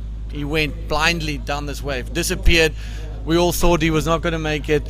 I don't know how he did. He came out of that barrel, knocked out Louis Finnegan under priority with his massive barrel.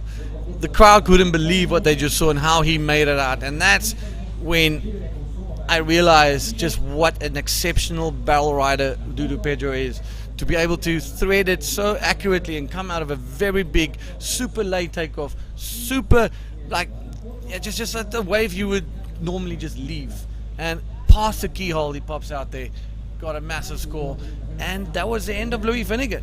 Under priority, last minute. So priority is there, it's there for you, but if you don't use it properly, Dudu's going to take it away from you. And Matias Diaz needs to still stay on his toes here. For sure, man. Dudu is a very good tube rider. Also, he can do all kinds of maneuvers.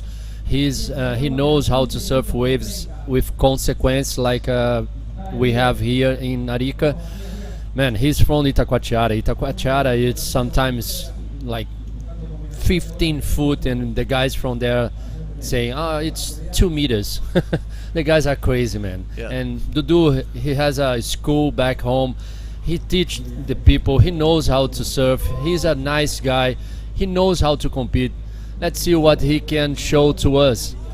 And I'm gonna say thanks for our sponsors: Gore, Corfo, Municipalidade de Arica e Parinacota, Armada de Chile, Corporação Municipal Costa Chinchorro, Municipalidade de Camarones, Cernatur, uma cooperação de Hotel Antai, Red Bull, Indústrias São Miguel, Pan-Americana Hotel, Terraza Mestiza, Águas del Altiplano, Rancho Bodyboard Tools, Ola Violenta e No Surfing My Wave. So happy to be back in Arica. Thank you so much, guys. The Arica Cultura Bodyboard 2022, present by Pride Bodyboard. I'm pretty sure all the riders are very happy to be back in Arica. Happy to be back competing. Around heat number 8. After this, tomorrow is finals day here at Arica for the 2022 Arica Cultura Bodyboard, presented by Pride. Matias Diaz leading Dudu Pedro by 13. Dudu needs a 13-point score. Dudu is in combination land with 13 minutes. A lot of 13s on this screen right now. Let's hope the lucky number 13 for one of these two guys can come into play. As we see Matias Diaz, just both of them swimming towards a little bit deeper. They've definitely seen something on their horizon except the seal. I see Cecilia came to say hello to the boys. Como o Dion falou aqui, o Dudu ainda continua com a prioridade 1, ele está precisando de 2 notas agora, ele tem 13 minutos e 20, ele está precisando de 13 pontos. Na verdade, por que ele precisa de 2 notas? Porque com uma nota ele vai até 10 pontos, então ele precisa de uma nota e outra nota, ele não consegue fazer 13 pontos numa onda só. É perigoso essa situação do Dudu, ele ainda tem bastante tempo, mas o Matias ele está sempre com a segunda prioridade, tentando melhorar a segunda nota dele. Ele já conseguiu um 7, um 6. O Matias é um competidor muito perigoso, porque ele é um competidor nato, ele sabe pegar muita onda aqui em Arica. Ele não é local de Arica. Matias is not a local from Arica, he's from Iquique. Iquique vai ser a nossa segunda etapa da perna sul-americana. Então, mas o Matias, apesar de não morar aqui em Arica, ele está direto aqui, porque Iquique é muito próximo, eles sempre estão viajando para um lado e para o outro aqui, procurando as melhores ondas. Então o Dudu tem que ficar ligado aí para pegar uma onda, voltar para o pico e pegar uma segunda onda. I was saying, like, Dudu is still first priority. He needs 2 waves. He can't be like sitting on the first priority and don't catch any wave. He needs 1 wave and then another wave, because he's on combination now, leading at 13 points. Yeah, it's not a good place to be in, and just kind of we've seen it too many times today. We've seen it in Tristan's heat, we've seen it in Jeff's heat, we've seen it in this heat, where the guys are in that combination situation where it's so difficult to claw your way back into contention. And it's by just, some waves, so the heats just go flat. We've seen PLC's and Maxim's heat being bombarded by bombs. It was a battle fest here and there and everywhere. It was insane. And PLC getting absolutely, it was a tough beating to see. And, to come back, swim back out, take off on the next wave. Man, these guys are mentally and physically in the best condition that they can be. It is insane to see them surf at this level, given all the diversity, given all the elements that they are facing, and just perform day in, day out. And that heat, to me, was an absolute standout. But back to the point of the fact that the Dudu is trailing now in that combination land with 10 minutes to go. It's difficult to come back if you're in that position. It's easy enough if you can get those waves, but we've seen some heats just going flat. Yeah, for sure, man. And it's crazy the weather here too, like you're saying, the cold water, but today it's cold outside as well, like because we have the swell, the clouds came yesterday night, and man, it's extreme venue for our first stop of the IBC World Tour 2022. Falar aqui um pouco da galera que está comentando aqui pro Dudu no nosso canal do YouTube. A gente já bateu, estamos sempre acima de 2.000 pessoas online com a gente, isso é muito gratificante. Obrigado, graças, thank you guys so much. O Luizão aqui, um alô para você. O Dudu é o último brasileiro, a gente agora perdeu o Gabriel Braga e o Sócrates Santana nesse round, e ele é o último representante brasileiro no campeonato. Mandar um alô aqui também para o Alexandre Oliveira, para o Augusto Rodrigo, salud, Chile, saying hi to Matias. Matias is on first position. Now we have Dudu. Let's see, very look good. Right. Left, go Dion. Yes, this is Dudu on the bomb. He's been looking, waiting for this one. Look at that barrel, look at that gas, comes out.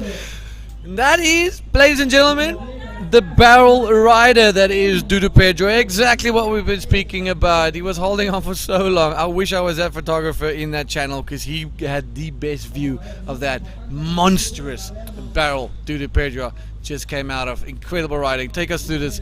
Look at this rail work.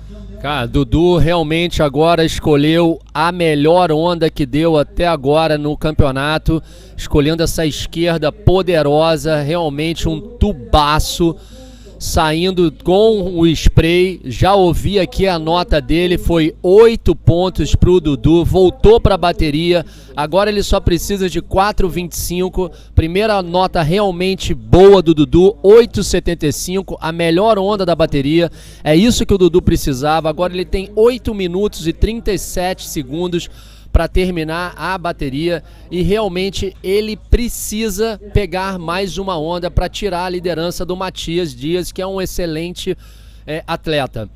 We see again, man, really love that bottom turn. So that's all about that bottom turn, setting yourself up for the rest of the wave. The most important part of that wave was that bottom turn. Perfect line, split his legs, slow down just enough to get in the right position, Fabio. And that was a great wave. Was a great wave for Dudu, and you was saying about the photographer on the channel, man. That guy is the man. Yeah, he stay in the water like for ages, man. Yeah, I really like his job, man. He's one of those guys who works a lot. Thank you, the photographer. And let's see, Dudu again under priority. He's looking E dá um alô aqui pra galera que eu tava falando do YouTube. Obrigado vocês, todo mundo aí. O Chimbinha, Escola de Bodyboard Recreio. O Alex Carvajal do Chile, Dali Chile. Bruno Leitão. Muita gente aí, agradecer a todos vocês. O Francisco. O Alexandre de Oliveira aqui direto falando com a gente. Todo mundo aí, muito obrigado, tá? A gente está aqui online, gostando muito de vocês estarem compartilhando a ideia, a opinião de vocês. E agradecer a todos por estarem aí ligados, e qualquer outra novidade que vocês precisarem, acessar o nosso site, o ibcworldtour.com, e ir lá no nosso canal do Instagram. E voltando aqui para a bateria, we have 6 minutes 43 seconds to go. Matias Dias on the leading with 13 points, and Dudu Pedra second position, 10.55, needing a 4.25. And we are, man, it's unbelievable stuff. Dudu is on second priority, Matias it's first priority. Yeah, and Dudu is 100% back in the game with an 8.75 for that monster barrel El Chubo at El Flopos. And it is that's what the man can produce. Give him a half a chance, man, he's going to take it, all of it. Dudu Pedro with a 8.75 on that beautiful barrel, beautiful bottom turn. Just the most important part of that entire wave was that bottom turn. Just slowing himself down just enough. George, the perfect line, and he's like, gracias a todos, I am out of here. All right, guys, looking in Matias Diaz, here we go. What are we going to see from the young man? Loses the rail a little bit, gets back into it, just gets under the lip, shakes off the head, goes for the safe roll. Big roll that was, in fact, but a little bit rattled, lost a little bit of rhythm, just trying to get back into the face of the wave after being pushed around by the lip. Yeah, he got a little mad too, I think. He shake his head. You see, he was like trying to go for a flip, I think, Dion, but the waves just pump a little bit. It's kind of waves like you think it's gonna be so good, but the wave just don't touch the reef and can deliver a good barrel, a good leap for them. Yeah, 5 minutes ago, Matias Diaz would be a little bit bummed about that one, a little bit upset, because he's a man that he doesn't like doing rolls. He just likes doing backflips and air forwards, as we saw yesterday. Some incredible riding, and he knows, Dudu Pedro needs a measly 4.25. That is nothing. That is a small inside wave. Makes a barrel, do a little roll, and he's in first place. So it is pretty intense out there between these two guys. Now Dudu has priority again. Yeah. He's in the last 4.5 minutes. He needs a 4.25. He's got a massive score of 8.75. If another set wave comes through, we might just see a situation change, and then it's going to leave Matias Diaz in the last dying minutes, seconds, with that priority, and having to force maybe to go on a smaller wave and to do something that you probably have to do another 6-point ride to get back into the first position. So it's still a lot of drama to come in this last 4 minutes, ladies and gentlemen. Don't go anywhere. We've still got the post show and the last interview with the winner of this heat to come. So make sure you guys stay glued to your screens as we count down the end of round number 8, heat number 8, and the broadcast for the day. Let's see, Dudu is looking for this wave. Let's see if his goal, he thinks he's gonna be a good wave for the left again. Let's go, Dudu. Oh my God, man. gets. I don't think he's gonna make that one, Dion. No, I unfortunately saw not. like the lip just was in the dude's head. That's a pity. Yeah, again, that this priority situation. I know we sound like broken records, repeating it the whole time, but that is just how it is here. You gotta capitalize on that priority, and if you don't, you're in the back of the queue. If we look at this, but again, look at the bottom turn. Look at his right leg, drags it, helps him, and just the wave just breaking too quickly, engulfing him on his head, and that's it. Back to the lineup next to Matias Diaz, who's now sitting pretty with the lead and the priority. So now, what do you think can play out? Dudu Pedro sees a good wave. He's paddling for it. Matias Diaz doesn't see the same potential in that wave, but knows he needs to prevent Dudu from scoring. How would you put yourself in that situation? I don't know, man. He needs to find a wave under priority, but Matias wants to surf too. You see, there's not a big wave, and he see the potential of that wave. Pull in, nice barrel from Matias Diaz again, man. This guy is ripping. Matias surfing so good. How good was that? That was mental. That was mental. And if he makes this heat, he's facing a Mauri Laverne in the quarterfinals. Now, that will be one heck of a matchup. That would be the heat to watch. One of them for sure, because you got these two guys, Mars and Matias, going next level. Take us through this barrel. I think we will be the best scorer of the heat. I'm not a judge, man. I'm just looking him like so deep, man. So control, like nothing touch him outside. And a 3-6 was not at the best wave of the heat, but it was a 8.4. That's a big score. That makes it very difficult for Dudu Pedro. Ladies and gentlemen, there we go. Matias Diaz with a massive score. As we wait for the drop on your screens, we heard in the background 8.4. So that is very challenging for Dudu, who's sitting with that priority right now, and last dying a minute of this heat. So let's see. Last minute drama? Are we keen for some last minute drama? I would say. Always. Crazy stuff, man. 1 minute to go. Dudu has less than 1 minute to catch one wave.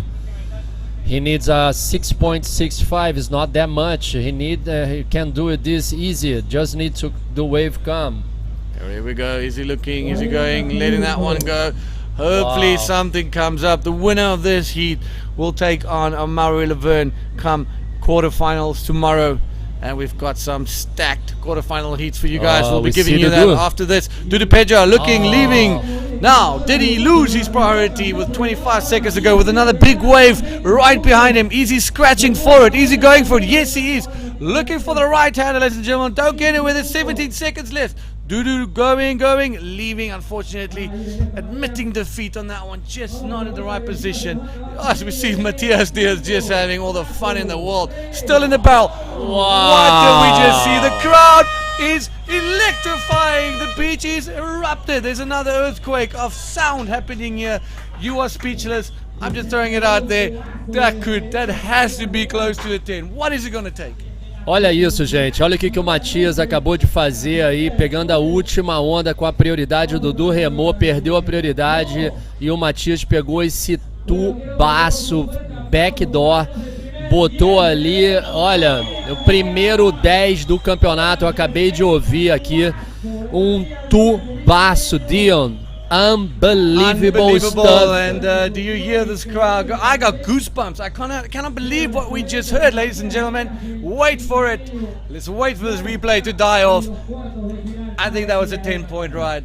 No, it was a 10-point ride, man. I can tell. I just hear from the commentator. This is official, man. The first 10 point of this. High five. High five, man. Was a good stuff in the last hit. Matias is doing this every day, man. Oh, Mars, you got your work cut out for you, mate. This kid is on fire. Let's look at this again, ladies and gentlemen.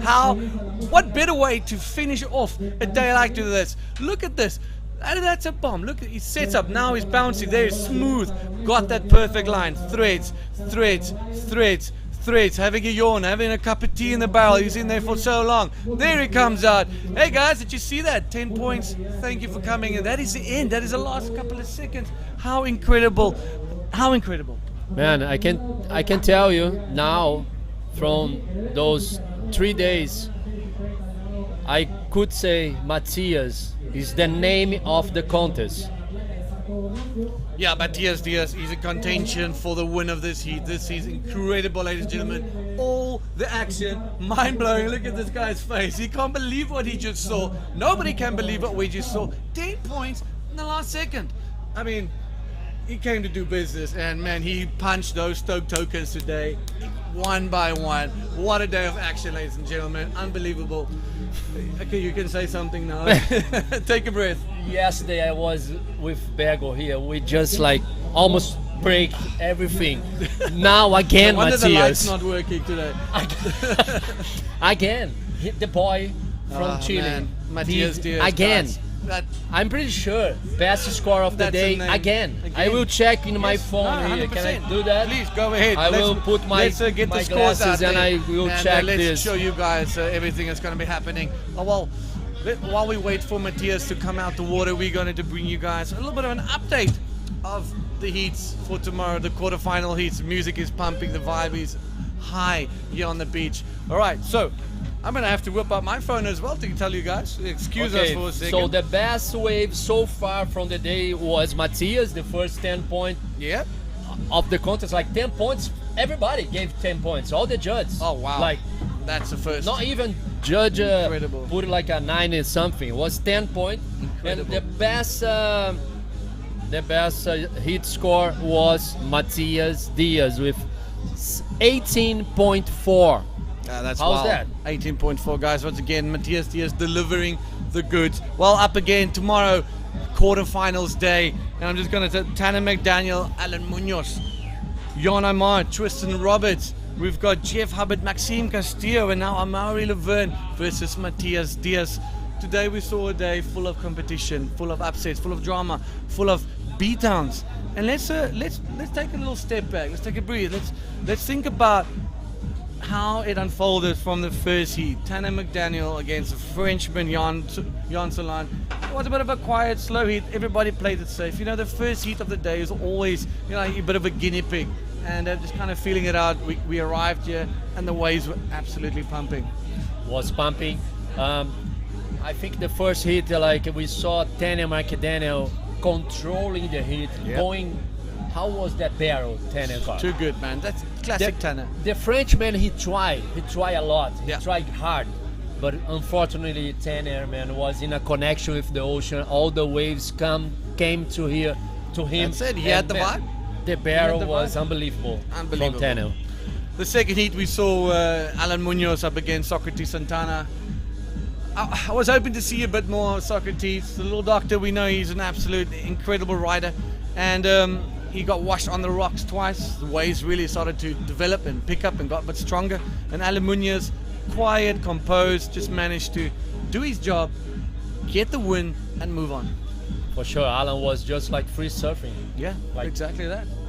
Good connection, rights, lefts, alone. Yeah, basically Alone in the alone. And we've seen that a few times. Jan Amar versus Gabriel Braga. Jan Amar coming from around number 3, getting the last minute wild card. And look, he's now in the quarterfinals. Jon was like looking more lefts, and Gabriel was looking to the rights. Jon was Yeah, and the better got, like, waves in that better heat. barrels. Better barrels. And round number 4, well, it kind of was a one-man show in the fourth heat. Tristan Robert up against Alan Espinosa. Alan Espinosa only getting that single scoring wave right at the end, and Tristan just, yeah, again, free surfing. I saw one wave from Tristan. He got a very nice barrel and did a roll. I don't know if you remember Yeah, that yeah. wave. I was like, oh my God, beautiful wave. 7 point something. I said, man, those guys surf so good. This is so nothing good. for Yeah, him. yeah. You know, like it's crazy, man. It's crazy that sometimes you feel like, oh man, I should go in that way. That way was insane.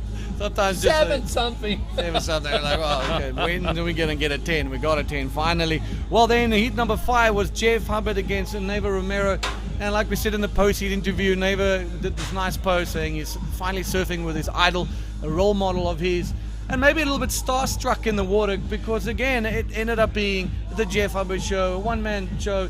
Neva not getting any waves on the scorecard, but afterwards they came together, big hugs. A lot of respect, and that's what you love to see. Beautiful. And it was a quite slow heat too. Jeff was just controlling the heat, like doing his maneuvers. Good air, nice air. Remember the air? Like so much speed, man. Like boom, with the legs open. I really like the air.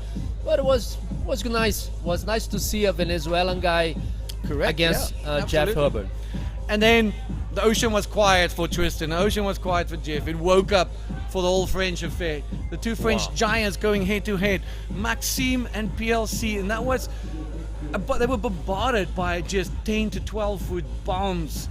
Pierre getting, it was the lead change. Maxime getting some incredible rides in, and at the end of it, you saw Maxime coming in victorious. And when we at the beginning of the event also we said this is some of the best Maxime Castillo we've seen in a long time, and here he goes taking out probably one of the most successful bodyboarders on tour, PLC, never to be counted out. He is an incredible athlete, incredible bodyboarder, incredible ambassador for the sport. But today was Maxime's day, and every dog gets his day. And Maxime has a good connection on those days. Yesterday he was good. He did a very nice barrel. Today too, he got 2 barrels. And you know, man, I feel so good when Maxime told me in the interview, like, man, I won, but POC it's better than me. So much like respect, mutual respect between the two guys. That's and like I said, every dog gets his day. Congratulations, Maxime. And then we moved on to young Moises Silva and Amari Laverne. Again, Moises just leaving nothing to chance, going for the big maneuvers. You know he's up against a calculated, very informed, very dangerous Amari. Amari coming out victor on this one, and the crowd really supportive of Moises Silva and the Silva brothers here from Arica. Amaury is next level, man. Amaury can surf rights, lefts, so technical, using his boards, the rails, legs. Man, he surfs with his whole body. It's like fluid poetry in motion. He turns a wave. You know what I mean? He turns it, He makes so opportunities happen. It's nice to watch these guys surfing and how he prepare before the heat. You know what? How is his focus? How he speaks. It's beautiful to have Amaury together with us here in Arica. Absolutely, and he's such an ambassador, such a role model for everyone. And you know what? He's a guy that's got time for everybody. He's so good, and we're very grateful to have someone like Amaury a part of the World Tour. And then the last heat of the day, a massive heat. Dudu Pedro getting an 8.75 for the barrel, waiting for the waves. And Matias Diaz seemed like he just didn't care about the priority. He just kept busy. Dudu sitting there waiting. Matias wave after wave, and under priority gets a 10-point ride. What? I think he knew already. He just waits for that time. He just waits. Last minute. Okay, boys, I'm gonna do my show in the last minute again. Matias Diaz show, that's for sure. 3rd time in a row. Like 2 days ago was like this. Yesterday was like this, and today, the first 10-point ride from Arica Cultura Bodyboard 2022, present by Pride Bodyboards. Well, Matias Diaz and Amaury Laverne, one of the battles to look out for tomorrow here on finals day. We're ready for the last interview of the day with Mr. 10, Matias Diaz. Begonia, it's all yours. Thanks a lot, guys. This is beyond real, what we're living right here at the beach. Matias Diaz, again, breaking all kinds of expectations, getting the first 10 of the competition. We will have to take this one in Spanish, people. It's an important moment here for Chile and for Matías. Matías, qué performance tan increíble. ¿Qué es lo que está pasando? ¿Por qué estás tan conectado? Cuéntanos un poco. Bueno, nada, yo creo que harta mentalidad. Últimamente he estado solamente enfocado en lo que es el bodyboard, así que he estado 100% dedicado a esto los últimos 5 meses, así que me ha ido bastante bien y me he estado preparando físicamente y también dentro del agua, así que me siento como dentro de mi mejor momento. Well, he's saying he's been preparing himself in the last 5 months. He has only been surfing, only been bodyboarding, only been training, so he feels it's due to that. Matías, un momento muy importante para nosotros, bodyboarders iquiqueños. Sabemos que perdimos un gran amigo. ¿Algunas palabras? Sí, nada, en verdad, antes de traer hit, era una de las cosas que pensaba. Como que decía, puta, chato, dame esta bola. Puede pasar un 10 y un 8 y tanto, así que nada, muy feliz. Well, congratulations, Matías. And this is all for today. We had a stacked day for tomorrow, final day. So make sure to follow the IVC, make sure to follow all the social media, the event as well, the Arica Cultura Bodyboard 2022. Tomorrow is going to be finals days. We're going to be doing the quarters, and it's going to be another packed day. For you, thank you very much for supporting us, for all the good messages, and just make sure to share. Muchas gracias, Mati. Felicitaciones, de verdad, no tengo palabras y creo que todo Chile está realmente muy emocionado. Vámonos ya entonces, mañana con todo, día final, conéctense, sigan a la IBC World Tour en las redes sociales, al evento también en la Arica Cultura Bodyboard y muchísimas gracias por su apoyo el día de hoy y por su comprensión en todos los momentos. Muchas gracias, esto es para ustedes. Nos vemos mañana.